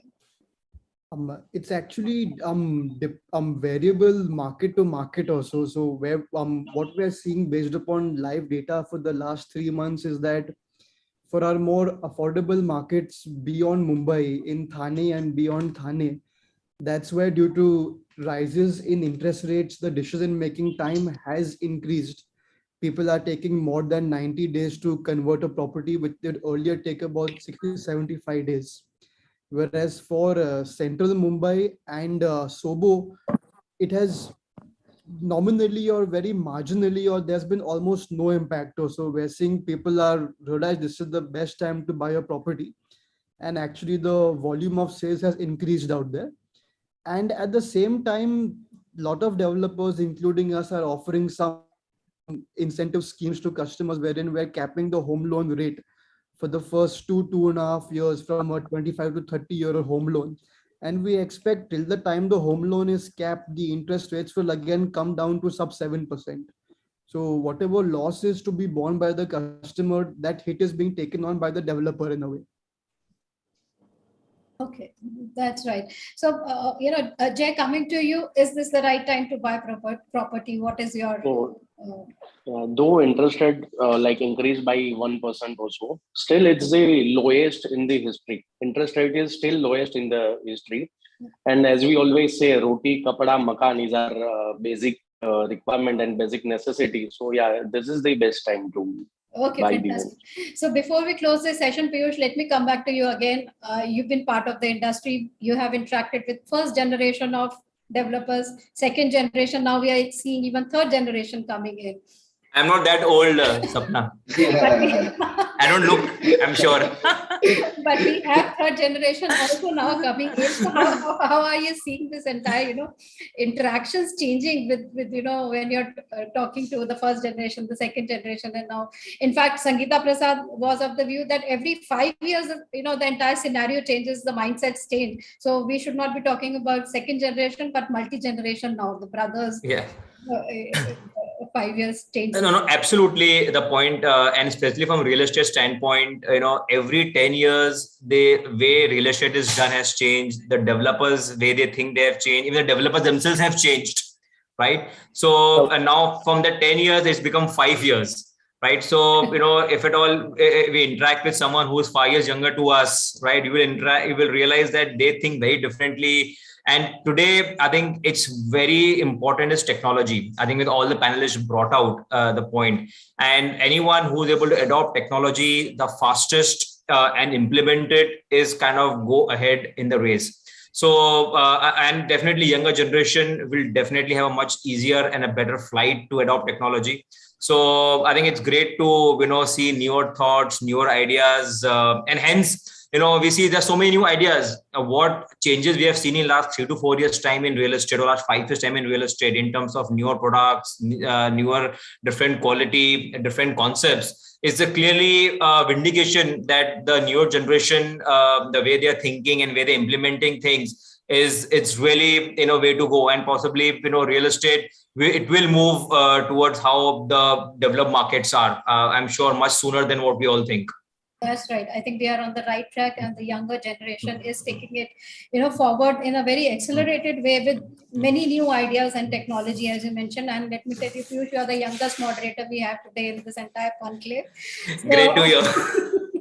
So fantastic. This was a fantastic session. Our regrets on behalf of Nayan Reja and Sarthak Gaur, in fact, because, last minute unavoidable circumstances, they could not join, although they were very keen to be part of this very young panel. But we had a very good conversation with all the younger generation of developers. Piyush was there, and he had similar thoughts what others have expressed. Yes, the real estate is the right time to be part of the real estate growth story. So thank you so much, everyone. Piyush Gupta for so wonderfully moderating the panel once again. Rishabh for being here with us. I know you're out of India, but still you joined us from there. Thank you so much. Anuj for being here, part of this conclave, and Jay for being here with us. Again, Pushpa for being here with us and being part of this very informative and interesting discussion. Thank you so much, everyone. Thank you. Thanks. Thank you all. Thank you, Piyush. Thank you, Sapna. Thank you, Anuj. Thank you. Thanks, Rishabh. So that was one very interesting, very enthusiastic and dynamic session. And let's now move on to a very interesting session. And for the same, I would like to invite the two eminent thought leaders, Mr. Neeraj Bansal and Mr. Dhaval Ajmera. The topic of conversation is the second gen leaders charting real estate transformation. Yes, we are talking about the next generation of the entrepreneurs in the real estate sector. So let me very quickly introduce our panel members. Leading the conversation will be Mr. Neeraj Bansal, Partner Risk Advisory, Co-Head and COO India Global KPMG in India. Neeraj Bansal has over 23 years of professional experience. He has played the role of a market maker through collaboration with ASEAN and Hong Kong member firms. He has extensive experience serving global clients in the IT, BPM, and service industry, delivering a broad range of solutions addressing various risk and scalability requirements. Our eminent speaker joining Neeraj Bansal is Dhaval Ajmera, Director, Ajmera Realty and Infra Limited. A second-generation entrepreneur, Dhaval Ajmera has led the company's strong presence in India, Bahrain, and United Kingdom, and has successfully launched some of the most ambitious projects of the company. He has also been a member of CREDA Youth Wing, West Zone, and with more than 20 years of experience, Dhaval is a result-driven young business leader. I now hand it over to Mr. Bansal to take forward the conversation. Wonderful. Thanks, Sapna, for that. Great introduction, and then welcome everyone, and thank you very much for this opportunity. Dhaval, hi. Great to be with you today. Dhaval, you're on mute. Hi. Hey, good afternoon. Hello, can you hear me? Yeah, Dhaval, we can hear you well. Hi. Hi. Dhaval, thanks for joining in, and thanks for the audience there. I was listening to the previous session, and I think a couple of themes that did rhyme with me. We would try and kind of get a little bit deeper in this session today as well. So Dhaval, kind of kicking off the session, in the previous session there was a lot of discussion on the real estate market, what the change that's happening, as well as in terms of more on the timing part of it, maybe towards the last leg of the session around it.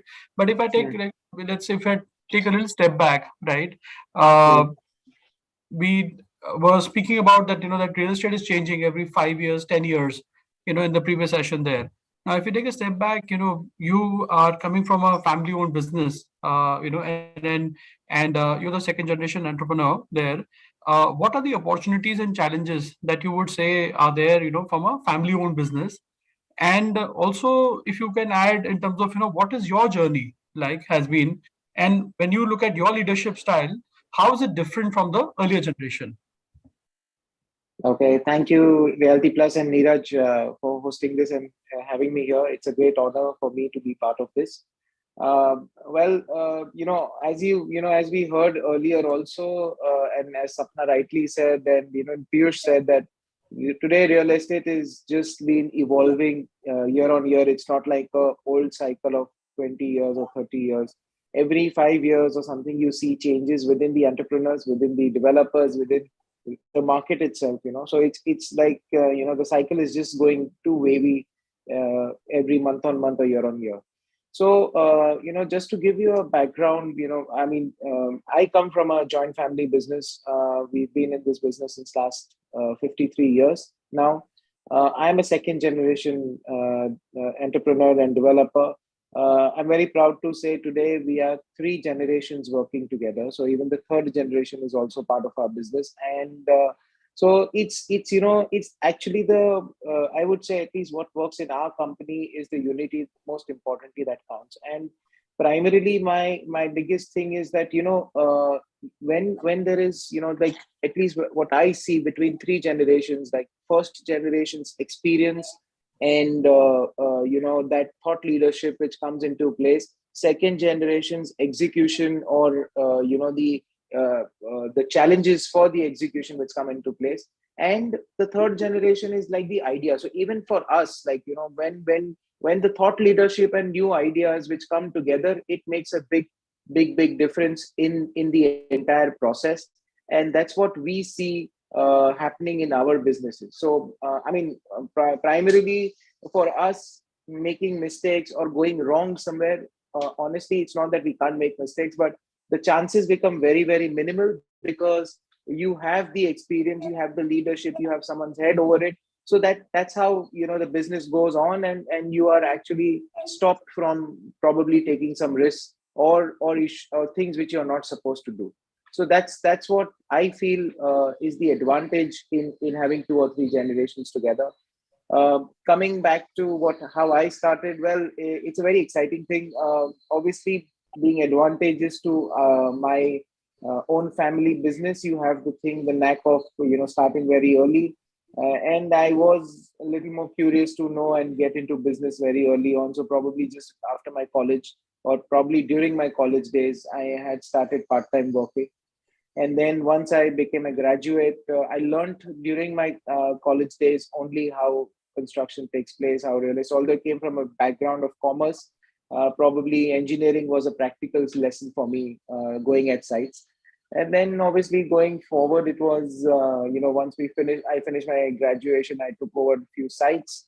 And that's how the journey actually started. And slowly from one site to 2, and then one city to another, and then one probably a vertical to another. That's how the growth happened. So it's probably I would again say the experience and the shoulder of elders and young together makes the entire journey more exciting. Wonderful. And if I just extend that, the popular idea is that running a family-owned business is easier as one inherits the systems and structures and processes in the organization which have been going on for some time. How would you address this perception, and is it the right perception? Well, it's a mixed bag of both, I will say. To give you our example, we started off as a family business from a single ownership, if I have to say 53 years back. Slowly, when my late uncle started this business, it was him who actually brought in, and then his brothers joined him. And then we, as second generation, slowly, as we grew up, started coming in. So it comes with its own pros and cons, but eventually we have evolved within our company to make this from a family run business to a professionally run business as well. So how much ever importance we have of a family member being part of the organization or the business, I think equal importance is for the professional, because they bring in the right culture, they bring in the right methods, which probably we may be not averse to, or we may subconsciously not be averse to. It's an open mindset. And then slowly, when we move from a privately held business to a public listed, I think it even became more and more important for us to have the mixed bag of professionals and family run together. So leadership may be wherever we are as a family member, but I think professionally, down the line, the execution, and wherever required, we have the thought leadership of professionals. So it's very, very important to have this mixed bag for any successful business or a development business to go in. Great. So you brought on an interesting point. While we were talking about the generational part of it, but I think rightly you pointed out towards the professional management involvement as well. And if I would like you to kind of go slightly, let's say, deeper, from the perspective that that there would be potentially other developers, second generation, third generation, listening to this, or are kind of facing similar challenges. That you've inherited a family-owned business, jointly family-owned business, and then you are looking for expansion and further growth around it. But there is a need for further ideas and further thoughts, as well as a certain amount of governance to come in, certain amount of management to come in. There's a extra bandwidth around it. So, what are the, let's say, you would say, 2-3 things that they should be watching out for doing that well, so that there is a good, strong integration of professional management within their organization?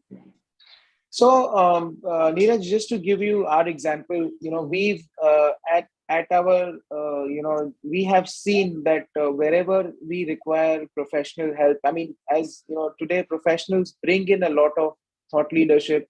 They bring in a lot of experience with them, with how the market functions, with how the requirement is, what is more important for a business or a development to go in. I think all those things, because we as developer or the owners are confined to our own business or our working style. When there is a professional who's coming, he comes with an experience of probably 5 companies, 7 companies, 10 companies. So that's the best of everything comes to a professional, which is respectfully very great for a company, and you pick up and you adopt to those changes is very, very important. Because today, with real estate, at least in India, what I see with the after ERA, the transparency, the ethics, so much of compliance has come into place, so much of transparency, openness has come into real estate. I think it is not possible by I would say a developer alone or an entrepreneur alone to take this path. I think the success of a company or a development or a real estate development, at least in India and primarily also I would say in Bombay, when you are a listed developer, when you are a developer who is into who is a RERA compliant developer, I think a need of professionals is the most important thing, because you adopt to new changes. I mean, that's most important for a developer to do or an entrepreneur to do, is to accept those changes to move on for the growth of it. So I think this mixture of an entrepreneur and professional would be the success of any, I would say any real estate development today. Sure. So blending the requirements which are there, so the white spaces that are there within the leadership, the bandwidth requirement part of it. So get the professionals in that, and then look at the perspective to have the openness to accept, the changes that have to be done is something that you're stressing on. Okay, great. So moving on to another theme, the technology is something which is getting spoken about, tremendously today. And the COVID taught us, some very hard lessons. Many of our, I would say, real estate. I've been looking at this for last about close to about 18 years now. And the kind of changes that I saw, the rapid adoption of technology. I mean, real estate, of course, across the sectors, but real estate was one, area again, especially the real estate industry in India, where we saw that, there was a tremendous adoption, a very quick adoption as well in that, from technology point of view. What is your opinion, for integrating technology in the real estate operations? Some that you've done already. I understand that, Ajmera Group has got ERP and several other softwares implemented. So what's your own opinion on integrating technology with real estate operations? I think, Neeraj, one thing is very clear for any development, be it real estate or be it any business. I think unless and until you don't adopt to technology today, I think you will not be able to succeed. I mean, that's the motto which we firmly believe, and then that's been proven in and out every time. And today, for the success and growth of a real estate development, I think technology plays the most important role.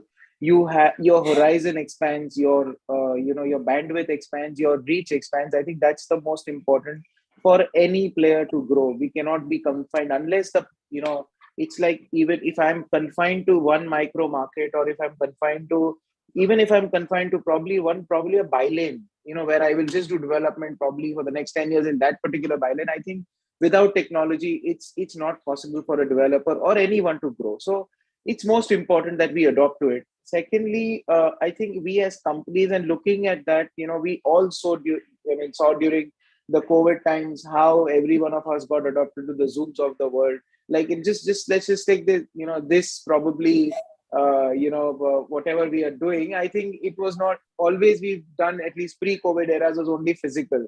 We would probably be a 5-star hotel or conference room or however it is, and that's how we've done our conferences. But today, with thanks to Zoom, we have the reach to go to the world, entirely. And probably I'm sitting in my office and you're sitting in your office, and we are still doing this webinar. So most important thing is the technology. And going forward today in construction, the sales, and with even the government is really moving ahead with a lot of technological aspects. So I think for the sales, for execution, for banking, every aspect is evolving in a new technology. And with that, I think the growth is only imperative if you don't have that. So probably, at least in us, we are very clear. We are moving towards a lot of e-transactions. We are moving a lot towards ERP. All our processes and systems are only through ERP. We don't have anything manual. Very, very rare we would say anything is manual. All our sales, our target is to also have probably sales registration, which going towards e-registrations, and probably having an entire process of our registration, not having any physical sale deed copies. Everything can be done online and probably be on the cloud. So that's where we are evolving and moving towards. And obviously during our construction also, with whatever we can, because somewhere it's eventually brick and mortar is what we all live for. That's something which we will not probably be able to change, but otherwise wherever we can and what we can, we definitely adopt. No, sure. I think what you say is absolutely on the lines of that. I mean, have similarity in thinking, and certainly I'm very excited about the fact that the customer facing side of it. Clearly, the adoption has been very fast and also moved in as well. Whether it's a customer, whether it's the internal operations of the organizations as well, and then majority of our real estate developers, had been kind of working on certain set of ERP, at certain point in time, they've kind of upgraded the systems, have kind of written the playbook, again, for managing their operations more swiftly in terms of, the sales, the CRM, as well as, trying to use more data now and that. But I think one thing which I'm very enthused about is the fact that the construction technology, the contact part, that is something which has kind of, changed in the last 3 years more specifically, if I may say, given that previous to that, the fact that, the cycle times for doing a floor, was somewhere, we used to talk about 4 weeks, 3 weeks kind of a thing there. But now, we're talking about 5 days, 7 days, now 3 days as well, so that is something which is, I think, very exciting. And I think the more adoption of that, as it happens in the industry, we would see that we are much more closer and attuned to the customer's requirement, and the agility part of it, which is somewhere our industry has kind of suffered in certain sense of perception also. So that kind of would also help in changing that. Would you also? Absolutely. Yeah, no, absolutely. If you just, if you see today, I don't know if you recently we've heard and read on the newspaper that L&T made a building for Sitco in 96 days. 96 right? days. So I mean, that's that without technology, it's not possible. We may do whatever, whoever L&T is, or I mean, any company, they all, every one of us is, is averse to technology. And if we don't adopt it, I think the growth path will only be probably a limited factor. So I think the success for any development from now on, or at least for the future, is going to be technology. And it will be in every aspect, maybe sales, CRM, construction, drawings, planning, finance, banking, whatever. Every aspect of it is some technology or the other. So I think most important for it is to adapt to it, and that's where the success of a development will lie, or a builder will lie, is that if you are averse to such kind of technologies. True. And I think the one other positive that you see is that these are not now standalone initiatives around it. So whether you look at the fact that channel partners, they are adopting technology, the contractors, they are adopting technology and kind of betting their organization around it.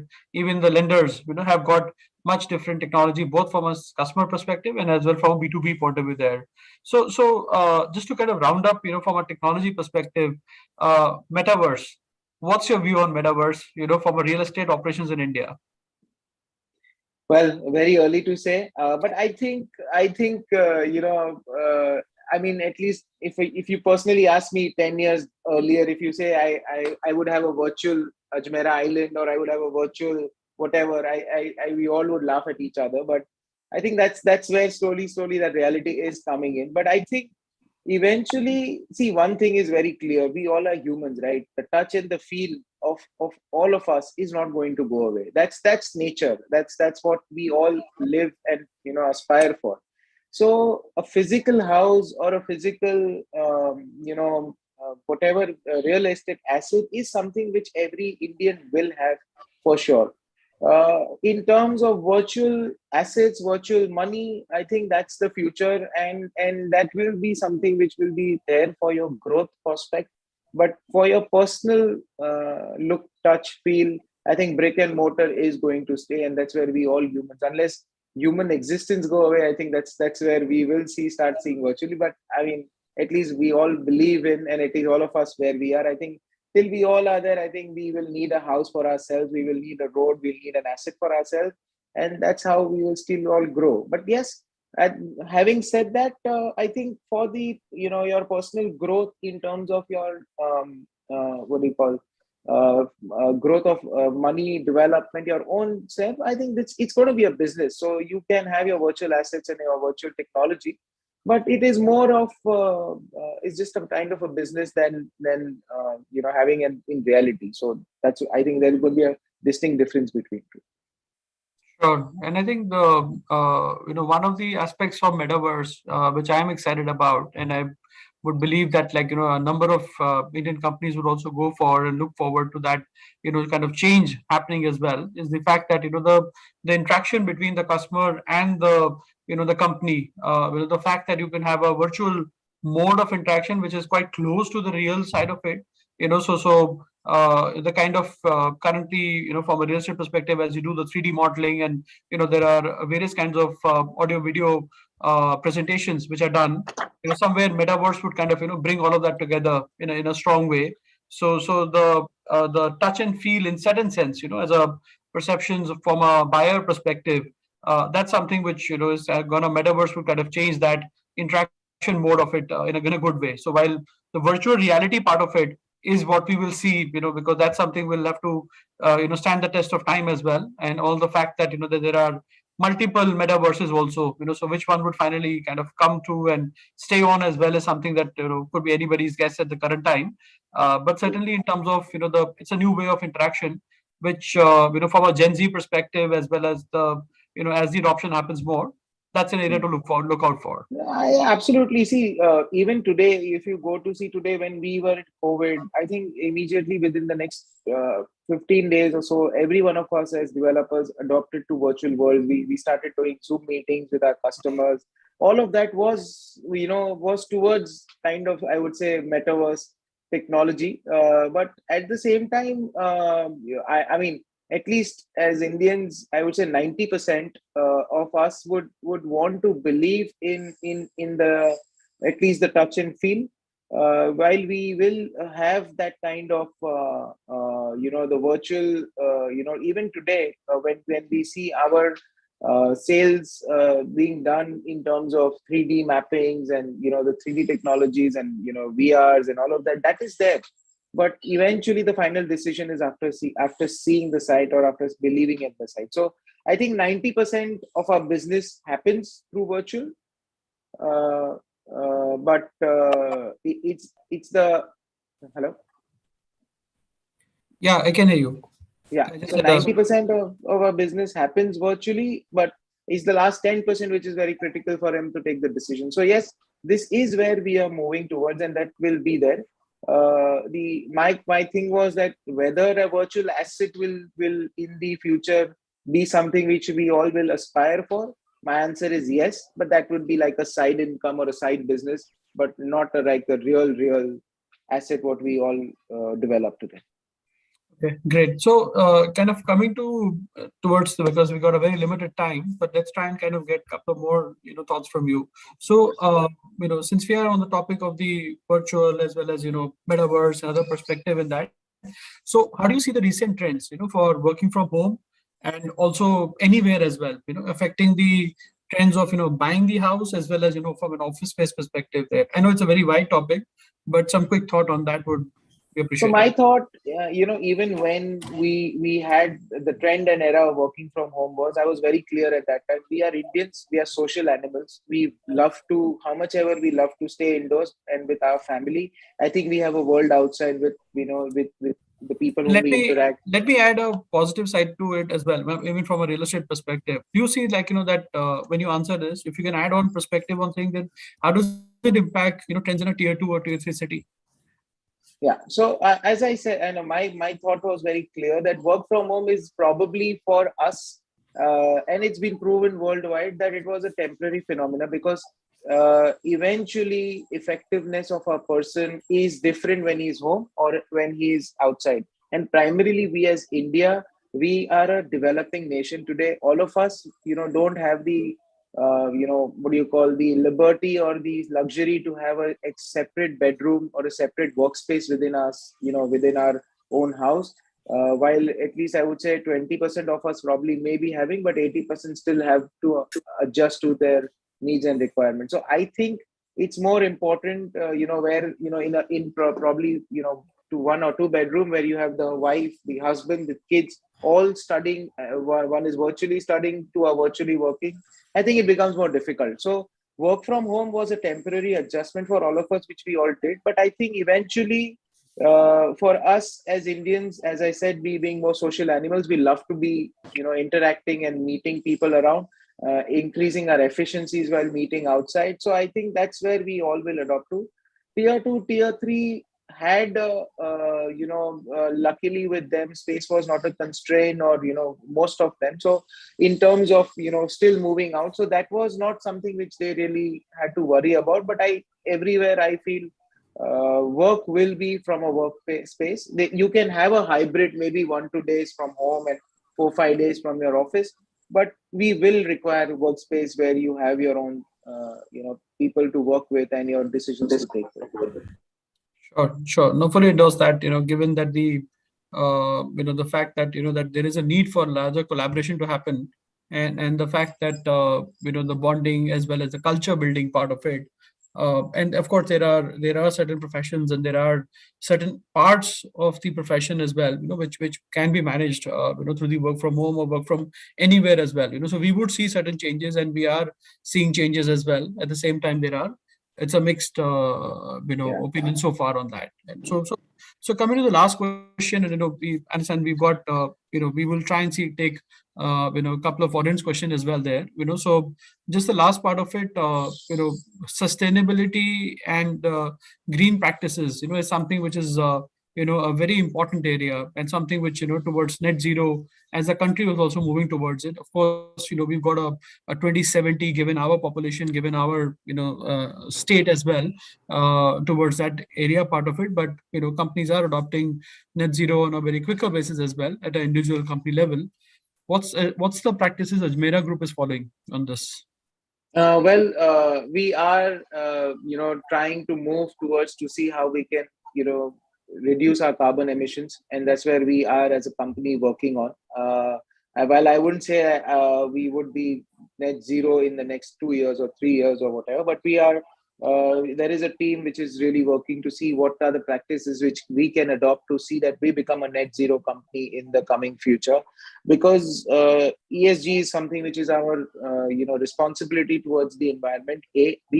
While we do so, I think in a long term it is more adoptable and acceptable for the people and the public at large, because it saves a lot of investments of theirs, or recurring expenses of theirs is something which will be saved if you have a better and a greener technology in terms of lighting, in terms of solar, and those kind of power.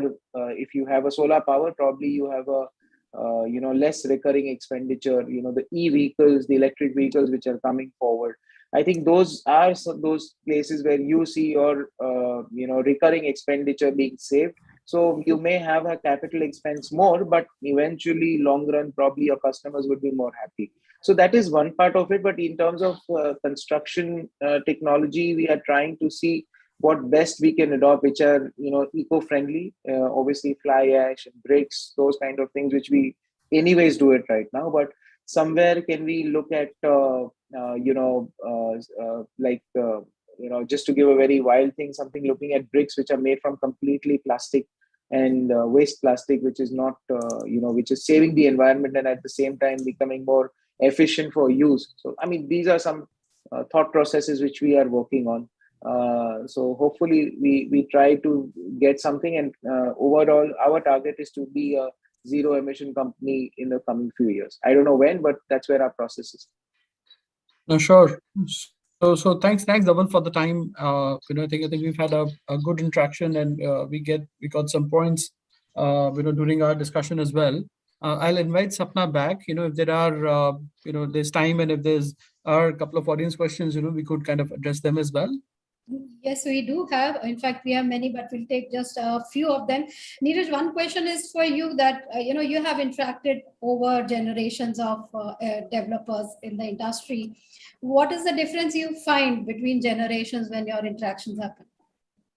That's a interesting one. And, like Piyush, I'm not that old as well, but yeah, of course, there is considerable. It is a takeoff from the earlier section, yes. No, of course, given 25 years of consulting experience, certainly I think the 2-3 things, if I may say. One, I think the earlier generation was operating under a very heavily regulated environment, and also an environment where the customer was not having the power of knowledge and information on its tips there and that. So and it was a very local subject, if I may say that.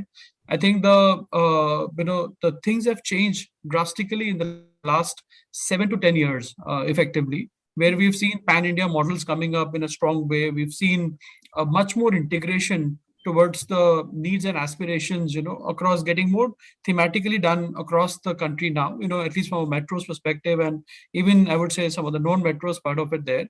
So I think when you see the style of operation is reflective of the environment that they were operating in.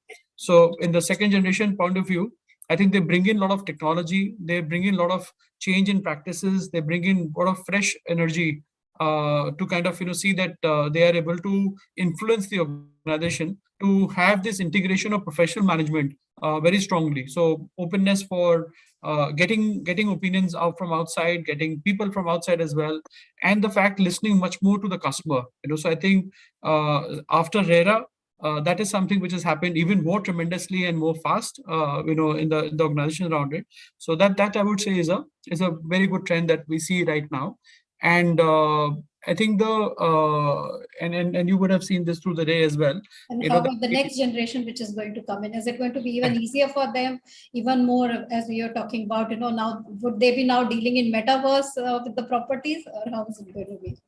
I think each generation has had its own share of a set of challenges that they are trying to deal with, and there is no a set recipe of handling them as well. But there is a perspective that customer centricity is the king or the key for getting now a larger success around it there. So the companies which are listening to their customers, companies which are listening to their own people as well, much more stronger, because the days of having lazening, let's say, done in a particular way, and having certain advantage of certain access to information, some of the parts which were very much common earlier, those have kind of gone away, that much on it, and there are very limited advantages of that.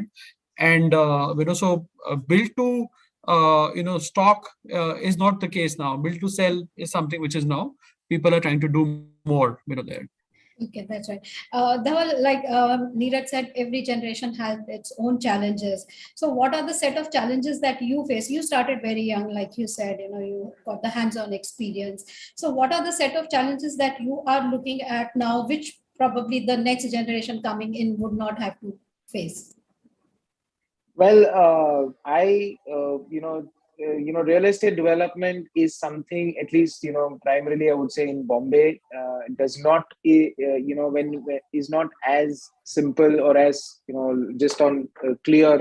There is, challenges each and every place, be it the at-site construction, be it for, for your approvals, be it your banking or funding requirements, or be it your sales. I think every aspect, or even if I have to say legal, when you're buying the your raw material as a developer is land, it's not that every land is clean and clear title. It comes with its own challenges, right? So I think that's the first generation came when, I would say, at least when we bought lands, they knew there would be set of problems during doing the acquisition of a land. When we came into the business, we will try and see how much we can. They would still buy the land, obviously, at the first generation. They said, we will settle this during the course of time. When we came into our business, we saw that, no, we should buy at least lands which are 80-90% clear. We'd handle the next 10%. Now, if I have to say the next generation, they will not even touch the land which has even 1% of a problem, because they don't want to get into a mess or a problem unless, at least I would say universe at large, unless it is clear and they are right in doing so, because there are more and many things which they need to follow. So I think what I see is they would want to make this, real estate practice in India a hassle-free, without any issues or challenges, which is difficult. But at least I would say, unless they are 90% there, it will be difficult for them to adopt. So going forward, I think their challenge is to mitigate the risk maximum, till the time they actually start to work. That's right. And in fact, so many avenues now coming up within real estate, so many asset classes coming up, so many investment opportunities in terms of, we were talking about REITs are there, fractional are there, mutual funds, real estate are there. So many other, avenues now there for not only the professionals, but also the consumers. So it's kind of, the real estate is growing at a fast pace. So before we close this, session, Dhaval, what have been your learnings from the earlier generation? And what would be your giveaways for the next generation? Still, don't please call me so old. I can still work and I can give. But those who are planning to be part of this profession, so what would be your advice to them, and your own learnings that you took from your earlier generation? So I think the biggest and the most important learning what we took, at least I took from my seniors and my father and my uncles and my elder brothers, was that they have been, they have known the business, and they were they were risk takers, but they knew where to stop. One thing which we really learned is not to be too greedy. So we've as business not done don't do businesses which will involve your risk in terms of over leveraging, over trading. I think those kind of things which I've really learned from my super seeds and generations earlier. But going forward, I would just say one thing: real estate is now going to become very, very competitive, very, very transparent, very, very compliant. I think these three things are going to be the future for real estate. And if you want to be successful in the going future, the most important thing is you have to adopt this three to the T, to the best. Be absolutely compliant, be absolutely transparent, and be absolutely competitive. I think know the market well and do your business. I think you will be successful. That's fantastic. You need, first of all, the learning that you need to know when to stop, when not to take the risk. Very important learning, I think. And then, as I said, you need to be compliant. You need to be, going forward, know how to do business and, be within the regulations. Neeraj, you would like to add something to it, what Dhaval just mentioned? I think, very rightly, and I think keeping it short, I think the three things I may say, so one is, for the new generation that's coming from a real estate perspective, I think diversification is a very big area, given that, now concentration on one particular segment or one particular city, is not something which is that much required now. Of course, state continues to be local as well, so there is a requirement there, but diversification into different parts of it. So, developers doing warehouses, developers doing data centers, developer looking at hospitality, whichever perspective there is a, strength on that. The second is, in terms of scale, I think whichever area the developers can scale, I think that is what is, a very critical element of that. And that's where the focus needs to be as well. And the third, I would say, is kind of linked together to say that customer centricity and trust, part of it. So as and when more and more consistency comes in, as and when more customer centricity, takes place in the organization, the trust factor eventually is the company which are trusted the most. They would tend to gain and have premium over others eventually there as well. So these are three things that I will say. That's right. And I think in all the conversations that we had today with all the young developers, these three things, they were very focused on customer centricity, diversification of the portfolio, and, the scaling up of, So even in Ajmera, we have seen how the scaling up has happened in diversification across geographies under Dhaval Ajmera, and now, the new generations coming in. So fantastic conversation. I think we couldn't have asked for a better closing to this entire conclave. Thank you, Neeraj, for those wonderful questions and wonderful conversation that you had with Mr. Dhaval Ajmera. And Dhaval, once again, thank you so much for being here with us, sharing your perspective. On a lighter note, before we let you go, any pain points of being the middle person, the middle child, the second generation between the two generations? Well, I am actually a catalyst between the two. So when the third generation is a very wacky idea, and if I have to, have to convince the first generation, it's us who come in to, tie the knots. So I think I'm more blessed on that. That's right. I understand your pain. I'm the middle child as well. Thank you so much, Mr. Bansal and Mr. Ajmera, for being here with us today. And thank you so much for this wonderful conversation. Thank you. Thank you, Sapna. Thank you, Neeraj. Thank you so much. Thanks, Dhaval. And thank you very much, Sapna, for this opportunity. Great to be here today. Yeah, fantastic it was. So that was indeed a very interesting and an informative conversation that we had with both our eminent speakers. I know now this is the time to come to the end of this wonderful conclave. Thanks to all the speakers of the day that joined us here today and shared their valuable time. The Realty Plus, this is the second edition of 40 Under 40 Realty Plus e-conclave, and we had some very interesting, not to mention thought-provoking ideas and conversations. Thanks to our awesome audience as well for being here with us today and sharing their queries. So now, ladies and gentlemen, let's move on to the much awaited felicitation segment of the evening, and let me hand it over to our fantastic host of the evening, Bhavna Bhatia, to take us through the Realty Plus 40 Under 40 Awards 2022 ceremony. Bhavna, over to you now. Thank you so much, Sapna. And those were indeed some very interesting conversations that we heard today. So much to take back. So, Sapna, I'd like to give kudos to you and your entire team for bringing in the best in the industry and such great conversations. Thank you once again, Sapna. So, ladies and gentlemen, with this, as Sapna rightly said, it is time for the award ceremony. My name is Bhavna Bhatia, and I welcome you all to the dazzling evening of felicitation and acknowledgements. Well, the event is being live streamed on the Realty Plus website, www.rprealtyplus.com, on the Realty Plus LinkedIn page, as well as Realty Plus Facebook page with @RPRealtyPlus. Do remember to tag us on our social media handles @RPRealtyPlus on Facebook and Twitter, and RP_Realty on Instagram. Before we begin with the award ceremony, let's take a look at what Realty Plus is all about. Could we have the AV now? Some people are born to show the world which path to choose in a crisis. Some brands are born to do the same. And during the times of challenge, the stalwarts of Indian real estate industry have chosen to do just that by showing others the way to finding opportunities even amidst a crisis. By showing the world how to go about delivering on promises even amidst adversity. Success doesn't just happen. It happens by design, by pushing the boundaries, by raising the bar. It's days of creating a vision and nights of bringing it to life. Knowing that pictures are worth 1,000 words and every word makes a difference. It's doing the research, trusting your instinct and finishing what you started. For the past 17 years, Realty Plus has been turning obstacles into opportunities, keeping the industry informed on the latest developments.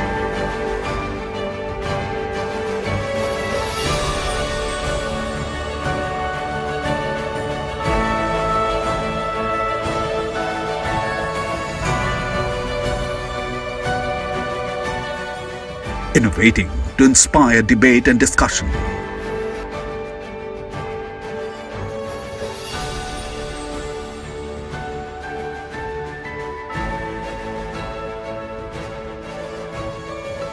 Bringing forth the perspectives of industry leaders.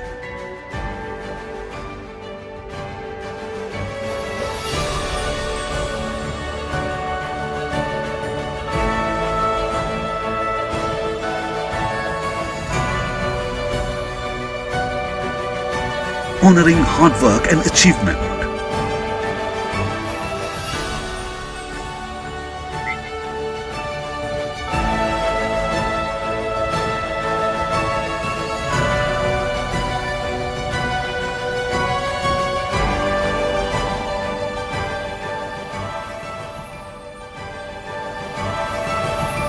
Keeping the industry connected.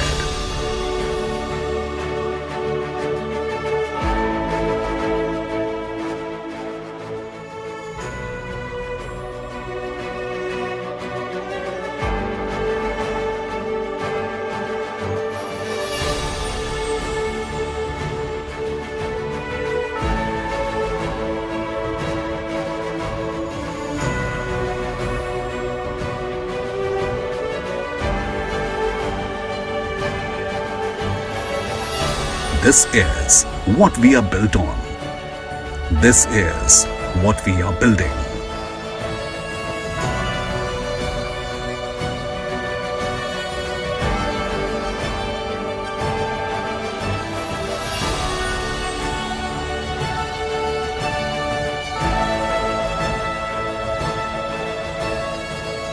We are Realty Plus, and we lead the way.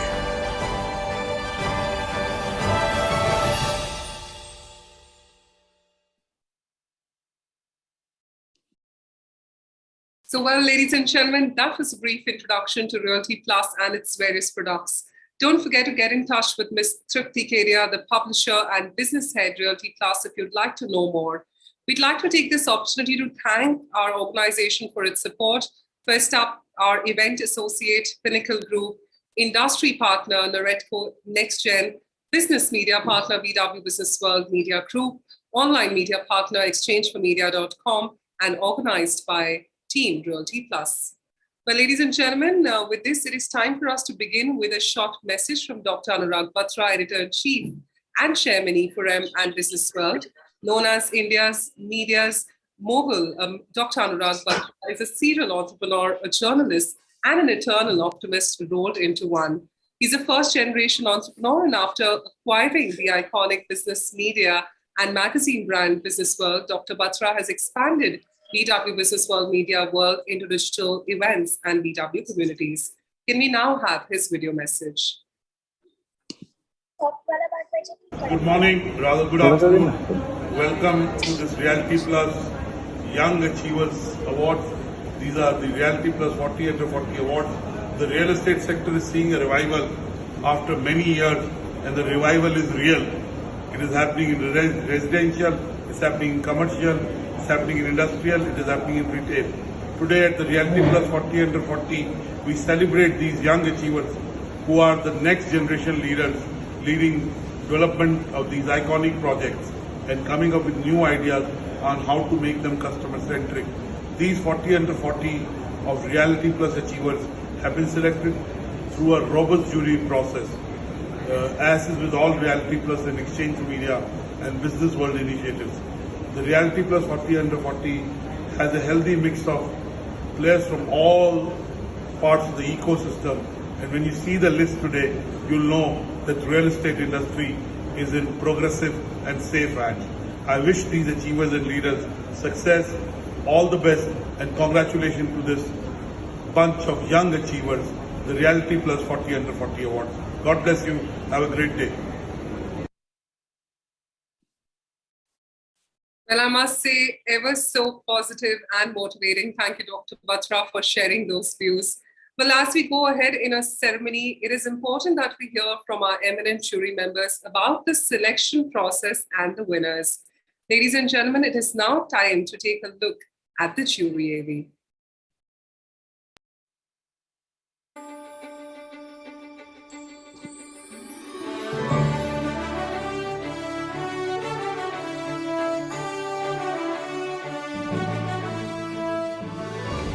I'm very happy to be a part of eminent jury of Realty Plus 40 Under 40 Awards 2022. Realty Plus 40 Under 40 undoubtedly is the most prestigious award in the real estate industry. I'm delighted to be part of the jury where I'll get an opportunity to take a look at some of the upcoming stars in the real estate industry. Those winners are truly going to be fortunate, and I'm sure they are going to make a big mark in the India's real estate industry in times to come. All the best. I'm delighted to be a member of the jury for the Realty Plus 40 Under 40 Awards for 2022. It's indeed a privilege to be a member of the jury, which comprises so many eminent individuals. I'd like to underscore the importance of these awards. I think by recognizing special talent and by highlighting their achievements, we create benchmarks and role models for all future industry leaders who are looking to create a name for themselves and transform the industry.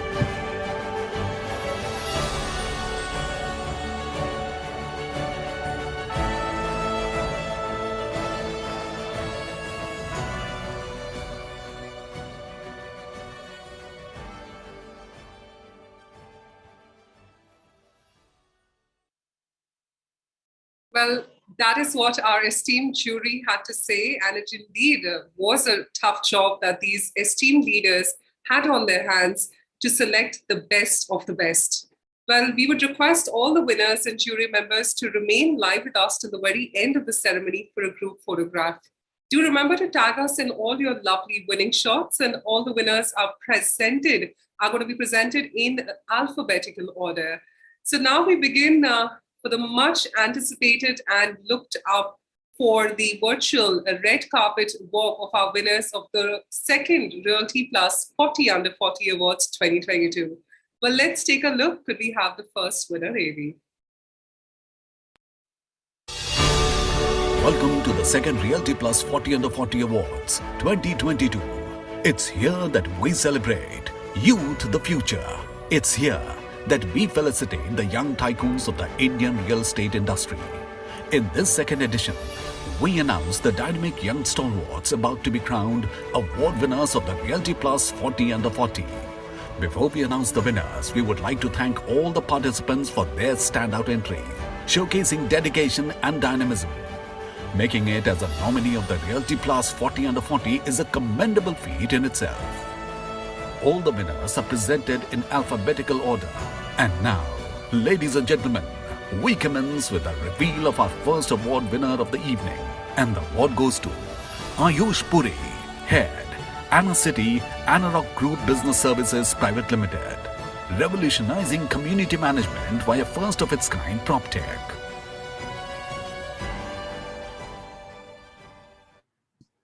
Well, heartiest congratulations, ladies and gentlemen. I now present to you Ayush Puri, Head Anna City, Anarok Group Business Services Private Limited.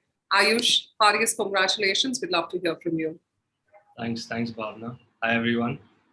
Firstly, I'd like to thank Realty Plus and the jury for honoring me with the RP 40 Under 40 Award. Honestly, humbled to be here today among such distinguished individuals. Probably maybe 4 reasons I'm here today. Maybe family, friends, Ahana, my girlfriend, and the Anna City team. I think everyone calls them my second family. But yeah, one of the key reasons. I mean, they work so tirelessly and so hard. So thanks, everyone, and congratulations. But I must say, Ayush, A seems to be your lucky alphabet. Continue with all the accolades in future. Thank you once again. So ladies and gentlemen, with this, let's find out who's the next winner.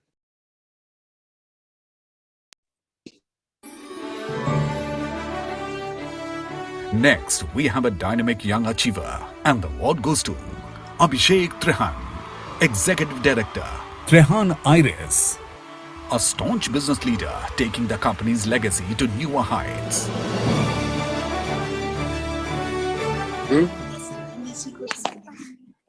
So ladies and gentlemen, presenting to you now our winner, Abhishek Trehan, Executive Director, Trehan Iris. Firstly, Abhishek, heartiest congratulations. We'd love to hear from you. Hi everyone. Thank you so much. I'm extremely privileged to get this award from very astute jury, and of course, thank you Realty Plus. I like to say that we are very driven individuals, and more or less, it's about the company and our team. They're extremely driven to create customer-centric landmarks, timeless landmarks, and give back to the community. I think it's about the passion of getting up every day and creating something useful and contributing to the growth story of India. And extremely happy and a big privilege to be part of the 40 Under 40 Realty Plus. And thank you so much. Thank you and heartiest congratulations, Abhishek, on that win. So ladies and gentlemen, with this, it is time for us to move ahead and find out our next winner. Ladies and gentlemen, get ready to congratulate our next winner. And the award goes to Amit Kumar Gehlot, founder and CEO, PropertyExpo.com, a leader with an indelible reputation for business excellence and PropTech expertise.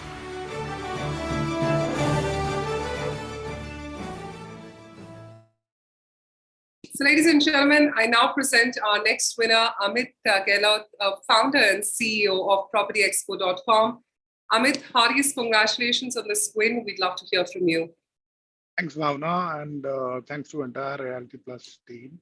and all the jury members. And with their confidence on me, I'm delighted to be a part of this very successful event. And I wish that we will be continuing with the same Realty Plus concept and other platforms for real estate. And I wish all the other award winners successful real estate stint and have a contribution in the reality of real estate. And for the next 10 years, real estate will gonna be to new heights, and there's no stoppage for the next 10 years for real estate. So that's it from my side. Thank you. Right. Thank you so much, Amit. We'd love to take your suggestions with the team, and thank you, and great to have you on the screen today. Thank you once again. Thank you. Thank you. So ladies and gentlemen, with this, it is time for us to find out our next winners. Next, we have another promising trailblazer of real estate. And the award goes to Angad Bedi, Managing Director, BCD Group, delivering new age construction in India.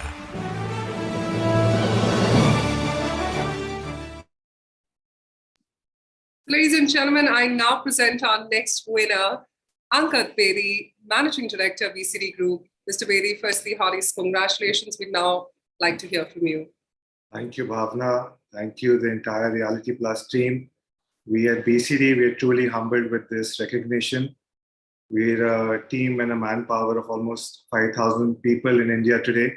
And on behalf of all of them who put in day and night to develop and construct and put their sweat in to get this country going forward, it is a true humble thank you to all the laborers and the industry members who contribute largely for the development of our country.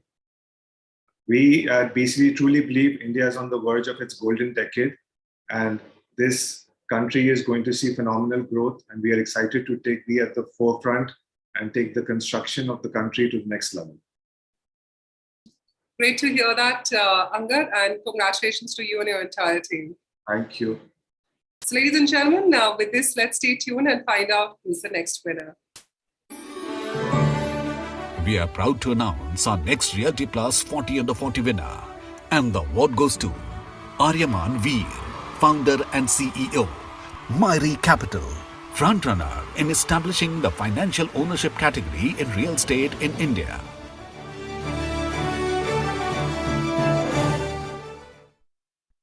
So ladies and gentlemen, now presenting to you our next winner, Aryaman Veer, founder and CEO of Myri Capital. Aryaman, heartiest congratulations on this win. We'd love to hear from you now. Thanks, Bhavna. First and foremost, I would like to thank Realty Plus and the jury. Getting this far in this journey of ours, the team has been very instrumental. So I would definitely like to thank the team. It's been a group effort to sort of achieve the vision. So quite excited for, what's to come ahead. Great to hear that. And I hope that in future you get many more accolades. Congratulations. Thanks, Bhavna. With this, ladies and gentlemen, let's move ahead and find out who's our next winner.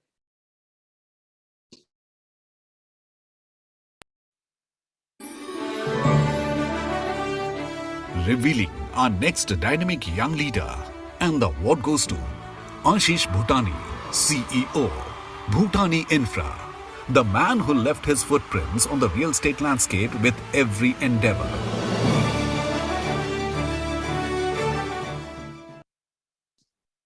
So, well, it's now time for me to present to you our next winner, Ashish Bhutani, CEO, Bhutani Infra. Ashish, heartiest congratulations. We'd now love to hear from you.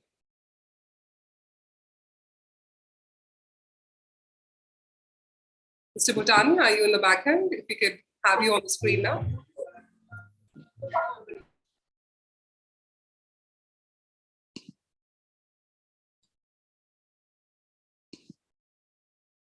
I believe he's not there currently at the moment. Let's move ahead and find out our next winner.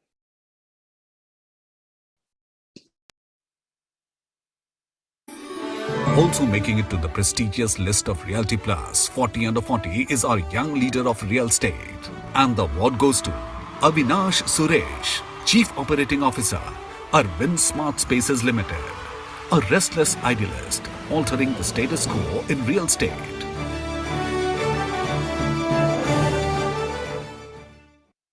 Ladies and gentlemen, now present to you our next winner, Avinash Suresh, Chief Operating Officer, Arvind Smart Spaces Limited. Avinash, heartiest congratulations. We'd love to hear from you. Thank you, Bhavna. At the outset, I'd like to thank the Realty Plus team for the opportunity to participate in this awards and also the eminent jury for the selection. So I feel quite blessed to work in an industry that, I love. It has a lot of great people and it's a fun place to be.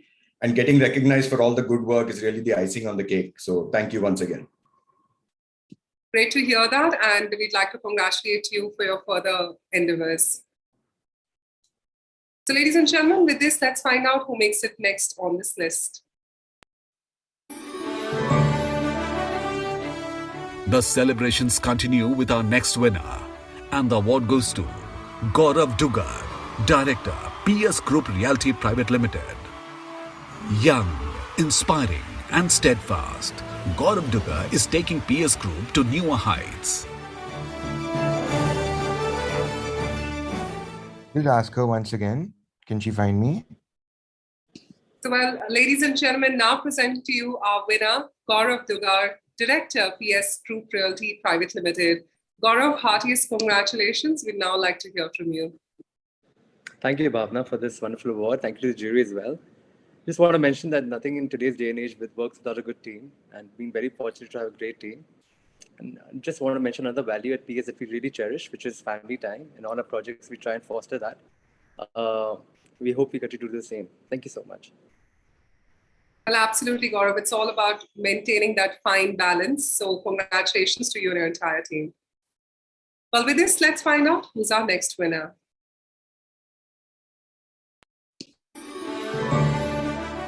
Revealing yet another dynamic real estate trailblazer. And the award goes to Grishma Savla, Director, Integrated Spaces Limited. Committed to ethical practices and making a positive impact in the lives of the people.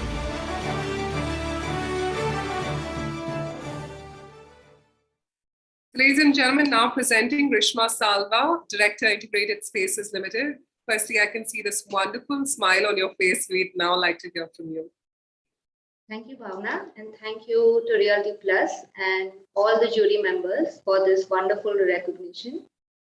I would also like to thank all the other winners for the recognition that Realty Plus has given to them. Thank you very much. That's great to hear. One for all. Grishma, thank you once again for joining us on that. So, ladies and gentlemen, with this, let's find out who's our next winner.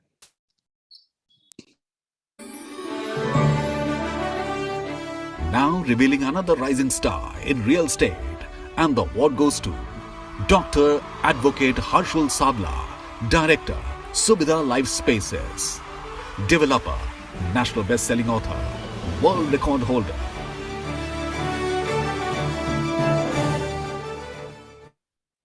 So, ladies and gentlemen, now presenting our next winner, Dr. Advocate Harshul Savla, Director, Subhida Life Spaces. Harshul, heartiest congratulations. We'd like to now hear from you. Thank you, Bhavna, and thanks a lot to Team Realty Plus. I would like to dedicate this one to my entire team. It's a result of their hard work and dedication that I'm able to receive this acknowledgement. Thank you. Absolutely, well said. The team definitely contributes to all the success. Thank you for leading it on the front. Well, ladies and gentlemen, with this, let's find out who's our next winner.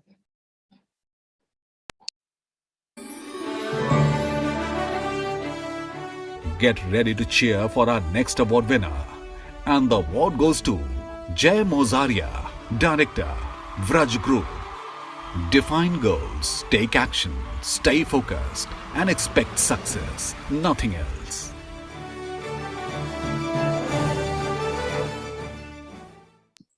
So, ladies and gentlemen, now presenting our next winner, Jay Mozaria, Director of Vraj Group.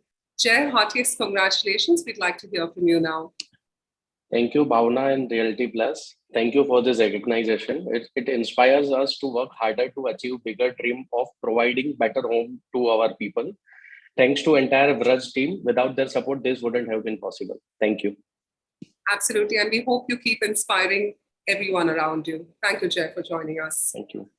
Well, ladies and gentlemen, with this, let's find out who joins us next in the winning list. The glittering Realty Plus 40 Under 40 Awards get another jewel in its crown with our next winner. And the award goes to Karan Virwani, Chief Executive Officer, We Work India. A visionary who has revolutionized the flexible workspace segment in India.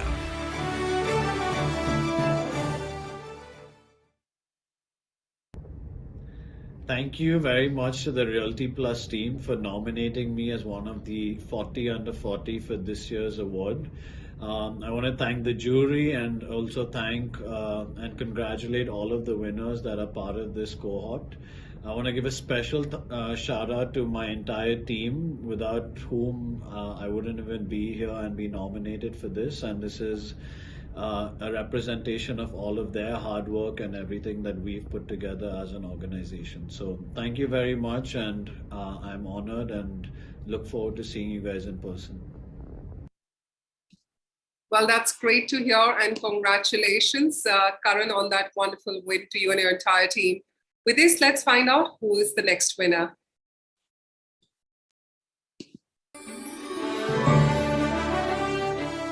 Up next is another Realty Rising Star, and the award goes to Kiran John, founder, TerraPack Technology Private Limited, innovating with technology that makes people's lives better.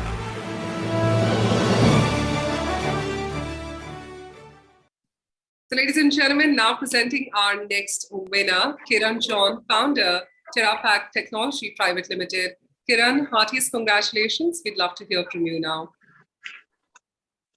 Hi, everyone. Thank you so much for this recognition. I think the recognition really is, for my team's work. We started off with a really bold sort of ambition. People told us we were nuts.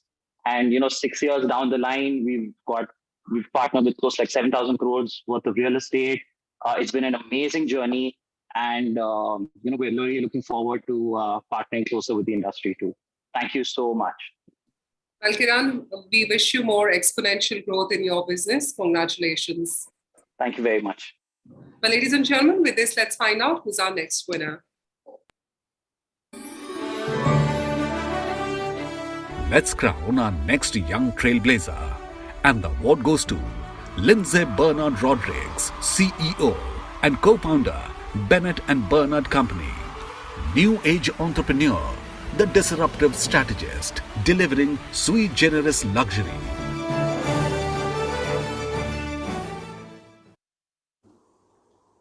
Hello Realty Plus team and members of the jury.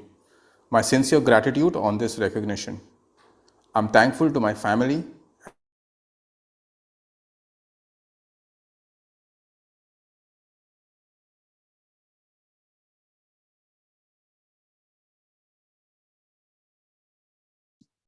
Well, thank you so much for that message, Lindsay. We would like to congratulate you and your entire team on that.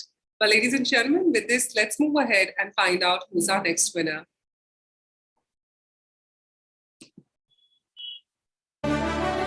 Revealing our next dynamic young leader, and the award goes to Manas Mehrotra, founder and managing director, 315 Work Avenue Spaces Private Limited. A serial entrepreneur and is one of the leading voices in the new generation co-working spaces. So, ladies and gentlemen, with this, it is time for me to call upon Manas Mehrotra, founder and managing director, 315 Work Avenue Spaces Private Limited. Manas, heartiest congratulations. We'd now like to hear from you. I would like to thank Realty Plus and each and every member of the jury for awarding me this 40 under 40. I'm excited to receive this award from my entire team, who works relentlessly to make sure there is not even a stone untouched for our success. Congratulations to all the other members who have won this. This is really great, and I'm too excited to receive this award. Great to hear that, Manas. Heartiest congratulations. Thank you. Well, with this, ladies and gentlemen, let's move ahead to our next winner. Get ready to cheer our next award winner. And the award goes to Manik Arora, Director, TAG, aligning today's buildings with needs and demands of the future.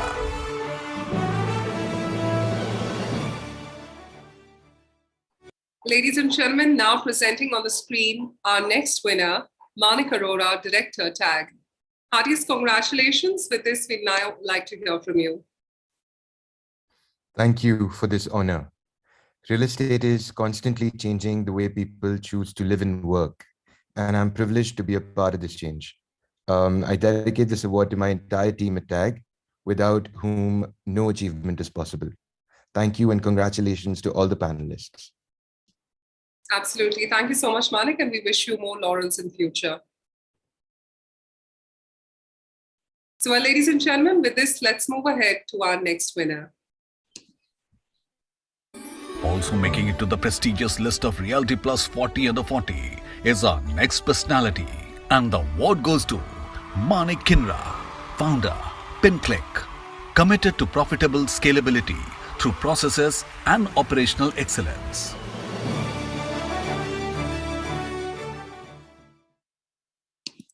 Well, ladies and gentlemen, now presenting our next winner, Manik Kinra, founder, PinClick. Kindly join us. Manik, heartiest congratulations. We'd now like to hear from you. Thank you, Bhavna. Thanks a lot. It's a moment of pride to be a part of such esteemed group of people who's made it to this list. Great to have another Manik as a part of this list. So that's a nice one.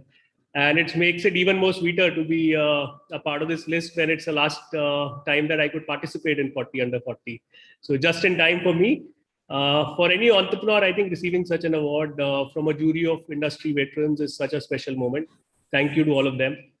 And everybody who's worked hard in my team at PinClick, a big thanks to each one of them for making it possible. Thank you at Realty Plus for giving us this moment to cherish. Thanks a lot. Absolutely. Thank you so much, Manik, and heartiest congratulations. Well, ladies and gentlemen, as we're halfway through the amazing ceremony, we'd just like to request all our winners and our jury members to kindly stay back for a group photograph right at the end of the ceremony. Well, ladies and gentlemen, with this, it is time for me to call upon our next winner. Let's have the winner ready. Now for our next award winner, and the award goes to Dr. Mohit Ram Singhani, Chief Sales Officer, Shapoorji Pallonji Real Estate Luxury. Dream, believe and achieve your goals and set new benchmarks for yourself.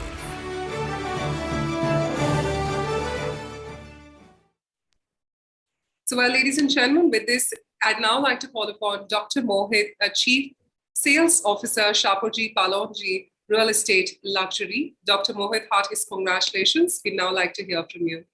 Thank you, Bhavna. Hi, how are you? I'm great. Thank you, jury. Thank you, Realty Plus, the entire team, for selecting me in 40 under 40.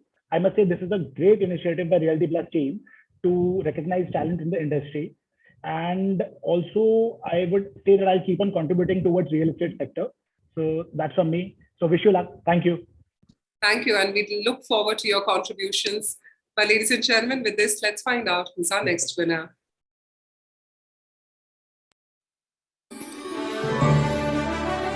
Coming up next is another dynamic young leader, and the award goes to Mudra Vedhikar, co-founder and CEO, Estate Mint, a person dedicated to bringing delight and transparency in the home buying process.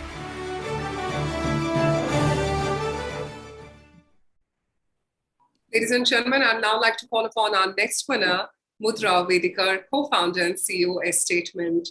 Mudra, heartiest congratulations. We'd now like to hear from you. Thank you so much, Bhavna. Firstly, I would like to thank Realty Plus and the eminent jury for considering me worthy of such a prestigious award. I'm really thrilled to receive this honor today.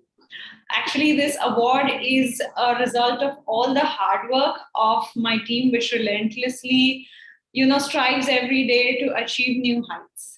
So we all together strive to bring in transparency in the home buying process. Also, I would like to thank my family and my well-wishers for their constant support and the trust in me. A big congratulations to all the 40 under 40 winners today. Thank you so much again. Thank you and heartiest congratulations, Mudra. Well, ladies and gentlemen, with this, let's find out who's our next winner.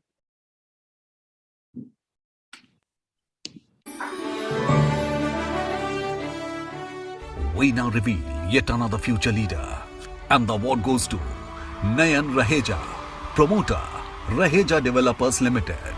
A visionary, an architect, a pioneer, and an inspiring leader at the helm of one of the best-known realty brands.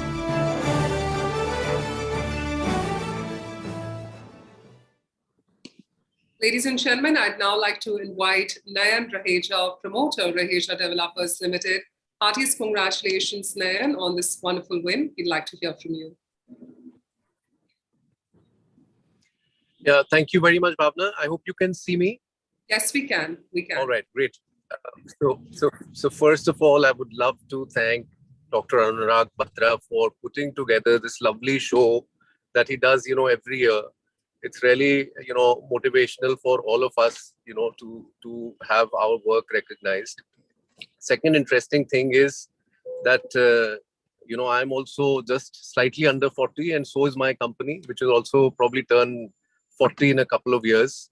So that's we're probably not going to be 40 forever. So we're going to probably have 50 under 50 awards later on for us. Another interesting thing that I want to, since everybody's saying thanks and all, but I want to share a poem very interestingly that I wrote and penned down a couple of days back, which I think will be very nice for people to, sort of hear and maybe can inspire them. ठान ले जो तेरा लक्ष्य है, पथ पे हजारों कष्ट हैं, मृत्यु यहाँ आसान है, जीवन है तो संघर्ष है, प्रगति के इस उद्देश्य में तुझे जीतना अवश्य है, डटी रहे कमान अब, तुझे भेदना विपक्ष है, कभी पूछता हूँ खुद से मैं क्या हौसला अपराध है, जब हार ही मानी नहीं तुझे कौन देगा मात है, अब उठ के अगले मोड़ पर छुपी फतह परोक्ष है, विजय ही तेरा मोक्ष है, विजय ही तेरा मोक्ष है. So that poem is for all the winners for whom Vijay is their moksha. Wow, that's so brilliantly put, and we wish you more wins in the future and more laurels ahead. Congratulations. Thank you for having me. Thank you. Pleasure. All the best. So ladies and gentlemen, now with this, let's find out who's our next winner.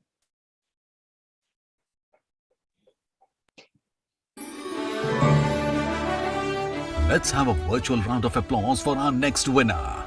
And the award goes to Parth K. Mehta, Chairman and Managing Director, Paradigm Realty.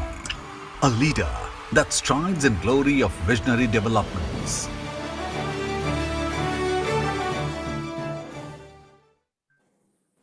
So ladies and gentlemen, I'd now like to invite our next winner, Parth K. Mehta, Chairman and Managing Director, Paradigm Realty.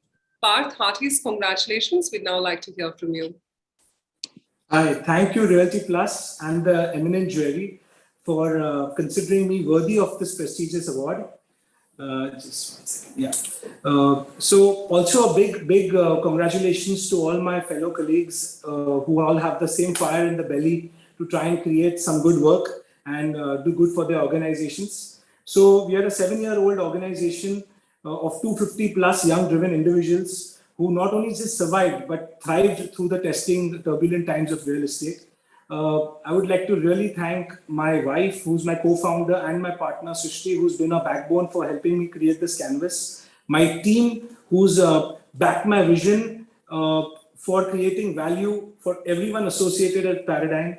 I can say with this that this is just the beginning, where our endeavor, focus, and relentless effort will keep striving us of creating path and creating a paradigm shift in the affordable quality luxury segment across Mumbai. Thank you once again.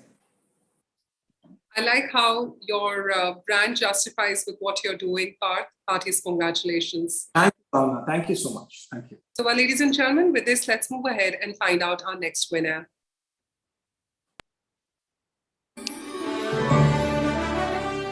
Up next is another Realty rising star, and the award goes to Rahul Yashwant Talele, Group CEO, Kolte Patil Developers Limited, driven to create value for businesses and people.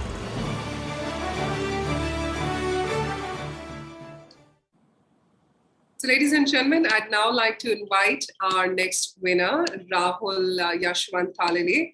Heartiest congratulations on this wonderful win, Group CEO, Kolte Patil Developers Limited. Rahul, we'd now like to hear from you. Thank you, Bhavna. Good evening, everyone. I'm thrilled to receive this prestigious award. It is a great honor and motivation for my commitment to lead Kolte Patil Developers during its strongest growth phase. Thanks to promoters and my entire team for continuous support and trust on me. At the same time, I would like to thank you, Realty Plus and jury members, for considering my professional story worthy of honor and sharing with everyone. At the same time, I would like to thank everyone in this meeting room, and all the best to all winners. Thank you. Thank you so much, Rahul, and we wish you more achievements in future. So, well, ladies and gentlemen, with this, let's find out who's our next winner. Also making it to the prestigious list of Realty Plus 40 Under 40 is our next personality, and the award goes to Rahul Thomas, Whole-Time Director, Suraj Estate Developers Limited, a real estate leader and Director of Suraj Estate Developers Limited, Mumbai.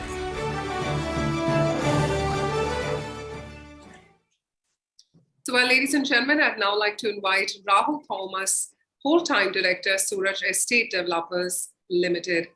Congratulations, Rahul. We'd now like to hear from you. Thanks, Bhavna. Good evening, respected jury members, fellow nominees, and our respected guests. I, Rahul Thomas, on behalf of Suraj and the entire team, humbly accept the Realty Plus 40 Under 40 award.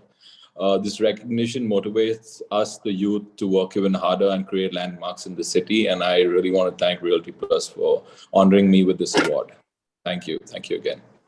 Great to hear that, Rahul. And we hope to see you in future as well. Well, ladies and gentlemen, now with this, let's move ahead and find out our next winner. The Realty Plus 40 Under 40 Awards 2022 celebration continues with our next winner.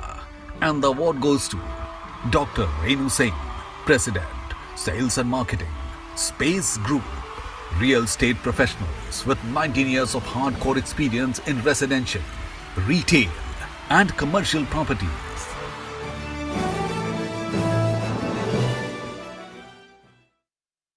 So, ladies and gentlemen, I'd now like to invite our next winner, Dr. Renu Singh, President, Sales and Marketing, Space Group, to kindly join us.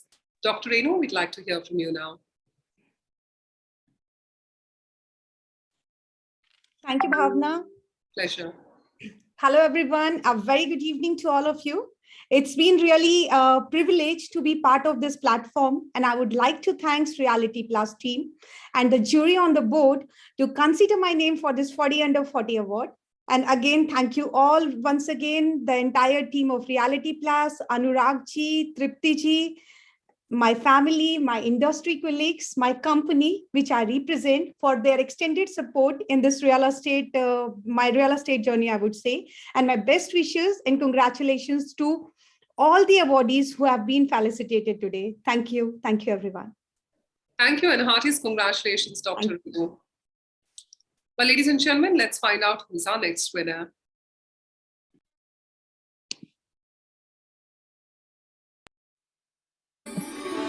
Our next winner is a trailblazer who is paving the path for real estate. And the award goes to Rishabh Praveen Siroya, Managing Director, Legend Siroya. The strength of Rishabh Siroya achievement is rooted in the depth of his passion for real estate.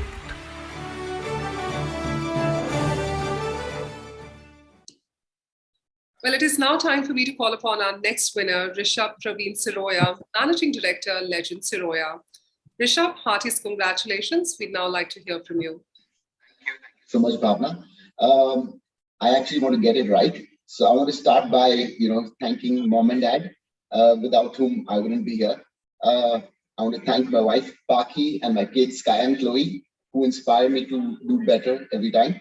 I want to thank my team, Rohan, Abhin, Munaz, Anas, Ankit, Ashish, without whom the whole company wouldn't be there. I'd like to thank Realty Plus, their team, Tripti, Sapna, Anuragji, and of course the jury, without whom we all wouldn't be here today. So thank you, everyone. Thank you very much. Yeah, back to you. Thank you, Rishabh, and we wish you more laurels and happiness in future. Thank you on Monday. Well, ladies and gentlemen, with this, let's find out who's our next winner.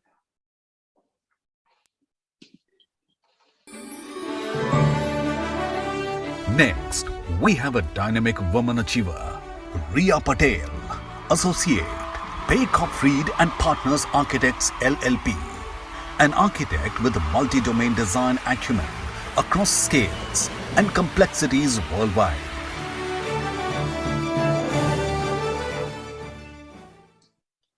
Ladies and gentlemen, I'd now like to call upon our next winner, Riya Patel, Associate, Paycop Fried and Partners Architects LLP. Riya, heartiest congratulations. We'd now like to hear from you. Thank you, Bhavna. Thank you, Realty Plus, Tripti, Dr. Bhatra, and members of the jury for putting together such an incredible list of young leaders in the real estate industry. I feel incredibly honored to be a part of it.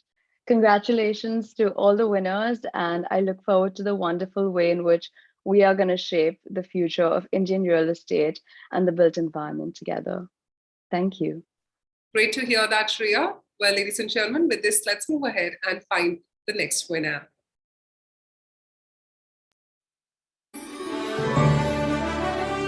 Announcing our next winning young tycoon, and the award goes to Rohit Gupta, CEO, Mantra Properties. Rohit Gupta is the backbone of Pune's youngest and fastest growing real estate company.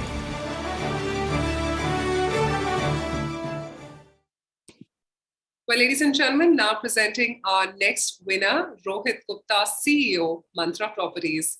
Rohit, heartiest congratulations. We'd now like to hear from you.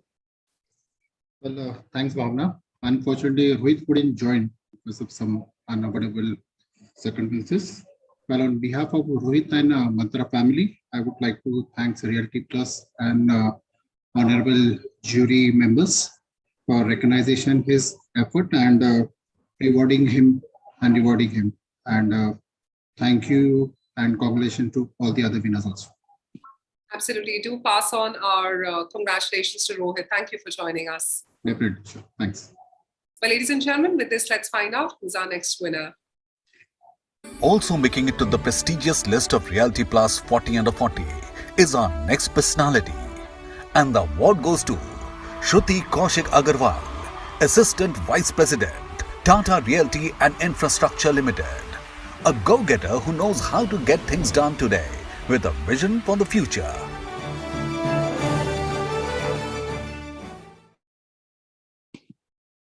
Well, with this, I'd now like to invite our next winner, Shruti Kaushik Agarwal, the Assistant Vice President, Tata Realty and Infrastructure Limited. Shruti, heartiest congratulations. We'd now like to hear from you.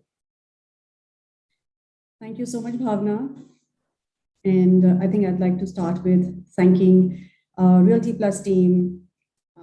We have Tripti, Dr. Bhatra, Almas and Sapna, all of them are prestigious jury. And I'm humbled that I could actually be a part of this list today. And like Manik said, I had my last year.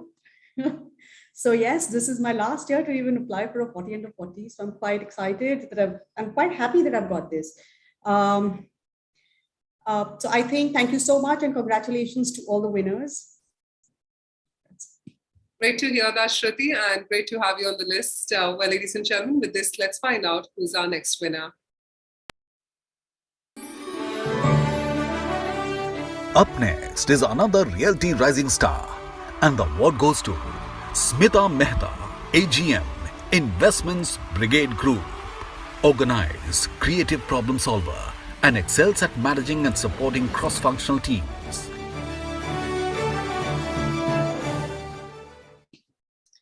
So, ladies and gentlemen, now calling upon our next winner, Smita Mehta, AGM Investments Brigade Group. Smita, heartiest congratulations. We'd now like to hear from you. Thank you. Thank you so much, Bhavna. And a big thank you to Realty Plus and the jury members for this appreciation. I would like to also thank the company Brigade for which I work, who have provided me a very good platform to actually contribute to this sector. More so, I would like to thank my family, my husband, and actually my best friend who's stick by me through thick and thin. And two of my biggest critiques, my daughter and my mentor, who wouldn't let me stop for anything till I achieve my best. Thank you so much.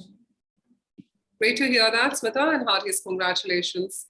Well, with this, ladies and gentlemen, let's find out who's our next winner.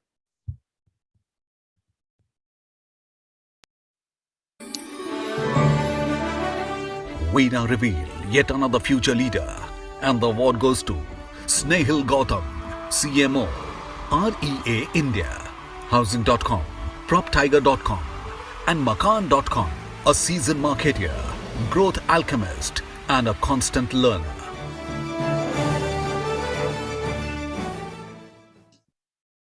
So, ladies and gentlemen, I'd now like to call upon our next winner, Snehal Gautam, CMO, REA India, Housing.com, PropTiger.com, and Makaan.com. Snehal, heartiest congratulations. We'd now like to hear from you.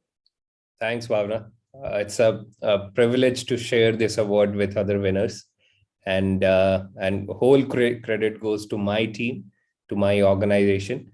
And I think the journey is still on. It's not that we have discovered all the inventions in real estate sector, and we are going to achieve more. And wish you guys are doing 50 under 50 after a few years, and we will again be here and celebrating that. Absolutely. Thank you so much, Snehal. And we wish you a successful journey ahead. And yes, 50 under 50 hopefully gets done. Congratulations on that, Snehal. Well, ladies and gentlemen, with this, let's move ahead and find out our next winner. Revealing our next dynamic young leader, and the award goes to Sujay Kalele, founder and managing director, True Realty Private Limited, on a mission to democratize real estate.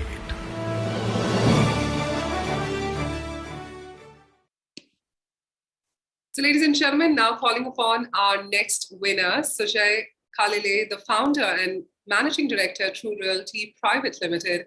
Sujay, heartiest congratulations. We'd now like to hear from you. Thank you so much, Realty Plus, and thank you, jury, for considering me worthy for this award. I congratulate all my fellow winners for making it to the 40 under 40 list. Thank you once again. Absolutely. Thank you so much, Sujay. Well, ladies and gentlemen, with this, let's find out who is the next winner.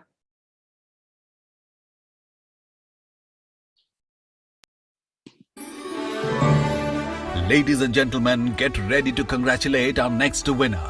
And the award goes to Sumit Lakhani, Deputy CEO, Office Space Solutions Private Limited, an integral creator of the co-working revolution.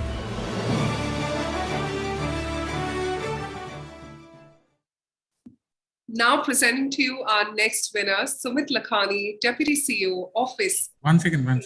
Solutions Private Limited. Do we have Mr. Lakhani with us? Thank you, Bhavna.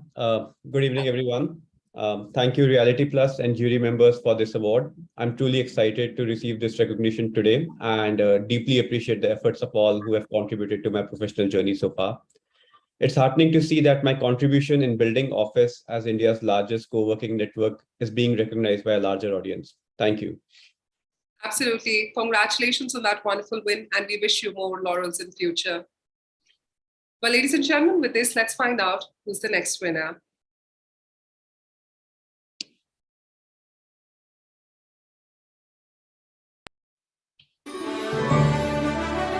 Get ready to cheer for our next award winner. And the award goes to Vijay Guhate, Head, Brand and Communications, Greenply Industries Limited. Marketeer with a passion to build brands that drive business.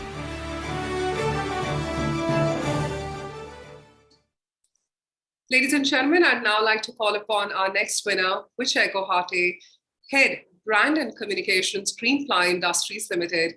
Vijay, heartiest congratulations. We'd now like to hear from you.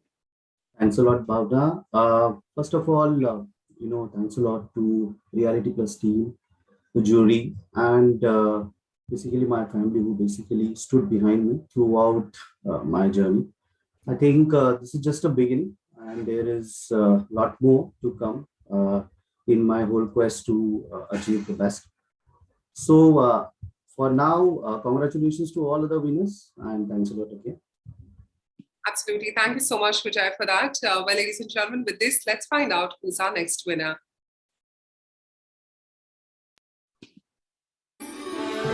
We are proud to announce our next Realty Plus 40 Under 40 winner.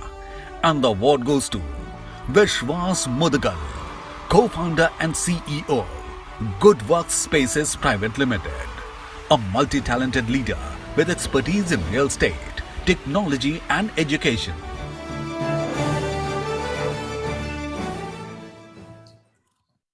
Well, with this, I'd now like to call upon Vishwas Mudagal, co-founder and CEO, Good Works Spaces Private Limited. Vishwas, heartiest congratulations. We'd now like to hear from you. Thank you so much, Reality Plus, for this honor. 40 Under 40. It's an amazing feeling and something that we can cherish.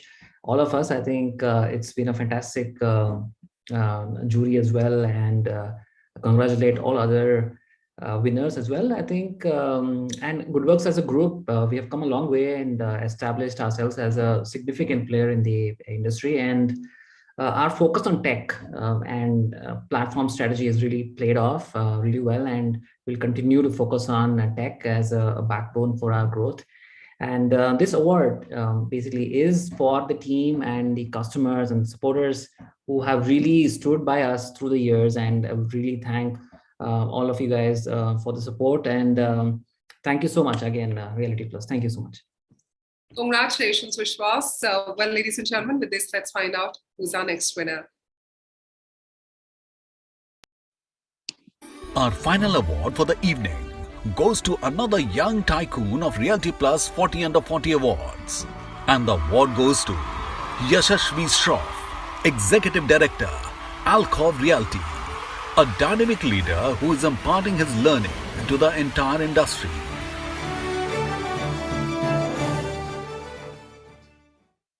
Well, I'd like to now invite our next winner, Yashashvi Shroff, Executive Director, Conclave Realty. Yashashvi, heartiest congratulations. We'd like to now hear from you. Thank you, Bhavna. And thank you to Realty Plus and the eminent jury members for selecting me and honoring me with this 40 Under 40 award. At Conclave, we believe in our core culture, which is together we can. And hence, this award is dedicated to all my team members, without whose relentless and tireless efforts it would not have been possible. And of course, to my family members, under whose guidance and nurturing I wish to take the legacy forward while giving back to the society and contributing to India's growth story. And many congratulations to all the winners. Thank you. Well said, Yashashvi, and heartiest congratulations. Well, with this, ladies and gentlemen, it's time to find out for our final winner. Let's have a look.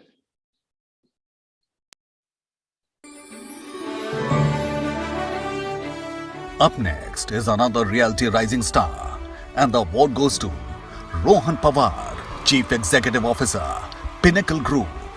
Passion for creating better spaces.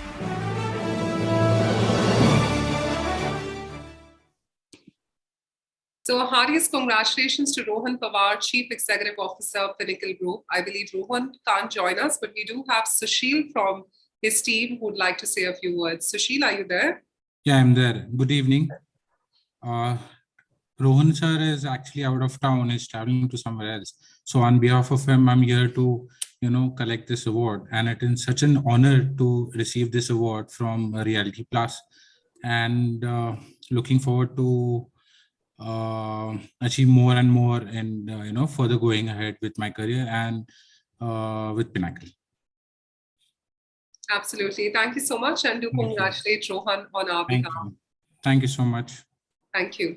So ladies and gentlemen, with this, we come to the fantastic closing of the second Realty Plus 40 Under 40 Awards 2022.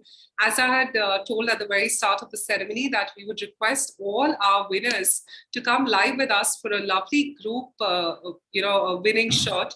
So now I'd request all our winners who are with us right now to kindly switch on your camera so that we can have you on the main live feed as well. And of course, one of the major rules of being in this group photograph is to give in your best energy via the greatest smile you can give me on the screen. So I think the maximum we can do for one another is, of course, give each other the energy and enthusiasm, but also smile is something which makes everything right. So I'm going to give you a couple more seconds as I can see more windows in the back end whose videos are not yet on. So I'm kind of giving them a headspace on terms of the delay in my audio, which they could have faced. So let's give them 10 seconds more on that. Meanwhile, to all the winners who are present here, would you be comfortable with doing a victory sign? Would that be good? All right, so I think we'll go with a victory sign. And yes, let's go ahead. And all right, Aryaman Veer is unable to turn on the camera. Could you please, requesting the team to allow Aryaman's video as well to be enabled? Just allow me a moment.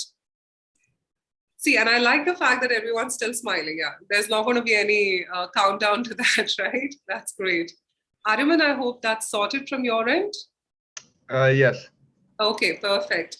All right, so everyone at the count of 3, 2, 1. Are you excited? Yes, and we've got that lovely winning shot. Thank you so much. Let's applaud. Come on, this is our virtual applause, and I'm sure this applause can go, years ahead whilst as we look at this video. So ladies and gentlemen, what a pleasure it's been hosting all of you today. I'd like you to tag us in, all your lovely winning shots. Our social media handles are @RP Realty Plus on Facebook and Twitter, and RP_Realty on Instagram. We'd love to see those lovely winning shots. Once again, I'd like to congratulate all the winners. You've truly made the industry proud with your dedication and performance. Thank you all once again for taking the time out to come and be connected with us today. Your participation and presence made this evening truly memorable. Well, we wish you all health and well-being, and we look forward to seeing you all soon and having the delightful opportunity of connecting in person too shortly for our West Zone event in October. Thank you and God bless. This is me, Bhavna Bhatia, signing off for today, while as we leave the AV, which is of the Realty Plus.